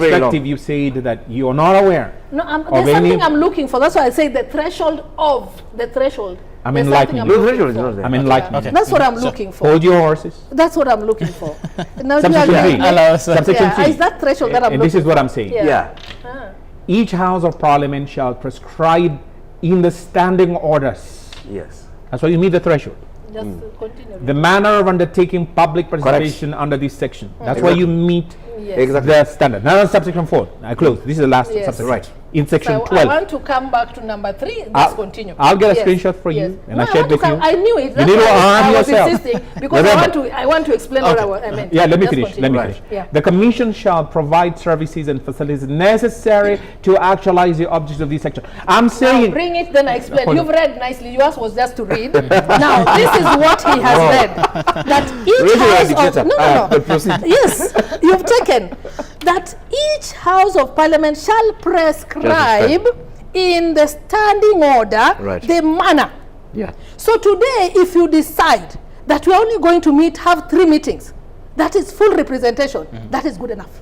Is that No, sufficient? no. No, that's what I'm saying. Show me. We go back to the law and, Yes. and we go back to the But intentions that's of the law. law. And- Tell me and- the law that says why- that when Ochanda We'll goes ask to about Bondo, fundamental question. Yes. Why do we need public participation? and you that can't is be where short. the issue is. Let me finish. No, yours was just to read. Okay, It let was me not to provide. I explain. will not read. Yes. I'll show you the other provision. Tell me where he's saying when a member of parliament, like what you are reading, that establish a public oversight program for his own, which any member of parliament, for example, who's gone outside there and showed us, this is my program for public participation on these issues pertaining Right. to the constituents. You see, you're given the leeway Because there that's the without any problem. restriction. And that's why I say Yes. it is just open to abuse. Didn't I say No, that? no. Because The what Public the Service leeway- Commission, for the you to leeway- provide you with the facilities, Yes. for you to provide So you. don't No, blame no. them when no. you give them So the what- leeway to do it their way. What would Right, then so why don't you constitute... let me then answer No, this no, for no. you? You Just can't show block me. You can't say no, But no. it was my point. I let's was not even see. finished what I was explaining. But you say there was when no it comes to law. leadership. Okay, Yeah. just still on the point that Rachel has raised, most of the time we normally hear of those lack of sufficient public participation. However, there'll be an argument that we did conduct public participation. Did you go to Barazas? Yes, they did. What they felt was sufficient. That's the Hold thing. on. No, That's no, the no. thing. The That's law you does see, That leeway is being what abused, then? Professor. What Let then? us That's all the agree. leeway. Allow The me. thing is, Allow me. what is anticipated is that then at national level, we'll be having a Public Participation Act that can now deal with the details that you're talking about, including the threshold. Similarly, at county levels. And by the way, many counties have passed those acts, actually, that start spelling out, that start fleshing out, the number of meetings that you must have for That different is types of good. bills and But so you on. see, they do it when, in fact, it is written there. Like you have to particular information, So- whatever you want to put out there. That is when you come up with the regulations or You're the framework going for to be a conducting legislator. that. The Constitution cannot spell out how public participation No, will no, happen, no. really. That's why I And- said and- it is and- being and- abused. My concern Yeah. is, as a policy person Yes. like you, is that can we ensure that this framework, So these ones come at Yes. regulations level. Yeah. And we can keep basically changing the them. framework, We- yes, we that don't necessarily regulation changing the law. can be changed Yes. to support, to work with the act. When Yes. you say for a public participation to be effective, Exactly. we It must need have one, two, you three, four to things, have yes.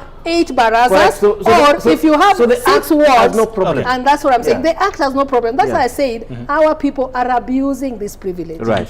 That's what I started by saying. I don't know why I'm being fought. And you're saying the same No, thing you're not being differently. fought. You're not being Especially fought. with Wakili here. What you're I'm saying- just telling you, we need to ensure that the regulation which is supporting the act is very clear, so that we don't have so many court cases in the name of there was no sufficient public participation. Point taken. Yes. It took you so long to make that point. No, I've been saying that you didn't want to listen. Just because I'm the only lady now, you all want to shout, shout, shout. I started by explaining myself very clearly, but because you have to argue on everything that I say, you brought it up. On this one, we're with you. All right. We're saying. You are just thinking I'm representing the government. No, okay. Even when we are here to help the government. I get your point. No, he had asked me something about all Kalau people and the goodies.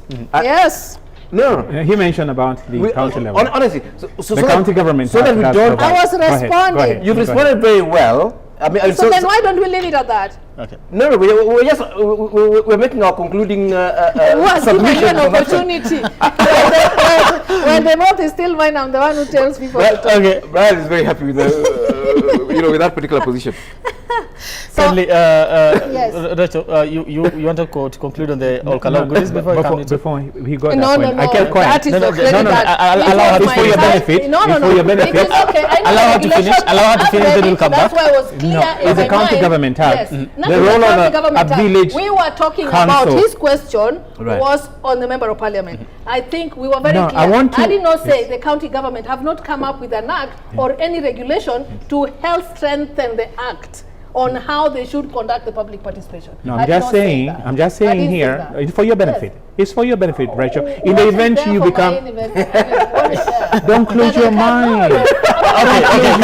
Proceed, kindly. Don't close your mind. But I can read it by myself. No. I want to give you... It says here, a village council shall be responsible for ensuring and coordinating the participation of the village unit in governance. Okay. Right. So does that still give you the threshold? It doesn't. No, they're breaking for you.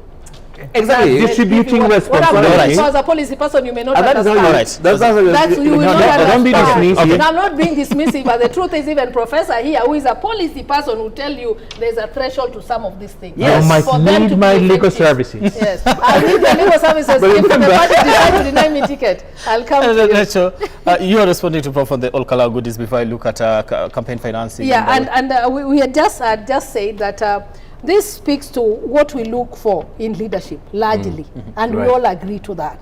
That if the Kalau people now wants to forget the role of a member of parliament whom they're choosing only a year before, and so put their expectations up there, that now, even though only a section of the constituents were given gas cylinders, are now pushing him to get other gas cylinders for the rest of the constituency, then that will be wrong. Now, that is what Prof and Wakili here were talking about, that you're pushing your member of parliament now to start engaging in certain things that ideally they should not have engaged in. Okay. You understand? Right. So I think it is very clear. It should be very clear. Very well. It should be very clear to Kenyans, not just on Kalau people, that we need to understand the role of women rep, members of parliament, the Senate, governors, MPs, any elected position. Please try and understand. Even where the IBC has not come to give you civic education on some of these things, please make it a mandate yourself that I want to understand. Why does she want to be my member of parliament?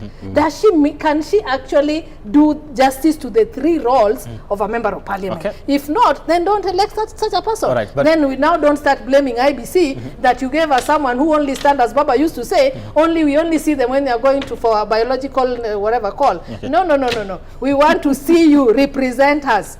By talking in Bunge and making sense in Bunge, not just talking. But even the commission should attempt to make sure that... Not attempt, they should continuously educate Kenyans. All right. Yes. Continuously? Yes. You see, I say earlier on, the IBC is mandated by law to provide us with a report of the ante-period. Before the election, what was the scenario in all Kalau? I'm talking about this particular by-election. During the election, this is what transpired. And now, post the election, this is a report that we have. That report should be available for interrogation, both to the Kenyan people at large and the all Kalau people. Now, that is a responsibility that you or I or her or him cannot usurp. We cannot get from the IEBC. And like she has rightly pointed out, the obligation placed on the member-elect for all Kalau ought to be very clear. You are going to fulfill the constitutional and legislative mandate of these people. You're not going there to offer them goodies. You're not going there to be their benefactor or the channel between the presidency and yourselves. There are channels to do that, and you're not there for that. And the IEBC ought to provide us with that report. For what reason? Two purposes. One is an audit report of the KALOU by-election. Did you meet, so that we can assess, did you meet the threshold of what you're required by law and the Constitution? Two, going forward, what are the lessons that we can learn from this KALOU by-election, which are informative of where we are headed to?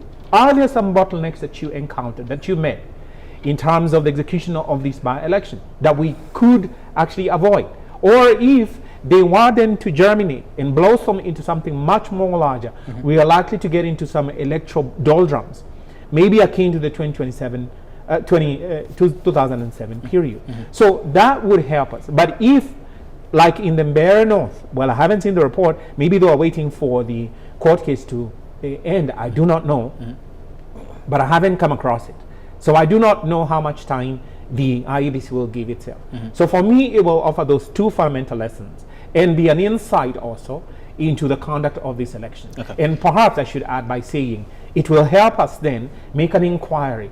Did you, IEBC, expend to the penny what you were supposed to expend as you supposed, or you told us budgeted for? In short, did we get value for money? Okay. Prof, still on that particular point, let me now, take us to campaign financing, because we seem not to have a limit on the same.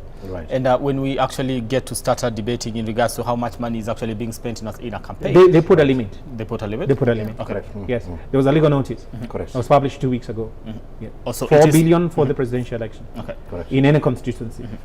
So if then what happens to the parliamentary? How much are we talking No. about? They also gave a graduated scale. I can't remember offhand each of those, ceilings that they put, but they did put that ceiling. You can go beyond these. As a ward representative, you can go, I think, beyond 2 million or something like that. I can't remember offhand, but there was a legal notice that was published. Does that then include the people that will be supporting you during the campaign period itself? Yes. Because right now we are looking at this by-election, and if whatever is being displayed is anything to go by, there seemed to be quite a lot of money that was pumped into that. It should. Yeah. That's a cap, quote unquote, the maximum that you can spend for that particular election or by-election. And the IEBC, again, being the arbiter of the election, objectively arrived at that. And then also it invited public participation for make your comments. What would be the highest figure, or what would be the reasonable amount that could be spent? So, I mean, that has been set by the IEBC. Now, I think it is important for people then to leave or to operate, to conduct their election within that ceiling, so as to avoid what I was saying earlier on. You make the playing field more lopsided to they who can marshal, regardless of the source of funding. And let me say this very importantly, because I'm very much against a presidential campaign. I'm honing in on the presidential, where the president becomes the slave of technocrats, industrialists, so-called foreign investors, and now the ballooning mineral, rare earth prospectors. And by that I mean, if they find that so-and-so is a likely candidate to open the leeway to our resources in Kenya, to steal the same without any accountability and without any sort of profit being questioned, we will support and back them.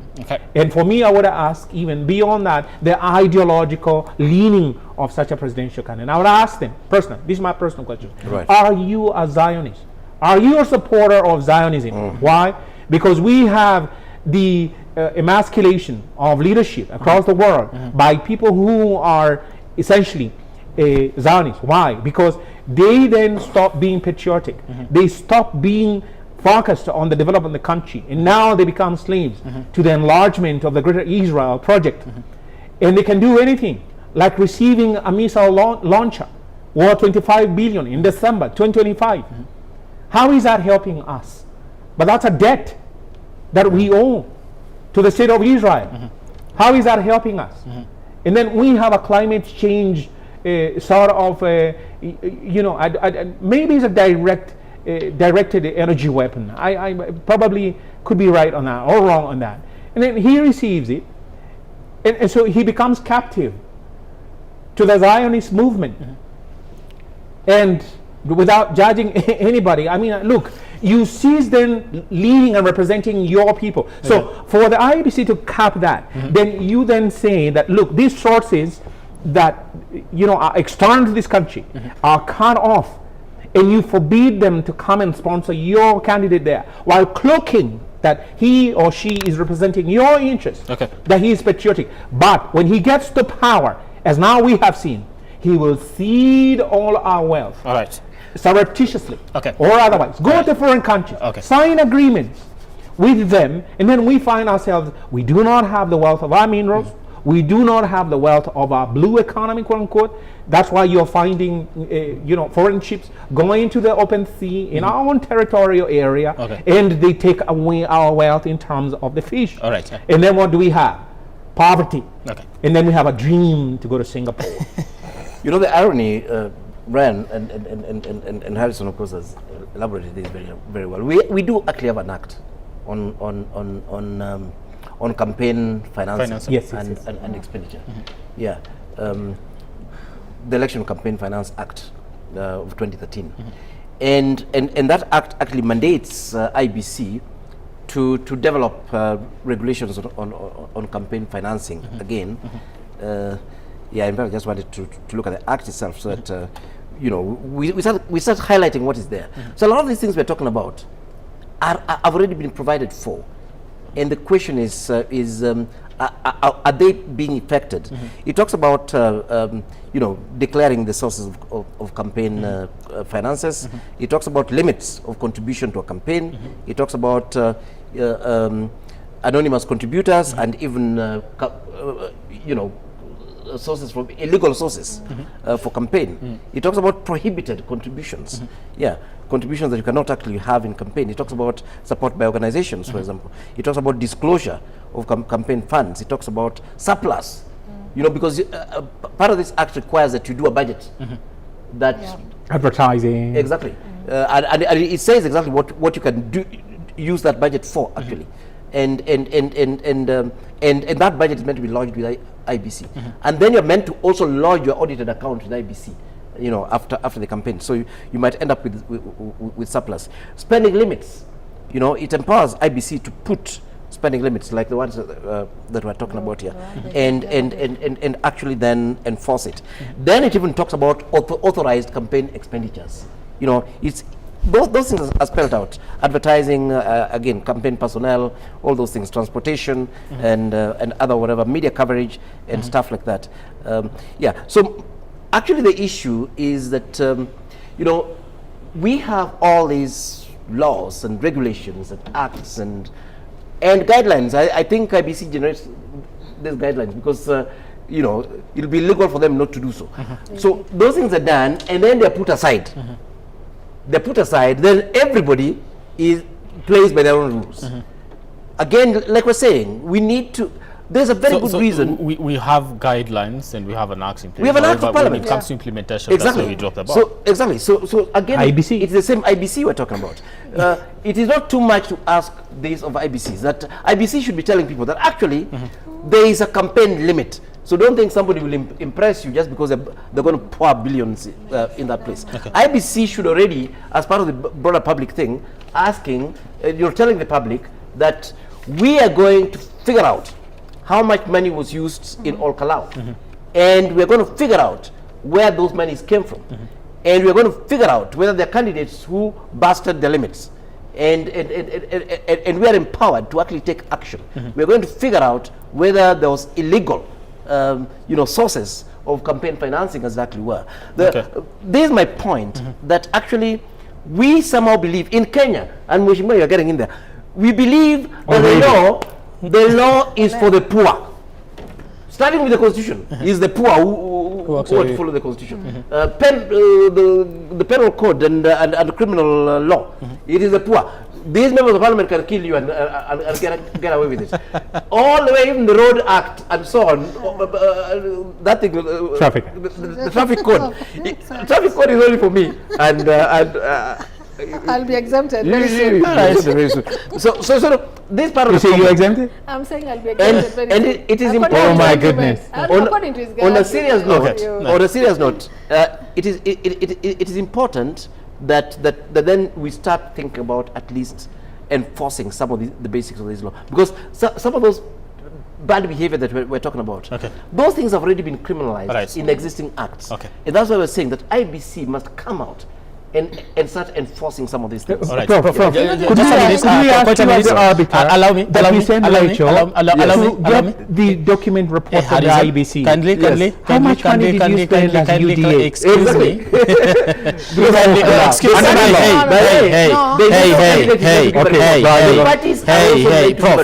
I want to cross over to Kalau. Kindly. When it's my turn, we go to I'm sorry about that. We are coming back. All right, let's listen in to someone Bataru who is on the ground in Kalau to bring us up to speed with exactly what the latest is. Sam, how are you? Good evening to you. You've been there since morning. What is the latest at this particular hour ever since the voting exercise started?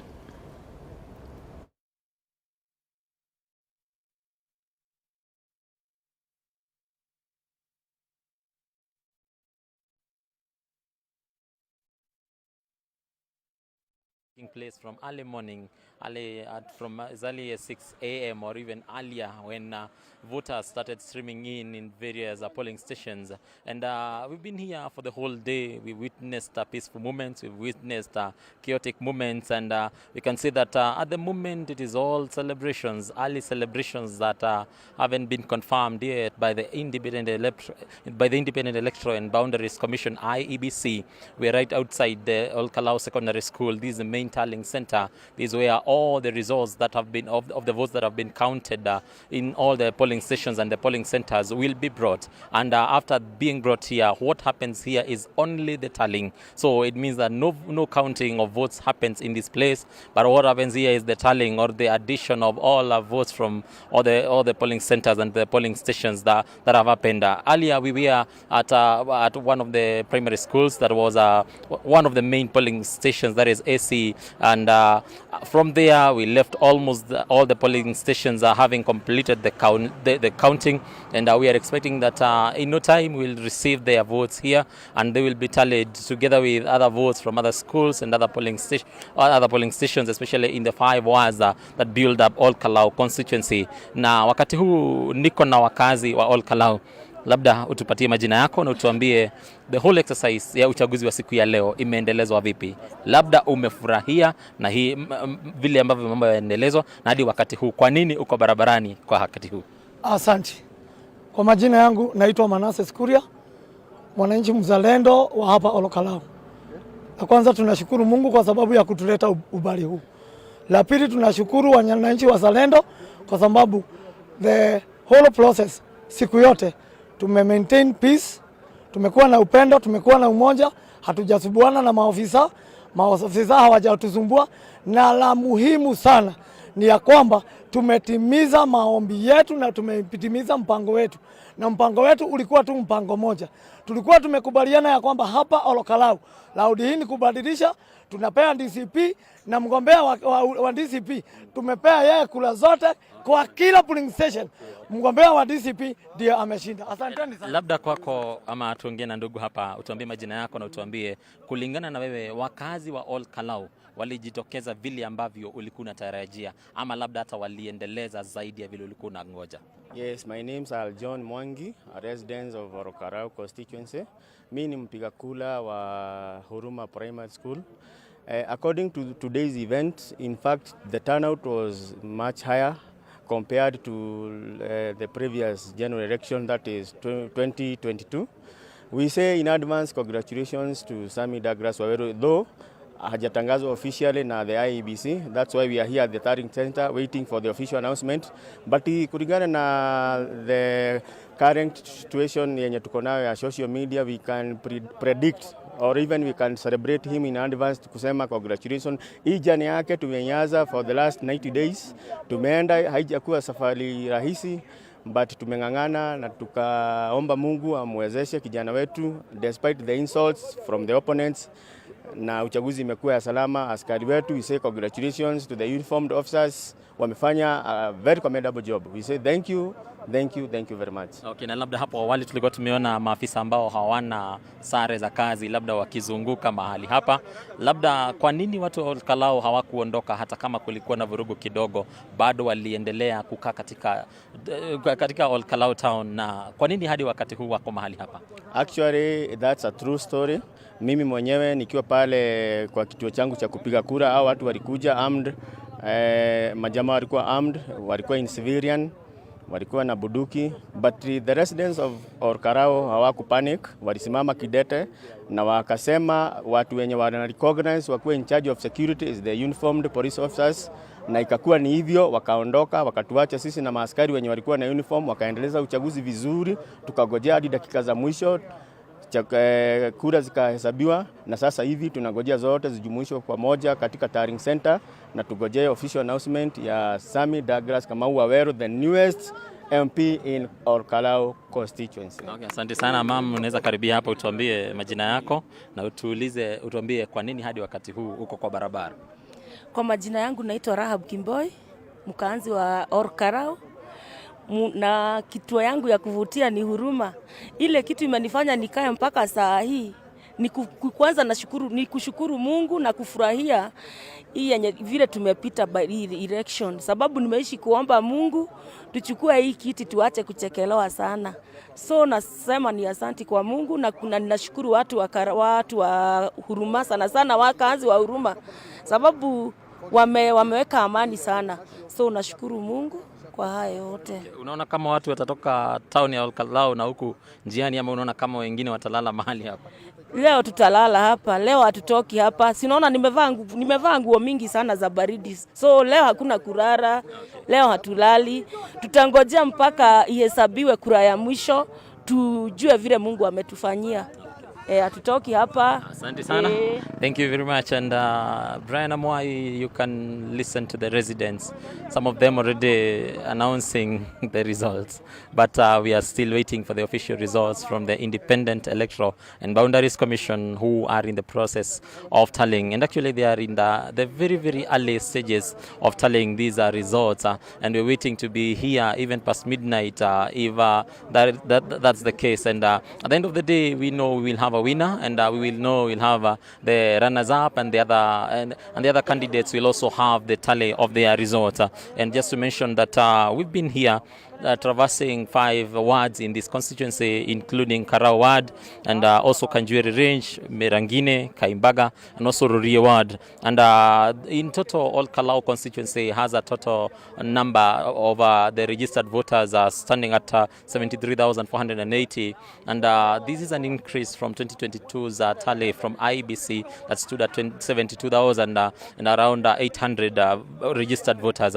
We continue to wait for the communication from IEBC. Earlier at around 5 p.m. we saw the IEBC making an announcement that by 1 p.m. today the number of registered voters who had come out to vote was stood at 38%. That was at 1 p.m. Today. So we are expecting that the number rose. We are still waiting to know what number it rose to from that 8%, if it hit 50%, if it hit 60%. But we can clearly say that these by-election even surpass some of the general elections that have happened in this place. We've seen even some leaders are really getting excited. Some of them didn't expect this turnout to happen in all KALOU constituency. So we just waiting here. It's a wait-and-see situation, but we expect that everything shall be complete in due time, with peaceful deliberations between the residents and between the returning officers, and also the presiding officers. And we're expecting that everything will culminate to all KALOU getting representation and getting oversight from their member of parliament. So back to you in studio, Brian Amwai, unless you have a question. All right, thank you so much, Samuel Bataro, and of course we'll be coming back to you later on once the IEBC does declare who exactly has won that. But just like you said, of course there are quite a lot of celebrations, and a lot of people there are celebrating preliminary results based on what the agents have also been reporting in regards to the same. You're also seeing some government officials, including the verified account of the Deputy President of the Republic of Kenya. Congratulations, Sammy Douglas Oweru Kamau, on your imminent victory in the by-election held today for the MP seat of KALOU constituency. Unite the residents of KALOU without distinction. This is, of course, what he's saying in regards to the same. Congratulations, Samuel Mushina, our UDA party candidate, for a good show and a mature issue-based campaign devoid of insults. You may not have succeeded today, but your star shines bright into the future. Like we say, the IBC is yet to announce the winner. However, projections from different sides of the political divide indicate that the DCP party candidate could actually be heading to a win in this particular by-elections. Prof, what does this mean, if at all this is anything to go by? Yeah, I think just as we've been saying, and for me, I think this is a message to the politicians that they're the drivers of you know, the will of the people, and it's futile in many instances to use state resources and so on to try to subvert that will. My position was very simple. Let them go about campaign, do a normal campaign. Why are you washing these places with all these different things that, you know, trinkets and shiny objects that the people are using? Yes, so we're not reading too much into it, but I think there's a segment of the country that gets put off by that. I mean, where you're saying, look here, this is my life, this is my situation, it's difficult and so on. You appear here during campaigns, you know, you give me this cash, and meanwhile I cannot pay school fees for my children, I cannot do, I can't afford healthcare, I can't do all these different things. So I'm saying, I'm reading too much into it because I'm optimist. And the institutions that we're talking about, our government that, you know, we give our taxes, IBC and all these other people, you know, it's okay to tell these fellows that, look here, and here we're talking just talking about campaign financing a short while ago here, that this perverse financing, I mean cash that is coming from all over the place, might not actually, in future it might not even change the opinion of Kenyans. In fact, it may just make you confirm what we've been fearing, that you are actually a thief. You know, the way I'm particularly happy, I'm very happy with this, with the direction this is heading. For the simple reason that we know there was disproportionate financing, and the question we're asking ourselves is that this money and these goodies, did they tilt things significantly, as they actually were? And my prayer in Kenya, for a future of Kenya, is where Rachel here is elected because she's a true representative of the people. She understands what the people are. The people know her, know where she lives. The people talk to her on a daily basis. You know, she talks to them. You know, she's a true representative. She doesn't become a representative because you know, she brought this huge amount of money that then she gave people, you know, to sort of distort the view. I mean, the thing is actually nauseating. It's perverse. Yeah, because this somebody who wants to be your leader. In fact, who basically is telling you, look here, I think I am your leader, and meanwhile the person is trying to purchase that position. I mean, it's crazy, you know. It should be the other way around. That I'm actually a leader, but I'm busy doing other things now. And when you people make the decision that now I can lead, I will lead, and that is not dependent on the amount of money I have in my pockets. It's not dependent on, you know, the people who are financing us. Otherwise, we'll end up in a situation, and for me, it's big fear. That's why I'm happy about KALOU. We'll end up in a situation where every single position in this country will be occupied by robbers and drug dealers. It has happened. It happened in Latin America, where everyone, I mean, nearly everyone. Nearly everyone. If you're not a drug dealer, there's no way. And we're getting into the presidency, actually. True. Yeah. So, and to me, that's the big worry with campaigns that are overly commercialized, because sometimes we end up producing the good candidates, and then the candidates who cannot even explain the genesis of their wealth, and who have no business, in fact, who don't even have an intention of doing the job, then ends up getting getting the job. Okay. And for me, that's it. For me, it mattered. For me, it mattered in KALOU that the candidate that is with the general shift, because we know that we live in Kenya, we know that this particular part of the country is quite disgruntled with the president, you know, having ejected his deputy Rigiji and so on. So I think that the result would have been bizarre if UDA candidate then won, because that could have been a proof that actually you can change people's will using you know, resources, state and individual. All right. Harrison, before I come to you, Rachel. Well, it was me after the. Sorry. I'm sorry. Let me go to Rachel. I forgot. No, it's okay. Let Harrison talk. Yeah. Is it a waste for the UDA candidate based on what the country has been talking about, you know, using of state machinery, you know, cabinet secretaries, PSS camping in that particular region, members of parliament from different areas, you know, putting all their resources in KALOU, camping there to ensure that we actually get this particular candidate. Could there be a reflection and looking at it and look, okay, so why did you do all that? I think for him, at the personal level, it's a big blow, because he then has to absorb at the personal level the defeat. Now you juxtapose that, you compare that with the resplendent, the eponymous. She loves that word. she had thrown eponymous at me. Now I am, you know, like trying to say, your candidate has had an eponymous. Now I'm telling you, he's resplendent, gigantic. You know, those are the synonyms that will be. So compare with that now. The weight now of having to absorb the defeat at the personal level is very crushing. It's not a joke. It's very crushing. That's true. And now to bear the responsibility, because you asked about the UDA candidate, to bear that responsibility is a burden at a very personal level, which I do not think is fair to this particular candidate. Why do I say so? Because as you have rightly pointed out, we had all the state machinery backing him, and in a very strange twist and twang of circumstance, the replication of 2022, when Uhuru Kenyatta was in government, and now his deputy was out there campaigning in Tanga, and the overturning of the state machinery's influence in terms of deep state and so forth, such that the Azimio candidate lost, is what is happening. Perhaps it's a very strange twist tale of you reap what you sow. Actually, I mean,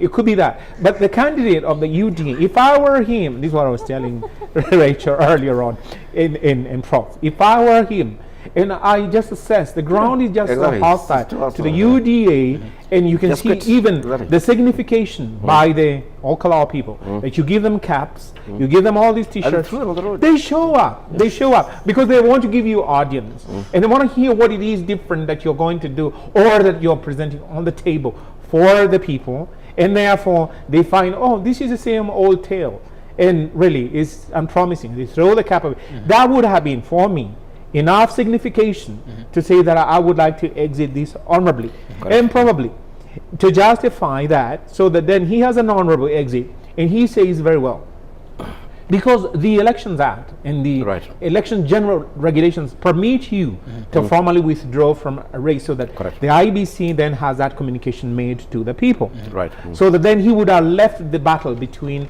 the Jubilee, who are trying now to retake. Remember, this was a Jubilee candidate, the deceased, and this is not like DCP coming to get re-election. So the entry of UDA and DCP as against Jubilee must be viewed now in terms of the weighing of the weight.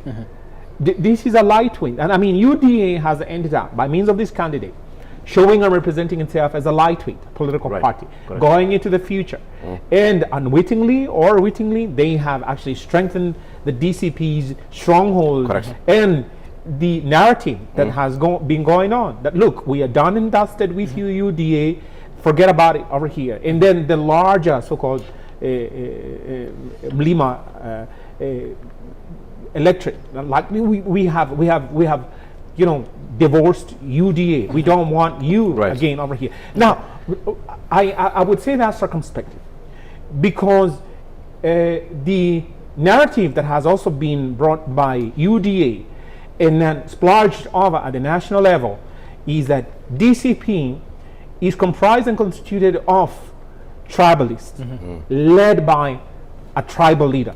Right. Now, those who were, for instance, in Mlembe Nation or at the coast or elsewhere, who now have seen, as it were, a rebuffing, a throwing away of that notion by the resounding wind, and I believe it should be eponymous. I mean, like, you know.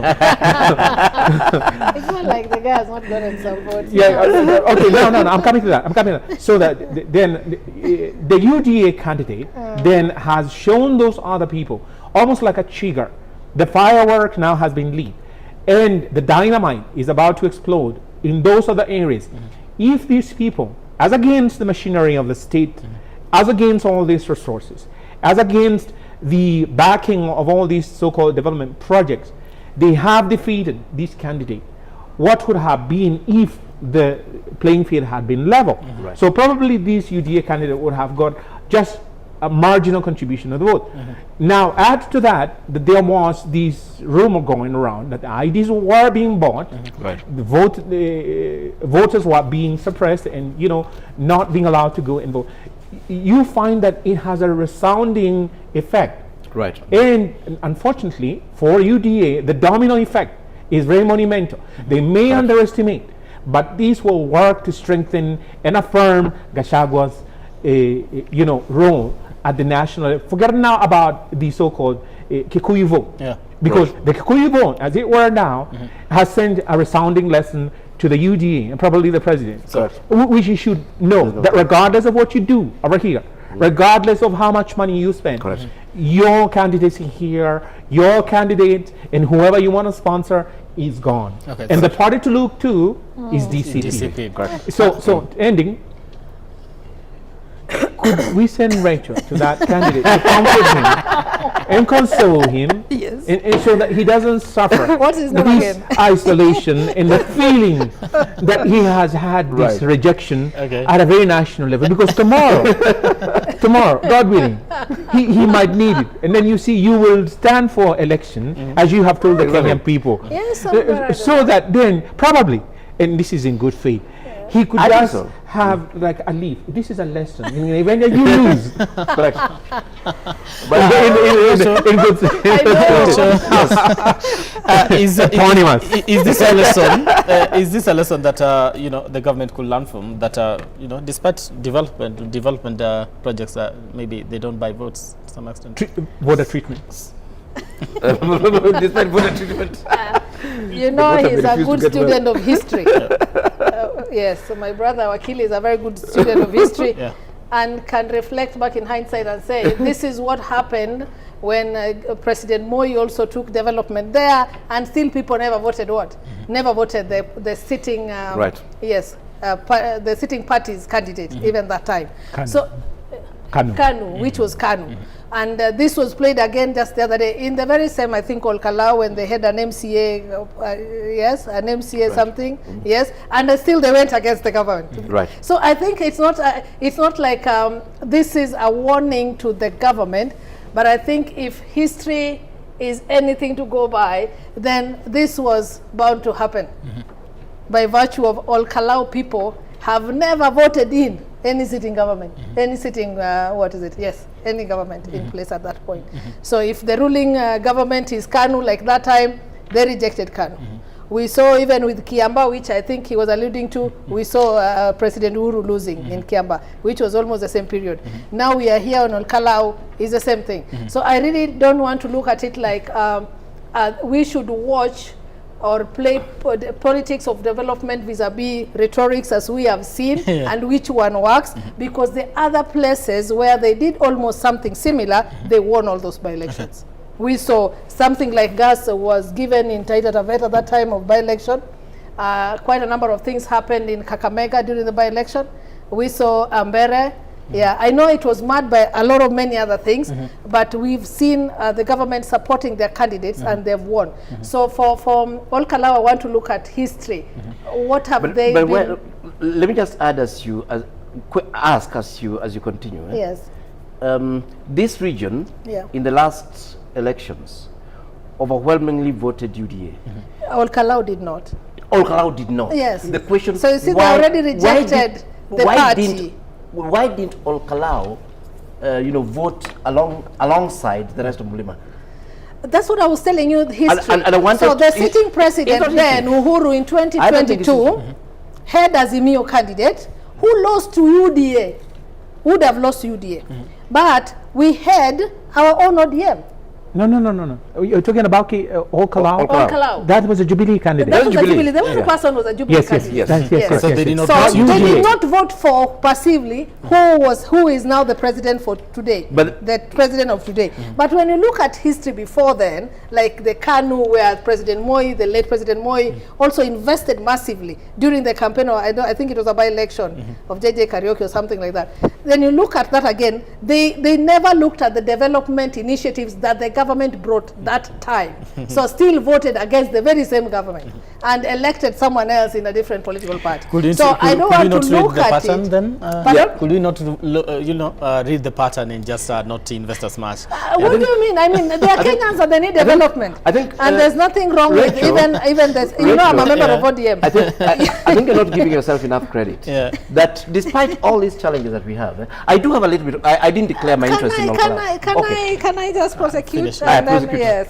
So I think even the political UDA candidate, they pulled a very good and strong case, and we've seen quite a number of people, almost close to 20,000 people voting for him. So we cannot say in its entirety that people really rejected him, know. But a win is a win in politics, especially when it is elective. Even if it is one person, that's why it is 50+1. It is a win. And if it is clear and like credible, like in this instant where we are not hearing people complaining of IBC having done ABCD as usual, then I think we give credit where it's due, that IBC did a good thing. But then all Kalau people, it is people now, political parties, to understand the politics of all Kalau, not replicating this to other places, because we have seen instances where the government has even opposition has pulled even stronger campaigns, but because of the development initiative in those areas, people have still voted in the government. So they have government candidate. So I don't want to look at it like Kinyanjui here is like, oh, no. No, there are people within Ol Kalau who still believe in this government, and that's why they voted in that candidate. And if anything to go by, it's a 1-1. Let me punctuate. It's a 1-1. Punctuate. So I think you missed the point that I was also making. The withering.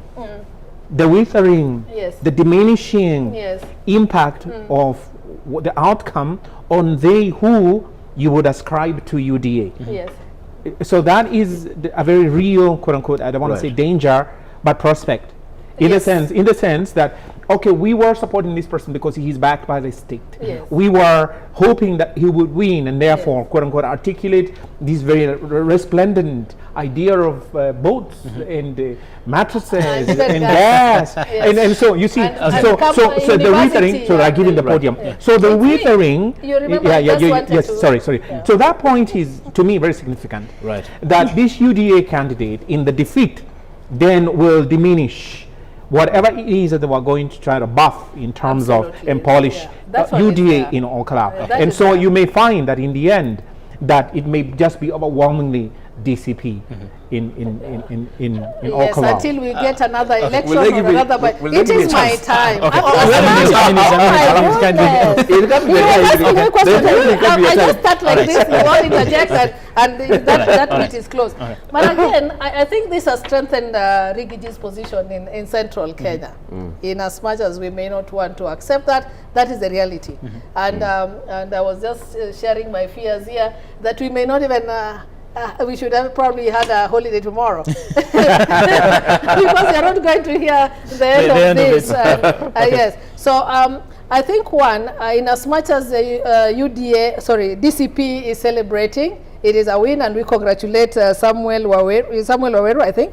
Sammy, Sammy Waweru, and then of course Samuel Njagi, you did very well. But then we shouldn't look at government initiatives as ways of just wooing voters all the time. Because when the government does some of these programs in other areas, we've had an outcry, including from DCP, what is his name? Rigi G, saying that why are you so focused, for example, in Nyanza?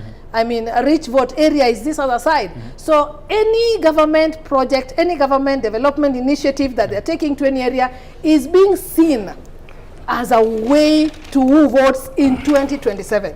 Whereas it is the responsibility of any government in place to ensure that they disseminate any development initiatives across the country. And that's why we keep talking about equitable sharing of revenue. That's why we keep government on toes on, we need roads, like I keep reminding the president, I need road from Bondo to Liunda, because we are Kenyans and we deserve this development. So let us not just say when the president is putting, or any CS is doing something, they are doing this with the intention of locking that area for 2027. Okay, we'll try to, you know, keep tabs on that particular area to see whether they're actually going to stick around for a month or two to delivering those development projects. The point I wanted to make was that, of course, I mean, sometimes in this complexity, I know we're arguing from one perspective, but I was going to make a bit of a declaration. It doesn't affect the election results. I knew Kerao personally. Who is Kerao? Kerao is the former... The late, yes. Oh, I thought it was of course, he was way ahead of me in school, but we both attended Alliance High School, so it was pretty bright. He was an architect, and we overlapped in the university. He left me there, graduated in '93, and got out there. My own thoughts of the man was that he was actually a decent human being. He was a good man. Those were my thoughts. And secondly, I think he's somebody who decided to be a politician and actually did the work. My thesis is that Kerao would have been elected regardless of the party that was in. Of course, he aligned himself generally, but he shifted from party to party. So KALOU elected him 3 times. Yes. 3 times. So what I'm actually saying is that actually sometimes it's also good to give Kenyans a benefit of doubt. That occasionally they can just identify a candidate and they feel that this is the correct candidate and actually elect the man.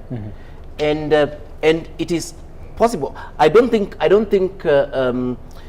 be quite, it will not be complete. Let me not say simplistic. It will not be complete to say unfair for the people of KALOU to say they always vote the opposition. No, I don't think that's fair. We know, and as I was saying, Christine, you're not giving yourself credit. We also do have some good people around. Rachel, sorry. We also do have some good people around who would actually get elected regardless. Of course, we know in Bondo, who kicked out, our MP was a Burodinga, actually. Who kicked him out? It was Ochanda. And I can tell you as a constituent there that the Bondo people actually felt Ochanda was better. And that's why they're voting him. They're not necessarily voting him because of goodies or the wealth that he had and so on.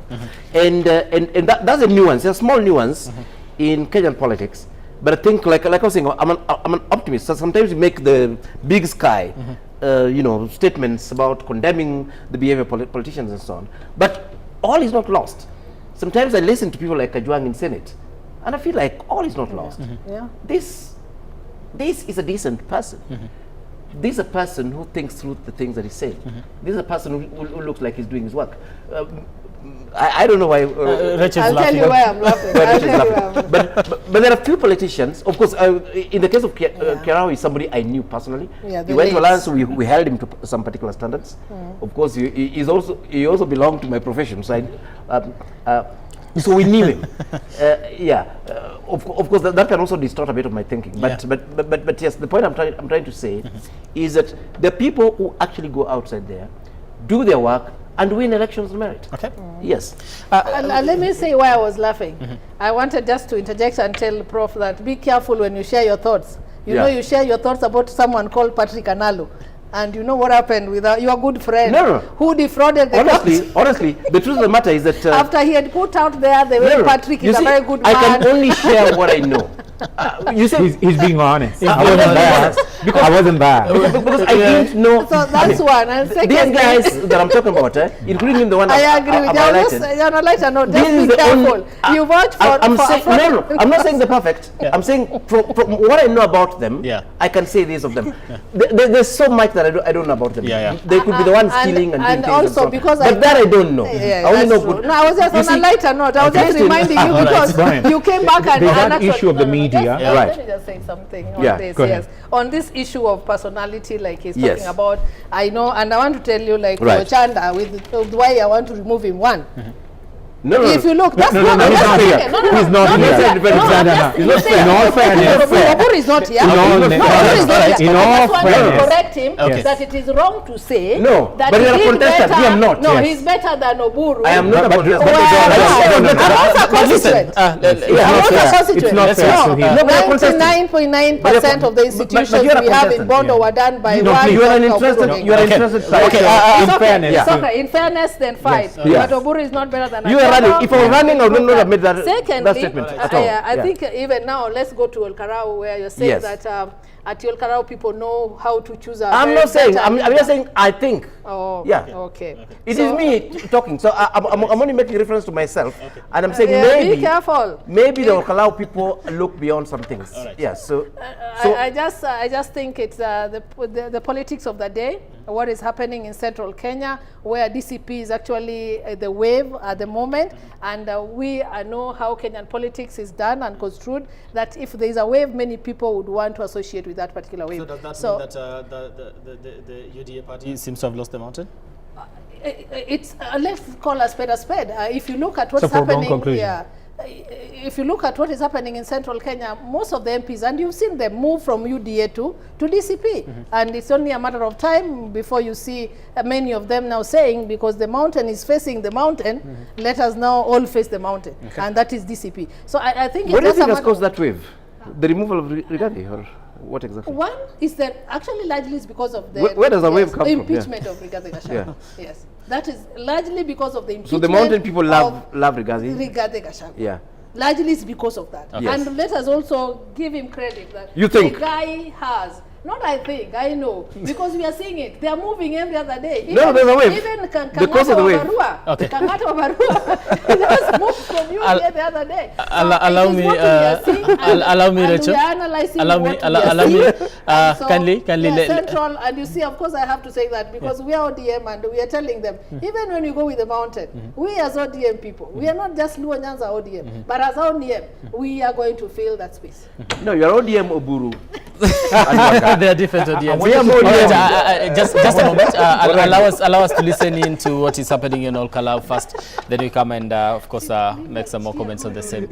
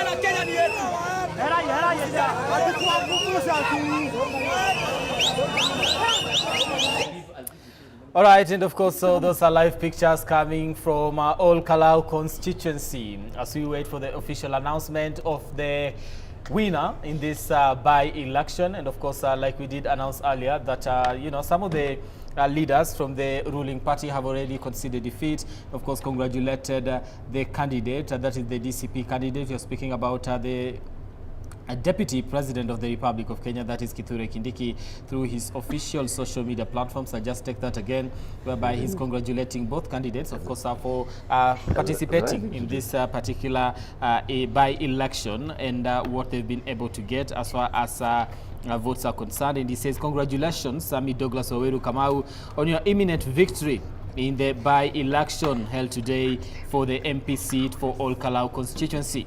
Unite the residents and serve them with all without distinction. Congratulations, Samuel Mushina, our UDA party candidate, for a good show and a mature issue-based campaign devoid of insults.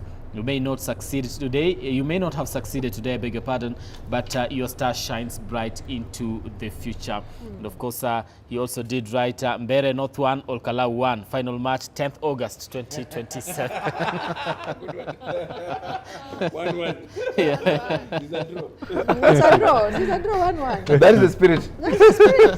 Mbere 1, Ol Kalou 1. Ol Kalou 1. Mention it 10th August. The final match will be on 10th August 2027. Harrison, as we touch on this and what it actually means for the country moving forward as far as politics is concerned, perception, I'd like us, before I come to that, we looked at it and said, or mostly people looked at it and said, it is the president versus his former deputy. Right. And also in that particular mix, we threw in the deputy president, that is Kithure Kindiki. Did they elect Rigathi Gachagua, or did they elect Sami Ngodha? Well, excuse me, if you watch consistently, the person who has been briefing the media, the person who has been out there voicing the candidate's position has been the senator and or His Honorable Rigathi Gachagua. Rigathi, correct. So, in a sense, in a very large way, the by-election has presented, allow me just to say, Gachagua, Honorable Gachagua, with the instrumentality of legitimate, a legitimate win. Correct. That has been grounded on an open, quote-unquote, unfiltered election.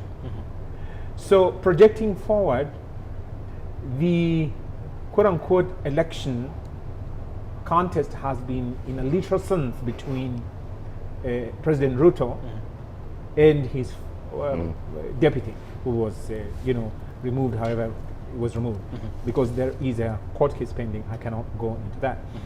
So since we have seen the voicing of the concerns by him as a person, and the people who have been backing him, that is Rigathi, and the ones out there, they're also offering the support to the candidate, you arrive at no other conclusion than that Rigathi himself has trumped and won against Ruto.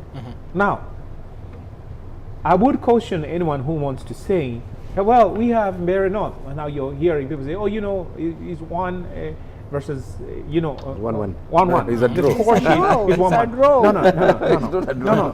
No. Why is this significant? This is significant on two fronts. Number one, this is nearer to the election than the Mary North. Correct.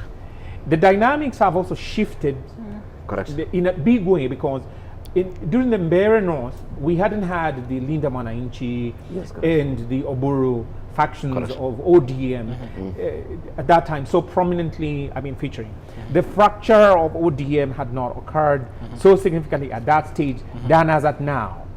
Thirdly, you find that now in Mulembe Nation, the Mulembe people are seeing the necessity to stand on their 2 feet, as it were, and they have disaffiliated themselves from UDA.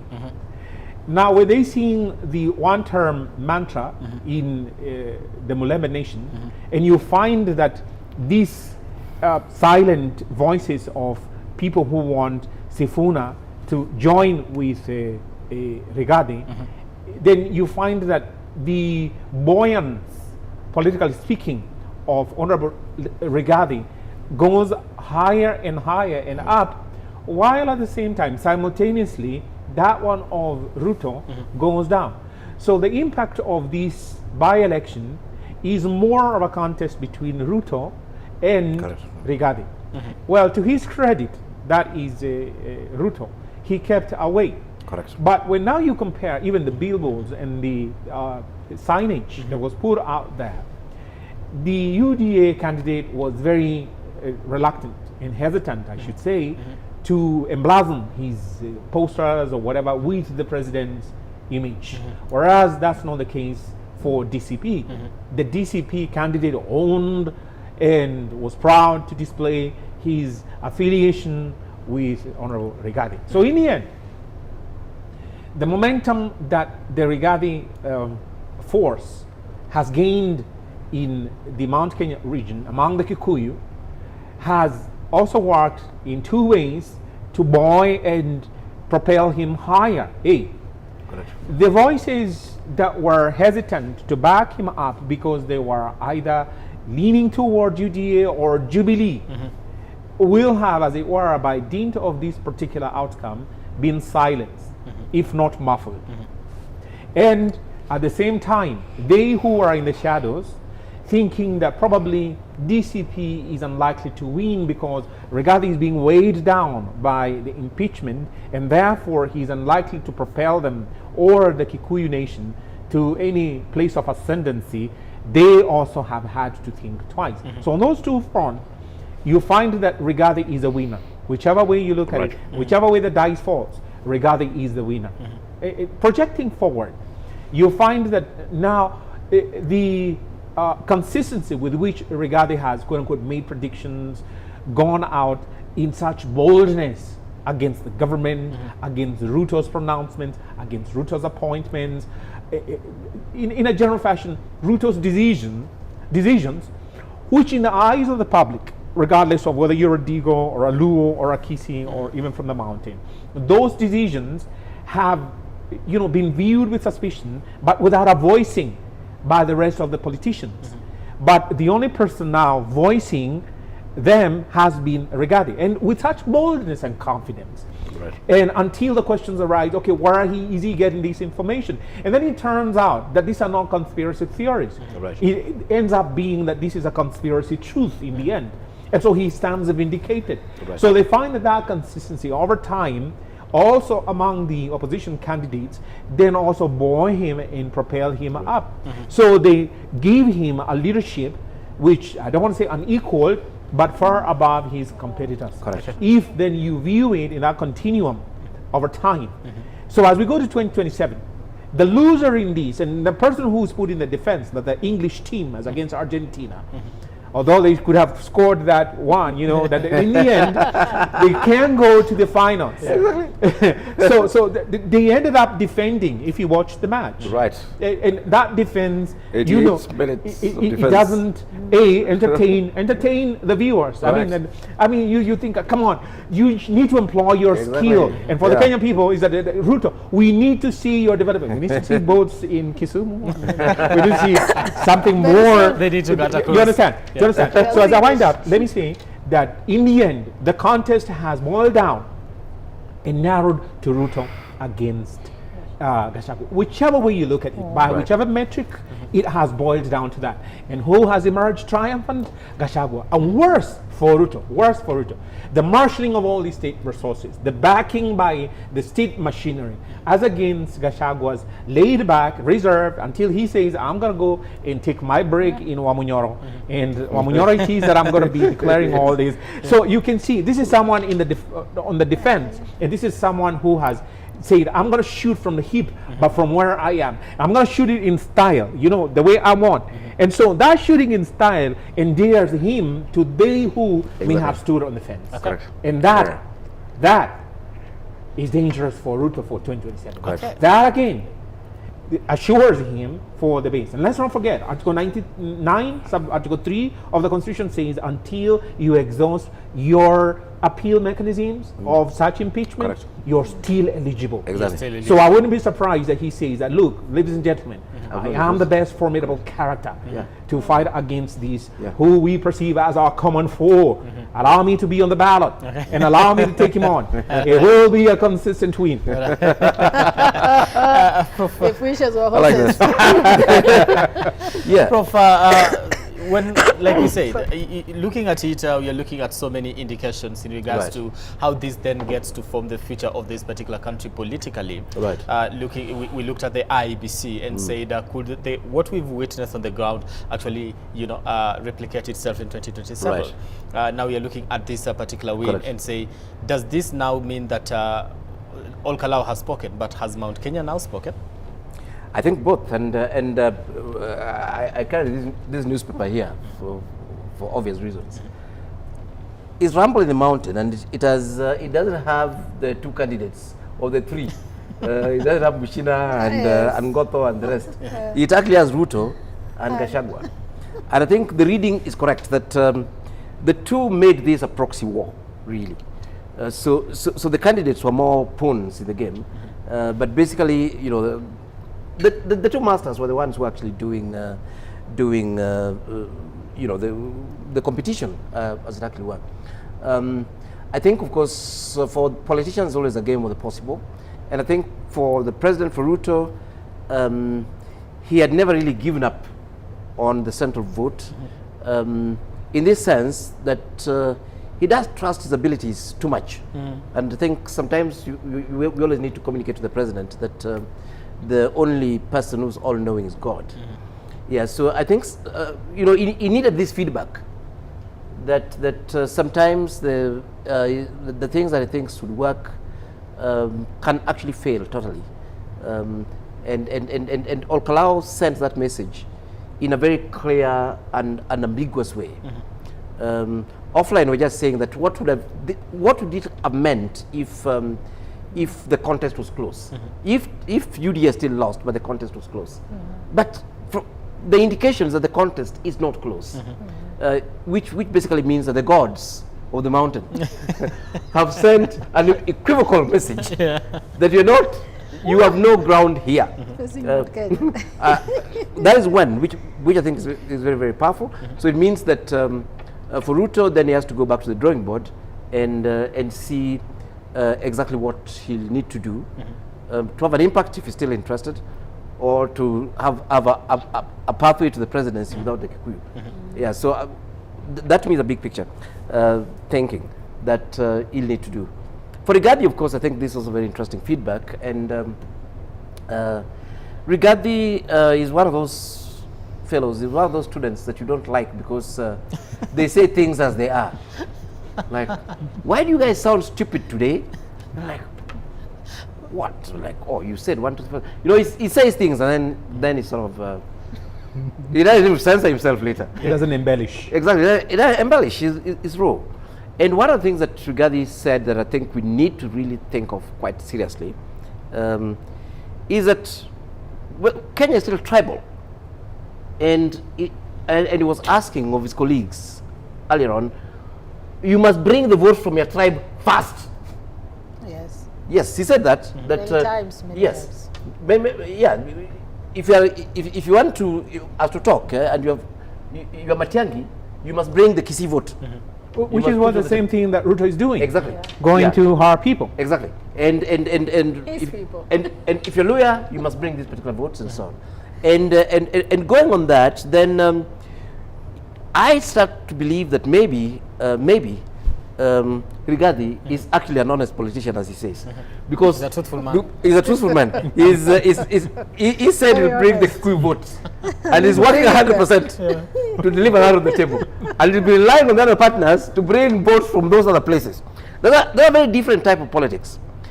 In this way, that he's not pretending to be this big nationalist, but he's saying, yeah, if you want to be a big nationalist, that's up to you. But the way Kenya is organized around tribes. So if we all bring our tribal votes and we guarantee them, then we can actually win this thing. And you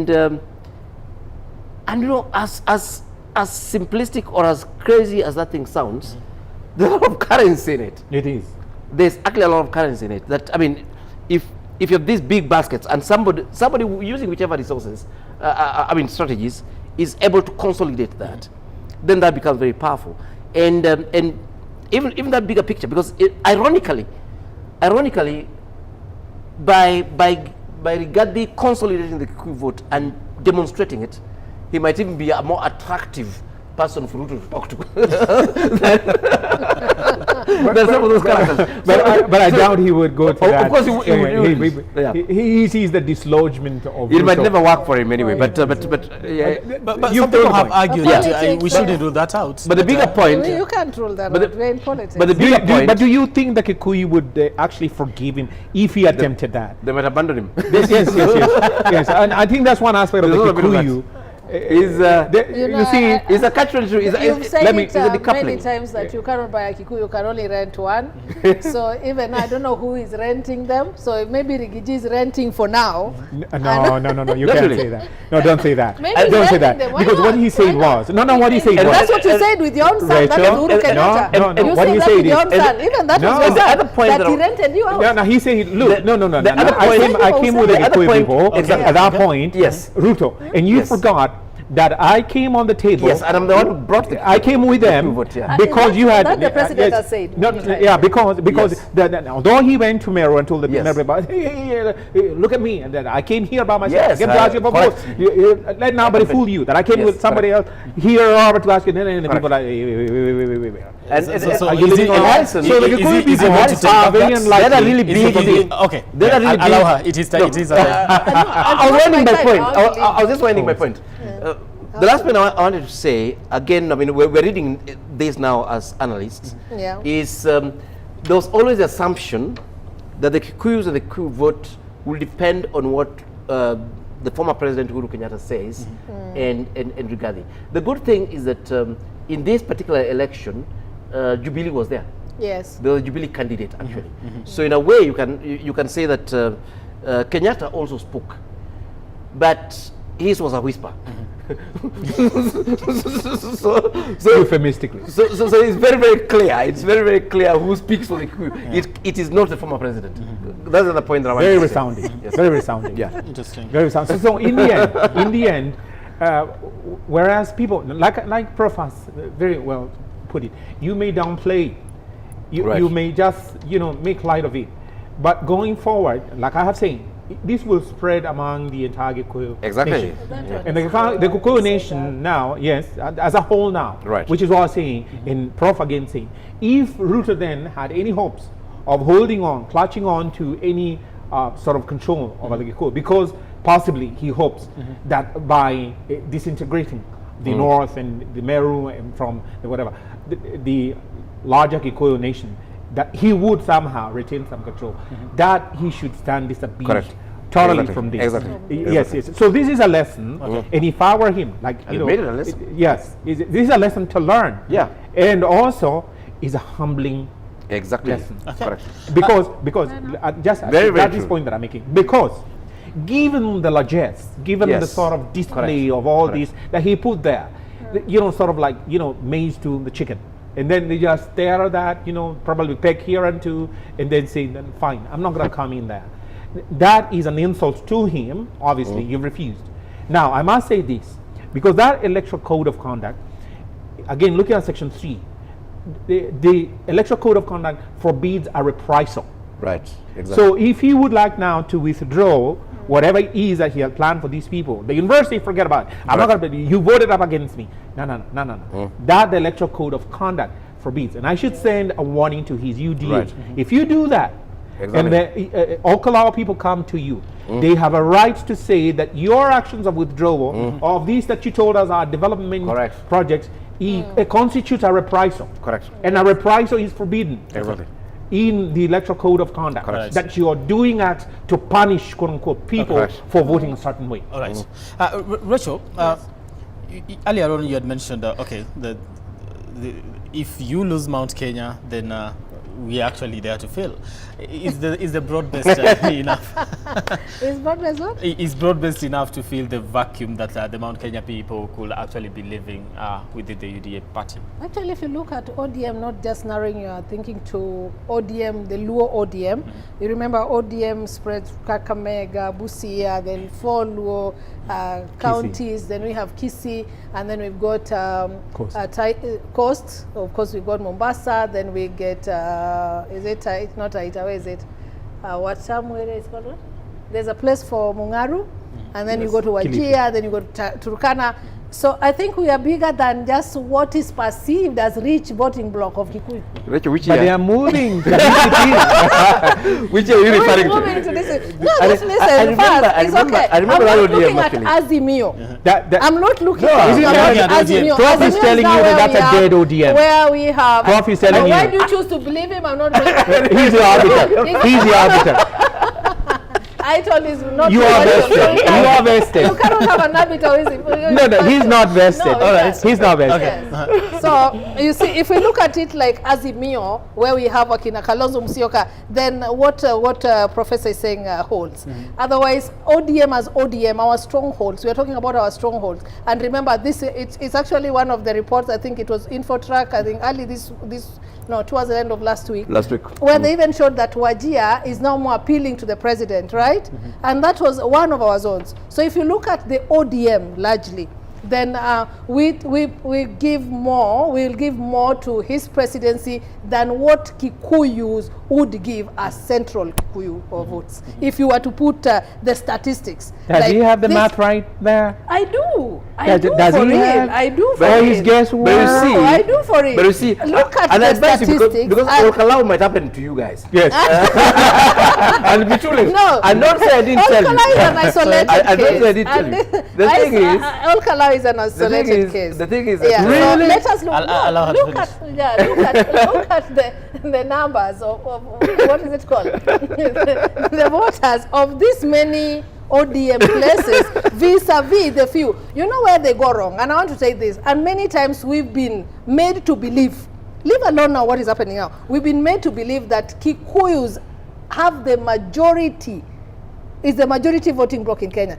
Because they add Nakuru, they want to add bit of Narok, they want to add they go by population statistics. I know you are talking about population index. Yes. That's why I'm bringing Nakuru. Nakuru is largely cosmopolitan. And why do they bring that into their voting bloc? But you see, like, Rachel, you can't run away. You cannot run away from the population statistics. That's what I'm telling as the you. largest Read the community. statistics today. Read the statistics. The largest tribe. Now, the largest tribe is Kikuyu. I did not say the largest tribe is not Kikuyu. Yes. Yeah.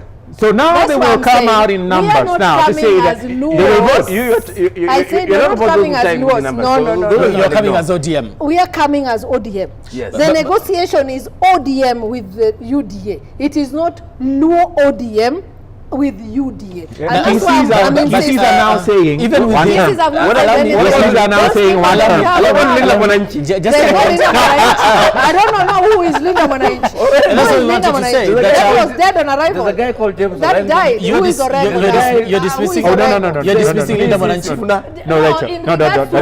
Already he's saying he's a de facto. No. We've agreed on the ground rules. No. We've agreed on the ground rules. Is that called his name? No. We agreed on the ground rules. Yes. That please don't say about anything about Brian when he's not here. No, Don't say anything about Prof. Okay. When he's not. His Yes. name was Okay. about him. So let's respect that. Correct. Yes. Let's withdraw about Linda Mwananchi faction. No. No. Linda Mwananchi is okay. He's a person. Person. Okay. He's just a person. Is that the people there? Yeah, so Linda- if you look at the Linda Mwananchi, And don't these be are dismissive. individuals.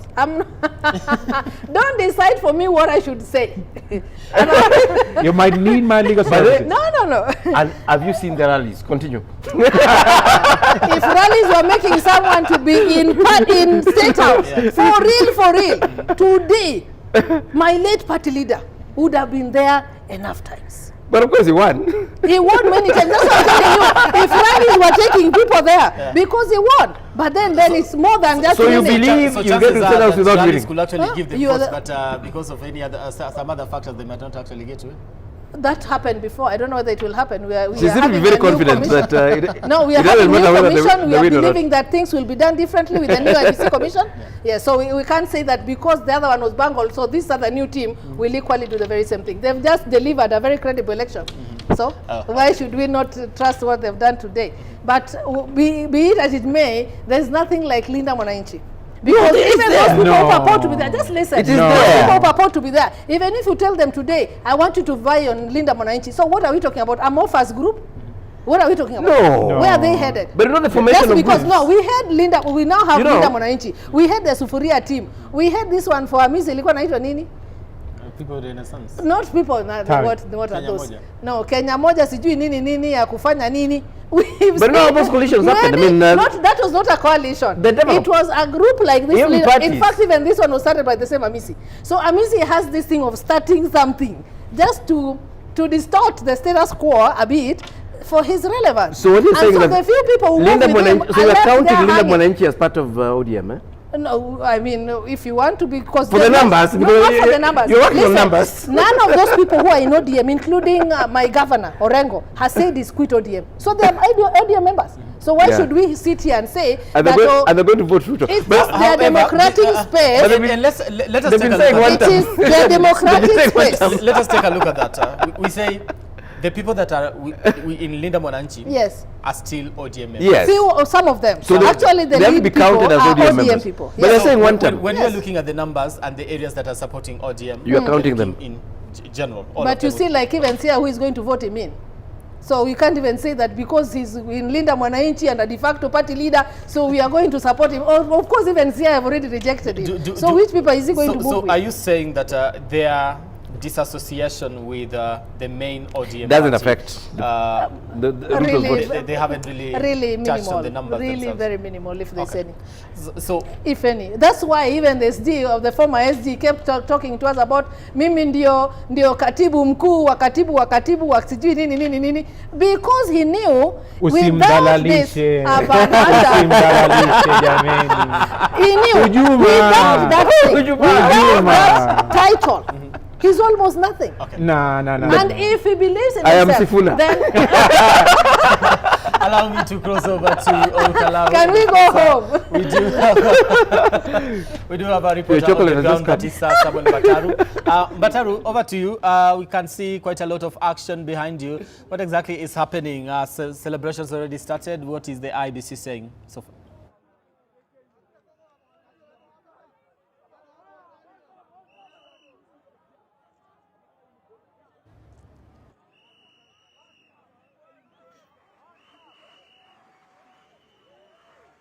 Nyandarua County.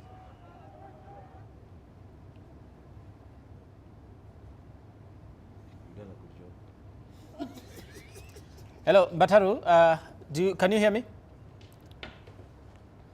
All right, we are trying to get some Bataru. Of course, you can see him behind my screen here, ready on the ground to try and bring us up to speed with exactly what is happening on the ground as far as these by-elections are concerned. Of course, we're just waiting for the official announcement by the IEBC, and I believe right now he can hear me. Bataru, if you can hear me, I was asking, what is the latest at this particular hour? Earlier on when he spoke to you, just saying quite a lot of excitement, especially from the residents of Old Kalau, some of them already announcing who the winner was. Is it official now from the commission?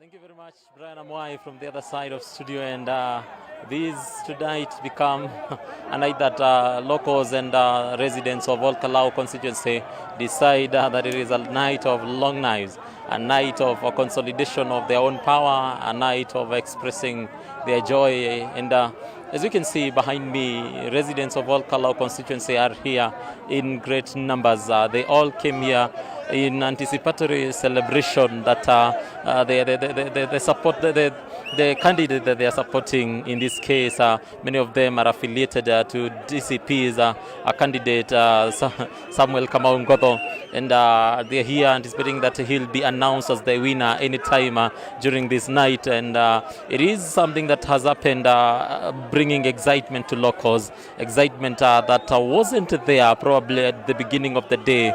It was a day that they didn't know what the day will culminate into. Speaking to many of them since the time that we came here, we understand that some of them are in real excitement because of the result that they have seen in the specific streams or in the specific polling stations in the polling centers that are in this constituency. And I understand that many of them have seen Kamau Ngoto to be leading by a firm margin in the provisional results that have been there in the streams, and this is what is giving them the reason to celebrate, anticipating that that the entire process will end with him being announced as the winner. And right now we can see some of the politicians who acted as also as agents for Kamau Ngoto also arriving here, including Sarehe, Member of Parliament, who was here and who really brought up who made many youths to come all the way from town to this specific place where we are right now. We are outside Old Kalau Secondary School. This is the main tallying center where all the results that have been gathered from all the polling stations and all the polling centers are being brought. And in this station we will see the tallying happen here. It's basically addition, the bringing together all the polling center and the polling station results and adding them to bring up the wholesome number or the final number, the final statistics of who has won, who will be the second, up to the ninth candidate, owing to the fact that this contest has brought together 9 contestants, the main contestants being the DCP candidate and also the UDA candidate. We've seen some we would say politicians or some leaders already expressing interest and expressing boldness and courage that they will emerge as the winners tonight. But at the end of the day, the person who holds the key, the person who holds the final word remains to be the IEBC, the Independent Election Boundaries Commission. And this is in reference to the returning officer whom we interviewed yesterday, Mr. Moher. And we will be waiting up until later in the night, probably up until 12 midnight, or even to extend, because we have seen All Kalau constituency register a very good turnout today. In the during the 5 p.m. briefing by the IEBC here at All Kalau Secondary School, they briefed us that by 1 p.m. today, that 38% of residents had come out to vote, and they had expressed the interest in choosing or in electing who becomes their lawmaker or who will represent them in the National Assembly. And being 1 p.m. Being that 1 p.m. that 8% had already registered and had already exercised their right to vote, we expect that by the time that it reached the closing of the whole exercise, probably the percentage had risen probably to about 40% or about 50%. And as I had stated earlier, we were earlier informed that this is one of the biggest, this is one of the highest turnout that has been witnessed in this place. Remember, there has been general elections that have attracted even lower numbers than what has been today, a by-election that emerges to be even bigger than a general election. We'll continue speaking to residents, speaking to locals, and following up on them. Earlier today, there were fears that there may be a conflict between the residents, between the citizens and the registered voters of this region or this constituency with security bodies. But what we have witnessed is that despite there being some rough patches during the day, where we witnessed locals being in conflict with, especially with the plainclothes policemen who had worn balaclavas and who had already concealed their faces. We saw there was a really serious contest in which we even saw some tear gas being thrown to the protesters, not the protesters rather, but to the large crowds that were outside the polling centers. But right now we cannot see the masked men, we cannot see the masked police officers, but all we can see is the policemen who are in uniform, who are not really attacking the locals, but what they are doing is that they are controlling the crowd. We are just about less than 20 meters from the gate of All Kalau Secondary School, which is the main tallying center, and I believe that the main intention is to ensure that they do not get to interfere with the tallying of votes. Probably ningetaka kuongea na some of the people, ningetaka uongee tu na K24. Mimi naitwa Maseno Gari wa chama cha DCP. Hata kama tulipita changamoto, kwanza mimi nilikuwa nimeshikwa na wale wa kufisa uso na kijana wangu akashikwa na msichana, lakini ushindi tumeupata. Hallelujah. Thank you. Right now, I think we'll get back to studio because we see the celebrations are here with us. We just leave it at that. Back to you in studio, Brian Amoy.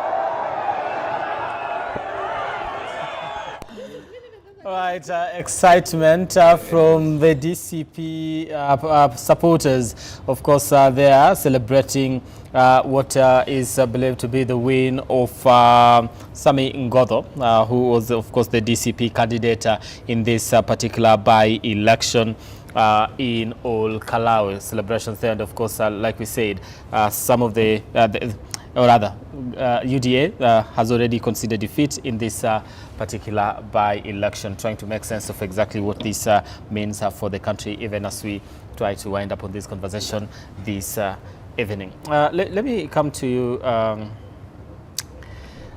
How, and I know we've looked at it in a general perspective and tried to touch on it at an individual level on exactly how this could actually mean for what would happen in the next general election. However, let us go back to the process itself and the campaign and what we witnessed in the campaign, some of the chaos that we witnessed today, and whether that should worry us as a nation, even as we celebrate the win of Sami Ngodho. Thank you very much. Excuse me. I think again, the IEBC did not assert itself early enough during the campaign upon the declaration of the vacancy, and so therefore threw wide open the door for anyone interested in the election to come forward, and they should have been very adamant, very clear from the get-go that look, these are the rules, and the playbook is this and that and that and that. You dare step outside of that, we will not only take action against you, but we will disqualify you. Now these are the guardrails. If you step outside, you will roll over and we won't have you. So the assertion of the IEBC's authority, in my view, from the commencement of the electoral period in KALOU, was never asserted, never enforced, and therefore this laid-back, laissez-faire attitude is what led to the government, the UDA wing, thinking that they could go and, you know, camouflage this bribery as treating of voters. It shouldn't have happened. It couldn't have happened. And my take is that had it been nipped in the bud by the IEBC, going forward, it would have provided an example that look, any election, by-election, main election, you do not play those shenanigans. And by doing so, in my view, it would have achieved two things. A, asserted the authority of the IEBC. B, engendered, built, grounded, and rooted the faith of the people in the IEBC much more than has happened now. Well, in the end, the tinge of faith that people have is more, probably in KALOU, is more because of the volume of the votes for the winner than actually the process leading to that. Yes, so the vindication of the IEBC to me is incidental to because of the vote. And so going forward, I think the IEBC ought to assert itself. And I need to say a very important thing, because I would like to read from the Electoral Code of Conduct about media houses and the role of the media that the legislature that has given and accorded to media houses. And it is a lamentable issue and a very saddening issue to speak about, that someone from NTV, that's what we were told, or at least spread in the public domain, that one of the media houses was attacked, that their equipment was either confiscated or destroyed, or somewhat they were hampered in their fulfilling their Article 34 rights. This is very unfortunate, because the Electoral Code of Conduct states this, and if you allow me, I read to your viewers. It says that every registered political party, now includes the one in government, referendum committee, candidate, and agent, A, shall respect the role of the media before, during, and after an election or referendum conducted under the Elections Act. And it says may not prevent no political party, no agent may prevent access by members of the media to public political meetings, marches, demonstrations, and rallies. And now this is fundamental in C, that every registered political party, now UDA for instance, shall take all reasonable steps to ensure that journalists are not subjected to harassment, and we saw that, intimidation, and we saw that, like keep away your camera. This rolling off of the camera is not embellishing the election process in any way. What they're doing is recording for posterity, for the information that Kenyans are entitled to. The right to information is a right entrenched in Article 35 of the Constitution. Now, that right to information cannot be impinged or otherwise compromised in the manner that we saw. So the intimidation here is unconstitutional and is illegal. So no journalist shall be subjected to any hazard, threat, or physical assault by any of their representatives or persons who support the candidate or political party. So given and granted that the UDA is the ruling party, and therefore the mandate of the police and the direction they are under the Inspector General of Police serving in his capacity as someone in the security, the executive as it were, that is a violation. So going forward now, as we go into the 2027 election, the respect for the role of the media in documenting what is going on, in my humble view, it is an appendage, it is an addition to the constitutional imperative to have a transparent election. Correct. And one which is shorn of violence. Because then if we see that, wait, where are you getting these allegations that there was violence? We are seeing it. Live transmission, for instance. Correct. So that negates, it totally refutes any insinuations that are contrary to what is happening on the ground. So the role of the media should not be downplayed. And it is entrenched now in the Constitution and in the law that that role should be protected and shielded from the sort of intimidation that we saw. Lastly, the use of the media by A or B or C or D can no longer be said to be the norm. Why? Because today you have social media, you have people who are using their own cell phones to then transmit live even on social media platforms. Whatever is going on there. So the attack on specified journalists who are bearing the IEBC media badges, that in itself is a direct transgression of that provision. And it is a very sad thing, lamentable, I say it, and I repeat, to see it happening and going forward, it shouldn't be something that is even being uttered or contemplated. So this is a warning sound to they who are in government, who think or who want to think that using the narrow playbook of trying to suppress information or that people shouldn't see what is going on or be informed, it shouldn't happen. It shouldn't happen. We should all strive for a credible election. In a minute, is there room for litigation with everything that has happened for anybody that does not agree with how it has been conducted? Some of the abuse of law that, like we've pointed out in this particular show ever since we started, that we witnessed. To lament about the process against the IBC or to seek to overturn the outcome? To seek to overcome the outcome. To overturn the outcome, it's impossible. Why? Because those do not, as it were, unless you demonstrate that a large swath of the electors change the result were somehow prohibited by that particular action, for instance, of the breach of the code of conduct. That then we say that, well, the UDA candidate, by whatever margin he could have won, that swath of people were kept away from casting their vote for him on account of those breaches of the Electoral Code of Conduct or the Constitution or the Elections Act or now the Campaign Financing Act. The Campaign Financing Act could even act against the UDA in a large measure. Because then if it is demonstrated on an independent petition brought about not to overturn the electoral outcome, but to now bring in the breaches of the law during the election that go now to the principle of the rule of law, that we are governed by the rule of law. And if the law told you, do not clamber, do not go beyond this point in terms of your campaign funding, it needs to demonstrate that UDA actually did so.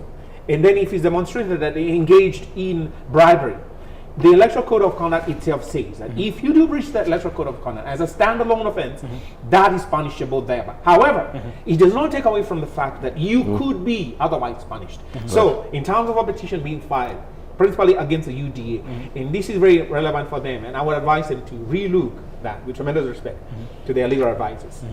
The disqualification of UDA as a political party going forward because of the breaches of the law that can be documented, that can be actually utilized as documented as evidence against them.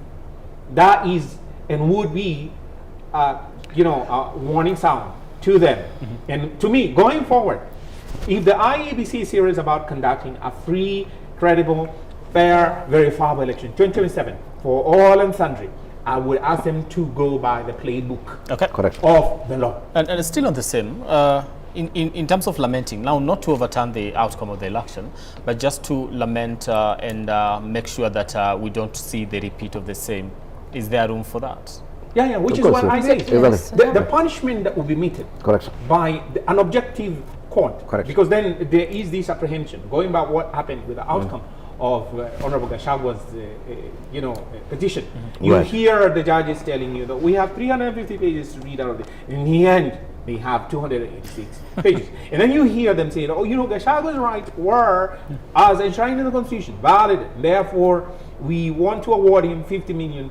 But as to reinstate him, we can't. So the faith in the Kenyan, that the Kenyan people have in the judiciary then somehow was softened by that, and many more actions. So it may be that, look, if we have judges who are willing to say, I am going to abide by my oath of office. Correct.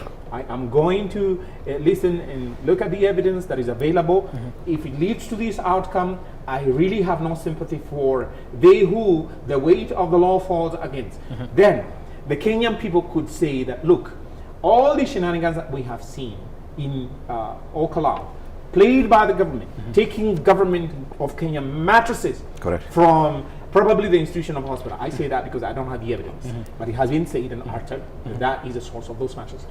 Then offering people, Rachel seems to be amused by that. Then offering people cash that we can see and witness in an act that amounts to bribery, against quite the Election Offences Act, against the Electoral Code of Conduct. And we found a judge or judges who say that, look, the law is blind to the perpetrator. No one is above or beneath the law. We are all equal on an equal pedestal, as espoused in Article 27 of the Constitution. And I would like to give the Kenyan people the protection of the law. Then he says, or she says, or they say that this is a verdict and this is the outcome. Now, there's only this one outcome that I can see as explicated and stated in the law, that UDA stands disqualified from offering any candidate taking part in 2027. If that is the outcome, and a judge is willing to say that that is the outcome, then I will be happy that we will go to a clean election. That we would in fact not be in this vacuum of expectation that, wait a minute, someday, somehow there will be sunshine, this frozen tundra of some place, but we have now the sunshine that has come upon us. All right. Prof, what lessons does the government pick from this, and also just the opposition and the whole country from all KALOU moving forward? Should the government be looking at it and saying one term could actually be inevitable to some extent? Actually, for me, the bigger picture that we really need to look at is basically the threat to our democracy. Through through all those things that we were highlighting before. I think God loves Kenya. Let me put it that way. Because if this election was close, I'm telling you, we will not be seeing the pictures we're seeing now. If this election was lost by, say, 5,000 votes or 2,000, we will not be seeing the pictures. We'll be seeing fire. We'll be seeing fights. We'll be seeing very many things. So we're very lucky that despite all the transgressions that we did on everything, morality and the Constitution and against the people of Kenya, that God still decided that it shall not really be a 2-1 type game. It's going to be 11-0. Yeah, so it is very clear that although the referee could have been biased, but even if he could help them, this guy is good serious. So we're very lucky in that regard. But we will not always be lucky. And the bigger lesson for us is simply that, and I think Harrison started highlighting that we still need to push our democracy. We still need to push to have a situation where our institutions work, where we have faith in them, where people know. Where people are, in fact, the reason why these people are so happy was because they were not trusting the referee and they were not trusting the match. Now suddenly the results have come out. The referee is good. And the you can see the excitement because it's like a miracle for them, Yeah. So basically we need to bring back that sanity. We need to bring back the rule of law. We need to let democracy operate. So that, again, like I was saying, so that my 18-year-old daughter can go to cast their vote without worrying that they'll be beaten either by a goon or a member of a political party or by the police. But either way, they'll have to get beaten. So we have all those things to look at, and that's why and that's partly why we're saying that actually some of these things can be best expressed in a small election like this as opposed to a by-election. And of course, we're saying IBC should have taken advantage of this to basically tell you that, look here, we are actually in charge. We are in charge, and some things are simply not acceptable. That's how you deal with them. Otherwise, at some point, it becomes a pandemic, and then now it becomes a political issue even for them. Unmanageable. Okay. And it becomes unmanageable. Right. And at that point, you like we saw that IBC where Kivitu was in, where you could see that the IBC was no longer in charge of that whole process. Yes, so the IBC needs to bring back the I. In the independence. In the IBC. They need to bring in the I in the IBC. Otherwise, without that one, it is just BC. Okay. Let me ask you this. You say, to some extent, because a lot of aspersions had been, cast on the IBC itself. Right. That to some extent, some of the supporters of the DCP thought that this would be a bungled election. Right. That it will go to the government side. Correct. And already there was a little bit of an environment that had been created that the government is already doing too much to make sure they actually get to win this particular election. Is this a surprise to the DCP party itself too? Yeah, partly, but again, like I was saying, the big crisis that we've always had in this country and in many countries, if you have a ruling party that is not confident that they're doing the right thing, they always think that they're likely to lose. And what happens? They create a hostile environment. There's suppresses voters and so on that enables them to use the state machinery to win. And that's exactly the same strategy the opposition uses. If they think that this election they could win, but they're likely to lose it, they again also create the same scenario. So that then they can force government, after they've lost, they can force government to say, oh, we won this thing. It's only that the environment was actually extremely hostile, as it actually were. Yeah. So basically, what you're saying is that it's not just government that messes up the legitimacy of these elections. Sometimes it even comes from the opposition. So it's incumbent on the incumbents to ensure that the playing field is level, because that way then it legitimizes their win when they win, and also it demonstrates their maturity and their responsibility when they actually lose. Now on DCP's shock, it is there all over your screens. It is there. This euphoria is not normal euphoria for a healthy competition. For a healthy competition, just like casting the ballot, you'll be happy a little bit and then you go home. But then you can see, because we don't trust. It's like those matches where you're sure the referee is biased, and you're almost certain you lose because of the referee, because they're also powerful. And for some reason, you end up winning. So this is not necessarily a vote of confidence on IBC as such. It is the shock and surprise of DCP candidates that actually they could win. They could win and be declared winners by IBC, if the candidate actually wins. And that's what I'm saying, that actually God loves Kenya. IBC should take this as a whatever. Say that again. God loves Kenya. Amen.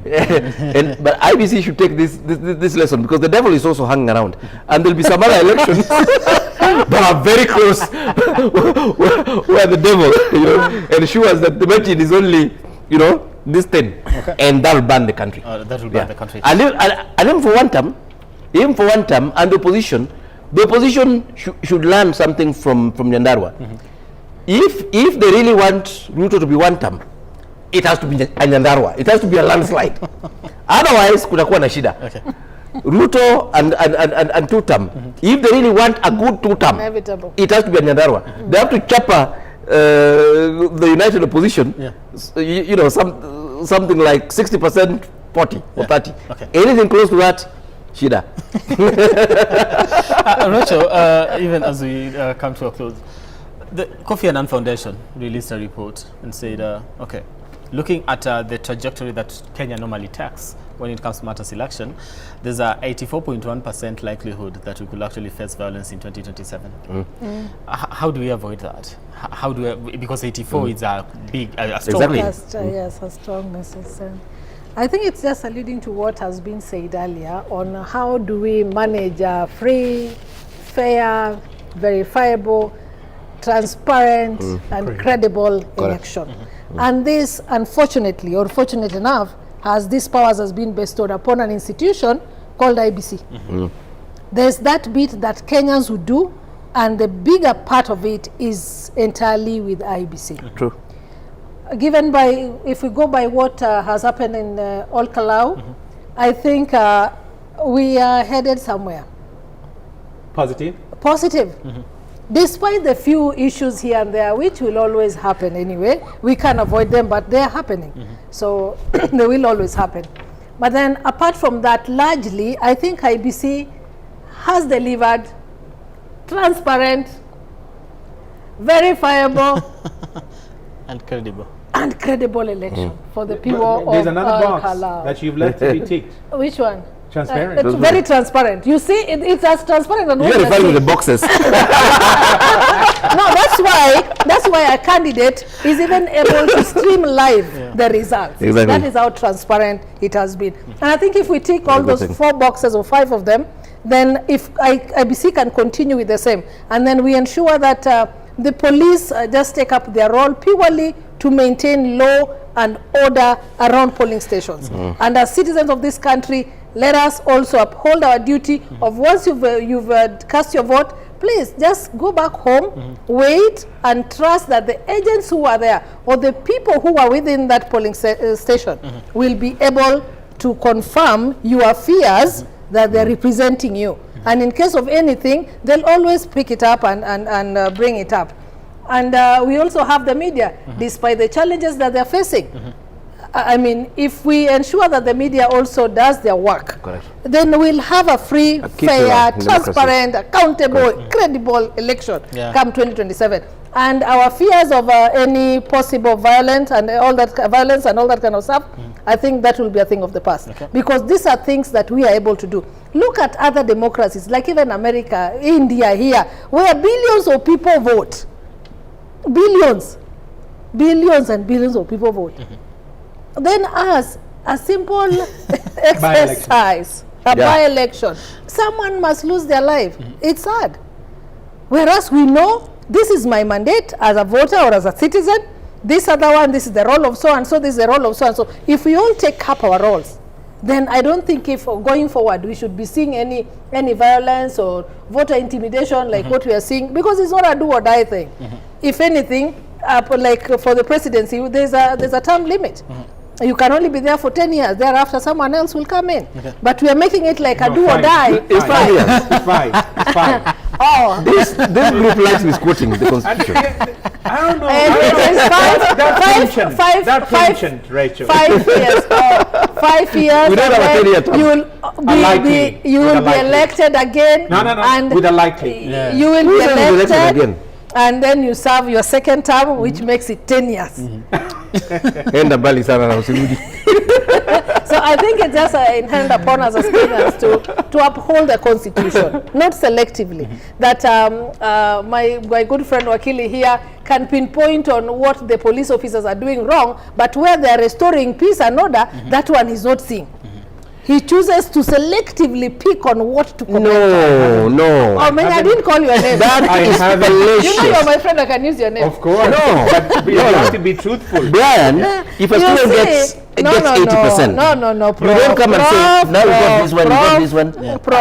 This one. We are taking, and you say, that is how we build. You work on where the student has failed. That is it's not that we're not seeing what the government is not doing. But we're not here to praise government. No, we are not here to praise. We are here to pinpoint areas where government can improve. In as much as we're not here to praise the government, but it is also good for us to appreciate when the government does something.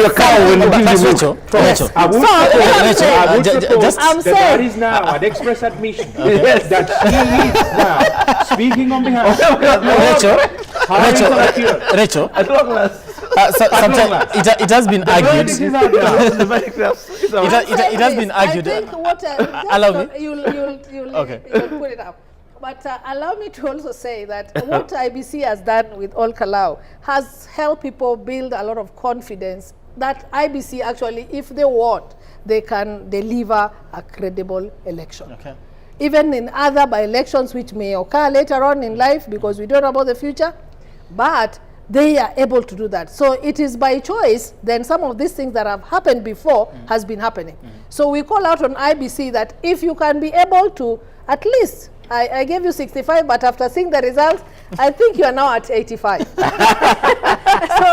if you can give such a credible results of a by-election, then we as Kenyans, let's just appreciate that which has happened good, and whatever we don't like what the harassment of media personalities or police officers, if the law strictly says we only need 2, we don't have to send 7 or 6 or 5, then we all uphold the Constitution and Elections Act the way it is and the regulations that supports it, then we are able to see even a more peaceful election coming in general election 2027. Before you sign on, Rachel, Yes.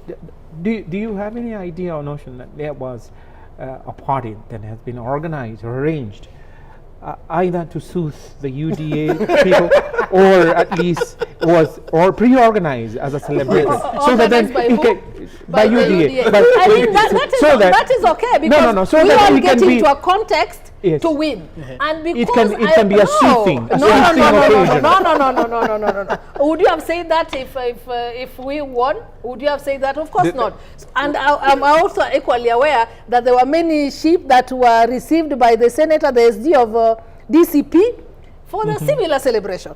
So why is it this other side is to soothe or whatever? You I'm asking. No, it's an inquiry. It's an inquiry. And when you are inquiring, you look at yourself first. What have we done differently? So you already had a pre-planned party, while your opponents are holding a pre-planned party. Then you are now having an issue. Should the invitation then be extended? Day of the UDA. Day of the UDA. To come over. We are even with you here. You've not even extended the point of celebration. Professor here who supports you. That is how mean you are. I do extend. Oh, please. Now you will not accuse me. That you have had coffee, courtesy of the house. We are still going to celebrate because we pulled up a very strong campaign. I'm not speaking for UDA. I'm not a UDA member. I'm an ODA member. You're in broad government. I'm in broad government. That's why I can speak for the government. Yes. Finally, an admission has been made. I can speak because we are in broad-based government. I mean, that's what I've been doing all along here. But I've been very and we couldn't figure it out. Now the cat is out of the bag. Spokesperson. So I could not. I mean, that's a big name. That's a big title. Imagine being called the spokesman, the spokesperson of the government. Okay. I mean, I took it up, and I think I've done justice to it. I hope they live up to the paycheck because they promise and they don't deliver. Oh, they promise and they deliver. Ask Gideon Moy. Ask Gideon Moy. No, Gideon Moy was ambitious. Okay. Oh, really? I wanted to you said we shouldn't call people. I withdraw that. I want to take your final remarks, but initially you mentioned that point out what the government has actually done that is good, even as you criticize. Yes. Most of the time we were like, there's a reason as to why we elected you and put you in office, and we are not going to congratulate you for doing your job. We didn't say congratulate. I said appreciate. So those are totally different things. But is it an appreciation? When you appreciate. Personal? Is it personal? No. I did not say congratulate the government for. No. I say you say appreciate. But is it appreciation personal? Your wife is your wife. She cooks for you. And then after making that sumptuous meal, we still expect you to say, "Mommy, baby, this meal was good." That's an appreciation. Which is personal. Yeah. It's the same thing. Because you see, it's expected of me to cook for daddy. But then, even after cooking for daddy, normally he doesn't say, "Hey, mommy, the food was nice. I loved it." It doesn't mean that you're congratulating me. You are appreciating someone's effort. Still, you haven't explained. You haven't taken away the fact that appreciation is personal. Because of the taste of the food to someone whose palate is you can choose to appreciate someone, you can choose not to. Before, when we just the Prof started earlier on, he appreciated the government work, happening in Yimbo, somewhere called... I didn't. You said they're doing a splendid job. I They're didn't. putting up a serious You say they're living up to their Now you're expectations. misquoting me. Don't misquote him. I said they are that, doing what they are supposed to If it was do. not good, if you are not appreciating, you would not have said it. No, no, no. Appreciation I does said not mean that- you have to say, oh, government, you are No. doing I'm able to now there's an access issue. that in itself you're is an misquoting me, and we're on appreciation. air. What I said was very clear, that the government has done that bridge, Yes. and it's very difficult to Yeah. convince the people on the ground Mm. that the government is not working. That's all I said, actually. Because the government is working. No. So Let me the tell you. people are Let me appreciative tell of you, the but- little gains All I- they're No, no. seeing. Rachel, It on a goes- serious note, it goes the back- pain Yes. of living Actually, every day. It actually goes back to For the average Something person. different. No, The let me cost tell of you. living is something different. Listen to him. They're Let me talking tell you. about the Let me development tell you, as somebody initiatives. who works on infrastructure. Yes. When I see it running, Yes. I feel pained. Mm. And I'll tell you why. Mm. When I see Talanta Mm. Stadium, Yes. I feel pained. Mm. When I was seeing the expressway, I Yes. was feeling pained. Mm. Why? Mm. Because those infrastructures are costing us 10 times what they should What cost they should be costing. And for That So you is see, the pain. But that's my pain. Mm. Somebody else who does not know the cost of that infrastructure Mm. will appreciate it. Mm. You see, and that's why I was using that particular bridge down there. That I was Mm. saying, look here, the local guy in Nimbo who sees the bridge is actually very happy. And it's none of my business to convince them that the bridge itself The is a good government thing. is working. But for me, I'll be saying no. Honestly, why on earth Can do I you go ask and something buy in line and- in relation to this, such that you just answer all of it? and it's the same people share nini. No, But nataka those kuuliza things- swali. Yes, Can I ask you uliza, something? uliza, Yes, uliza. in relation to what you've just said. Yes. So, as an architect, Yes. would you rather, and I'm not justifying the Yes. cost here, Yes. that people now stop appreciating when a bridge is done? If you've happened to go to Central Sakwa in Bondo, then you know how pathetic the road is I agree. from Agree Bondo 100%. all the way to Liunda Yes. and Uyawi and all that kind of Yes. area. So if today the road was done, Yes. devoid of the cost, Yes. are we going to appreciate the road and say, we don't want it because it is so costly, no, I'm I not don't saying like we what don't you've want it. done because it is Yes. so much, or we are going to say, we appreciate the road, however, the cost is inflated. Rachel, What you're are we missing the supposed point to do? Prof is No, making. I want him to tell me This is the that point. He has- is the he bridge has serving said- the people? he has told you. Has Let me people's- answer you. No, has Let me answer people's you. expectation Let me been answer met you. by the government? Let me answer you. Yes, has the people's expectation been met by the The government? family needs a car. Yes. My family needs a car. Yes. So I tell my wife that, look here, I'll work on our savings and then we buy a car. Yeah. So a car arrives. Mm. My wife is very happy. It's basically a basic Toyota Yes. saloon. These Kawaida ones. Mm. So my wife is quite excited. Oh, Alfred, I mean, you're a good man. Thank you you've for got this. a car and so on. Of course, we're thinking about taking our kid abroad. Mm. We're thinking about buying the cows. We're thinking about building a house in Bondo and so yeah. on. Yeah. So then my wife then asked me that, but Alfred, what about the house? What are your ideas around it? And I actually used 100 million to buy the car. Do you think she'll still be happy? No, we are Answer, family money. answer, Prof. You ask Prof. I want to answer Prof. Yes. And I Do you want to think answer she him. will- No, And in all I honesty. want to answer dancing him in and all sing and honesty. sing whatever. Okay. You Yeah. see, I said here, and I stated very clearly, No, not what you said. it's Answer in him. response to Yes. the question It's a that he has simple asked. question, but I give an yes. analogy of the car and all that kind of stuff. So the people are in need of The car. the car. Yeah. That is what we feel we need. Correct. That is And what with the family has and with your asked for. resources, the car is brought. Yes. With your resources. With their resources, the car is brought. Yes. At any given point, did you put your family down and ask the family, is it really the car or education first? No. You're diverting. No, I'm not diverting. It's No, either he's talking about why are you bringing the cost element? Okay, Because now you are not able to beat this. So what I'm trying to drive at is this. No.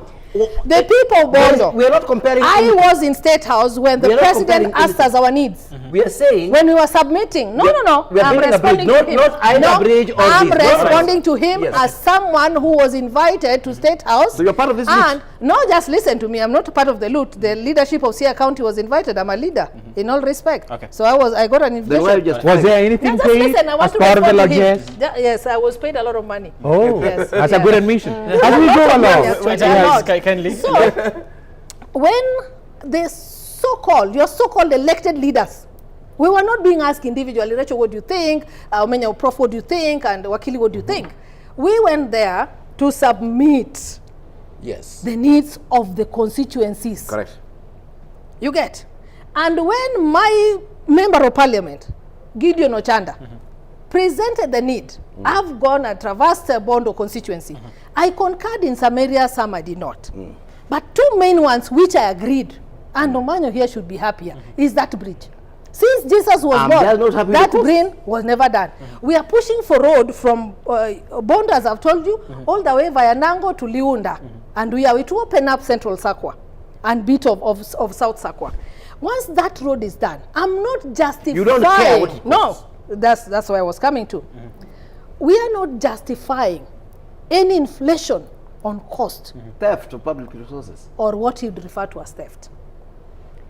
As someone who has been in this space as an architect, has he gone and said, I see him and I watch him a lot. In fact, whenever he's on air, I really want to listen. I really want to listen. Thank you for that. Because of his insights. And I've not heard him, even a single day, and saying, Mimi kama mkaji wa Imbo, because the bridge is in their area, is in actually their ward, that yes, the bridge will really help us and open up even local trade between Bondo and Budalangi and Busia area. Rachel, you have missed the point. No, there's no missing the point. At what point? We were talking about public participation and our contribution even as leaders. Is ridiculously inflated, and that's why I don't support it. Yes. No, listen and listen. Why don't you raise up these issues at the right point? I raise them up. Yes, at the right point. They have a caucus as architects. I think they have an association. And raise those things up. Yes. What stops them from saying this is not going to happen because me as Omenya professor? The expressway will raise concerns. No. Will raise concerns. No. When you There's no one who has silenced yeah, him. when you If you those did, concerns, what were the what normally responses? happens? There's no response. So it's But you have a court of law where you can stop an initiative. No, they still go ahead. No, How about the indictment? prove that one. If you went to court, how did they implement the process? In State House? No. How did they implement the process? Billions? This is a very listening government. No. Where did they? It is. They did. All right. No. If you went to court, tell us this was a stay order or this is what was stopping the implementation, then we can accept that. Now, but we cannot just come here and just you go to court and the government defines those orders. Which one? For this particular infrastructure, where this court orders stopping the implementation? Really? Produce this court order stopping implementation. No. Produce one in your final submission. Let me start with you, Harrison, in just about a minute. Final remarks on this whole conversation, and even just as we comment probably on what the future looks like for the country after this, they call it a landslide win to some extent. Yes. Very auspicious, I should say. The resounding win,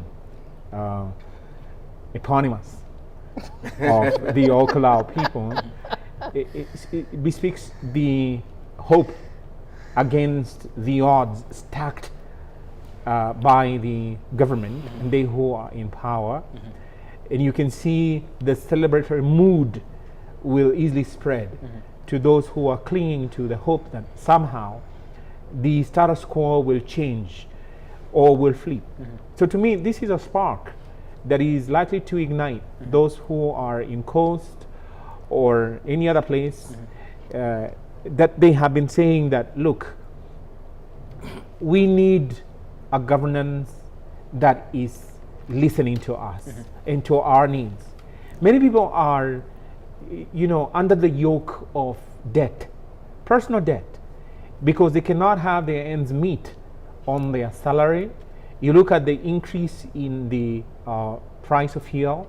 The government says that, the closure of the Strait of Hormuz has brought about the increment in the world market prices. But when the world market prices plunge or they at least go down, Kenyans do not experience that benefit.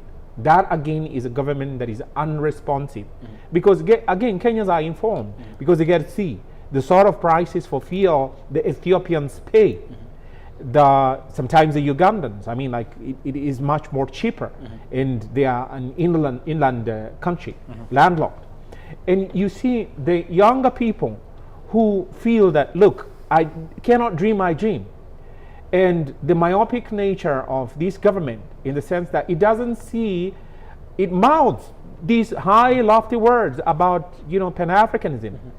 If they believed in what they say, and if they knew that Congo, for instance, has the riches of the world rare earth minerals, as they do, they wouldn't be sidelining Congo. They would, if I was in government, I would go to the African Union and I say, look, let us help expel these foreigners who are exploiting the coltan and the rare earth mineral mining in the Congo, so that we can then have Kenyans who will benefit as well as the other Africans. Right. So the youth need governance that will also enable their talents to blossom. Right. So going forward, I see this disenfranchised youth, these disenfranchised people, and the economically oppressed people because of the government policies. Out of this by-election, out of this outcome, they see a glimmer of hope that we, against the odds stacked against us,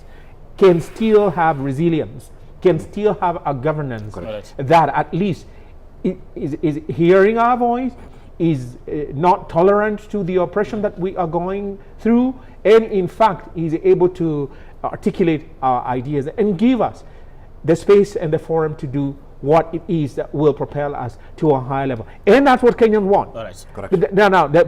Now you interested in Ruto's seat? At least I am not. Yes, I'm not interested. I'm not interested. All I want is a space. And I would like to help other people to clamber up to achieve their dream. So who told him that every time you hear criticism, someone is up against your... No, no, really. I mean, all that Kenyans want is to do business in an honest environment. Do not overburden them with taxes because you've gone to borrow loans to finance your theft. All right. Final remarks. Let me pick it up from there. that when you see those people dancing and celebrating and so on, it takes us back to what democracy was to deliver. And I'm building, I'm building on what Harrison has already highlighted there. That we are a country that we are in a state of hopelessness, by the way. You talk about our youth, a lot of them are hopeless. They look at the future and it's all dark.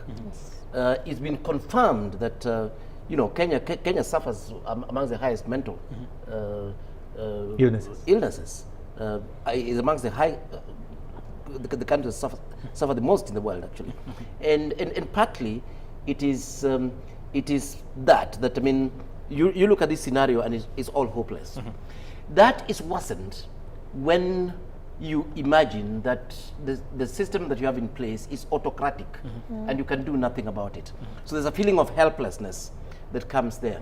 When Kibaki and Tim and our current president was in that group took over power in 2023, Kenyans were not the most depressed people in the world. In fact, they were the most optimistic and the most optimistic people in the world. When I see this, I feel happy. I feel happy because you see a bit of that glimmer of hope and a glimmer of optimism. That Kenyans can say, it doesn't really matter. These guys, we think they can go. If we don't like this system, we think it can change. If we don't like our leaders, we think we can transform, we can remove them because democracy enables us to do that. If we don't like, some of the ideas that are going on with government, there will be change. And for me, that is what I'm actually looking at and saying, look here, maybe the only thing we have in this country, I used to live out of this country. I came back to this country, believe it or not, because of democracy. Because I could say whatever I wanted to say, because I could be here criticizing my government and so on. So let us not destroy this thing. It is the only hope we have, and is the only instrument that we're able to use to aspire to the future. Those who are trying to destroy it are not realizing that they're actually trying to destroy our self-determination. Yeah, so it's very, very important, and we can use this as a hook. The institutions we're talking about can use this as something positive, where you know that it doesn't really matter. If I make a mistake in an election by electing somebody I don't like, in 5 years' time, I can always change my mind. And it's not always about me, actually. That also there are other people who are making this type of choices and so on and so forth. Okay. So we should actually appreciate our democracy and not destroy it, protect it with all our might. All right. And the constitution that delivers the same. Okay. Thank you. Rachel, your final remarks on this conversation. Wow, hey, it's been a 4 hour. 2 times. 2 times. And if you are there and you are a supporter of the government and broad-based government, please, that is not the end of the road for us. That was an isolated case, and we still believe that we will win. Yeah. But just an observation on KALOU, even from the photos, you'll realize not very many Gen Zs came out. Maybe it's just my observation, but this speaks to especially quote-unquote Linda Wananchi team, Wakina Prof and the like, who believe they can fully depend on these young people. I think if what we are seeing in KALOU, we are supposed to go by that, then I think they've already lost before they begin. So let's not, I think in those civic education that they were talking about, let us teach our young people the importance of voting, so that those bad leaders are not elected because someone did not vote. Because when they don't vote or they don't come out to vote, then they elect that wrong person that they actually did not want to vote for or did not wanted to vote against. So that is one. Secondly, I think I'll still speak to my IBC that please, as Wakili has said nicely, we are waiting for that report, and may that report guide the IBC on how best can we improve on delivering to Kenyans a very credible election. And besides that, that will also help Kenyans really have a lot of confidence in whatever IBC does. But if we continue, if they continue covering things up, then Kenyans will continue to lose more trust and more faith in the institution called IBC. And come 2027, it will be very, very difficult going forward for any position that someone wants. Yes, that would be my parting shot. And thank you so much for this opportunity to tell Kenyans that the government is working. With full disclosure. Thank you so Thank much. Of course, has come to life now. A newly appointed government spokesperson. Wow. Bring the Gen Zs to vote. Okay. But remove your goons. Okay. And the Gen Zs, the ones that shoot Gen Zs were not included in the We are current about to start register. another They were using conversation a 2022. But Gen Zs were there even Okay, before. should I extend the time? We end at No, 20. no, no, Of course, they think shooting Gen Zs is a sport. No, Shoot we've them on the said legs. any level of intimidation, with it shooting, voter bribery, or whatever people do to scare away people. That one we are calling out, and it is wrong. Rachel Omolo, thank you so much. Much appreciated for your time here.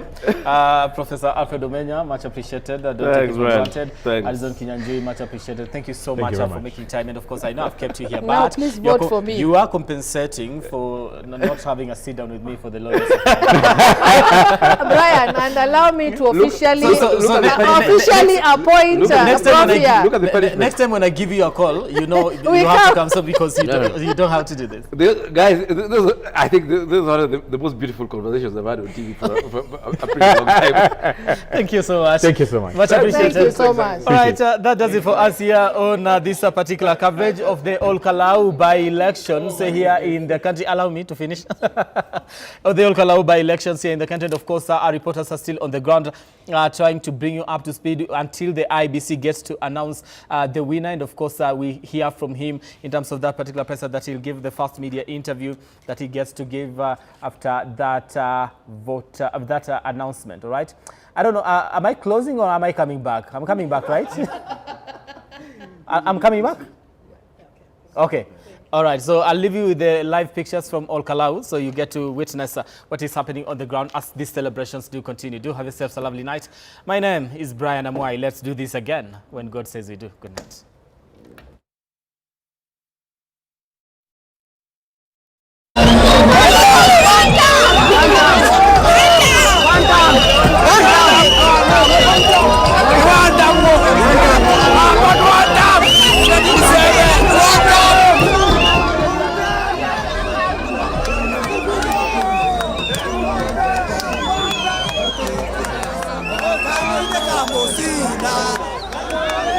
Nakazo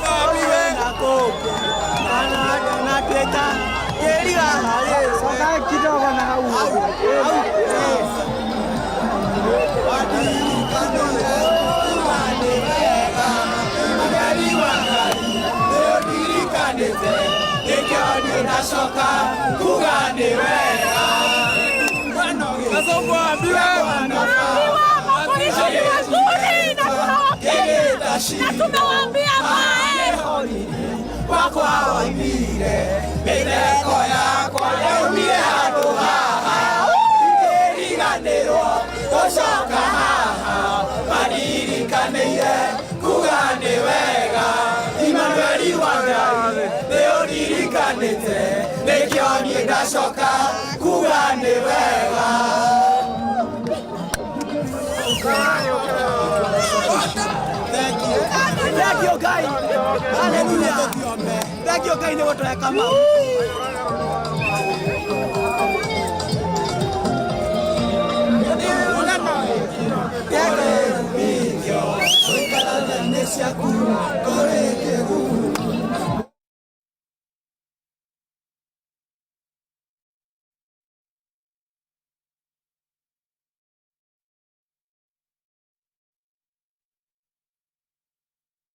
Our shared experience. K24TV. Our shared experience.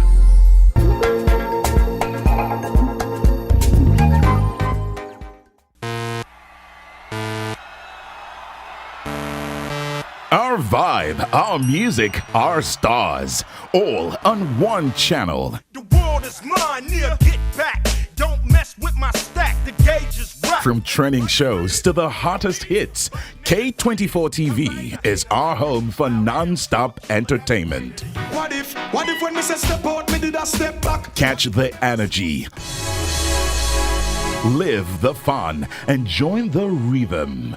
Turn up the volume on the new K24TV. K24TV is your home for non-stop entertainment.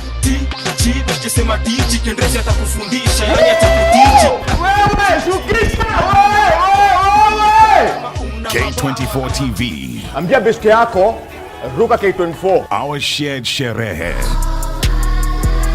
Our shared experience. Some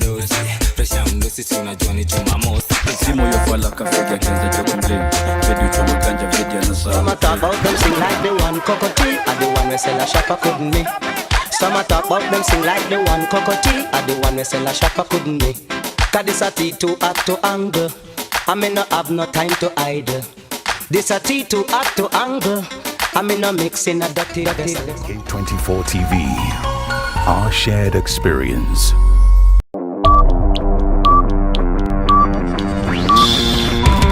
It's now time to enjoy Hookup Legitia Entertainment.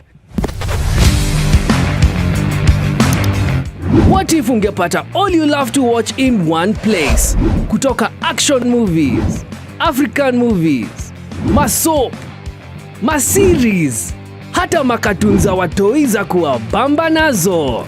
K24 Plus ndio Hookup Legitia Entertainment. It's available on all your devices kwa Android TV au Apple TV yako, lapi, tablet ama tenje. Download sasa hivi from Play Store and App Store. Oh yeah, it's 100% free.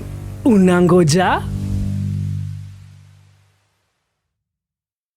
Thank you for watching K24. We'd love to hear from you. Hit us up. Let us know what you need, what you don't like, and why. You can reach us on Facebook, X, TikTok, and WhatsApp.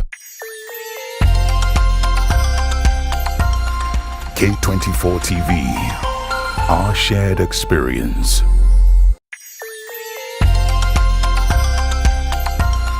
K24 TV, our shared experience.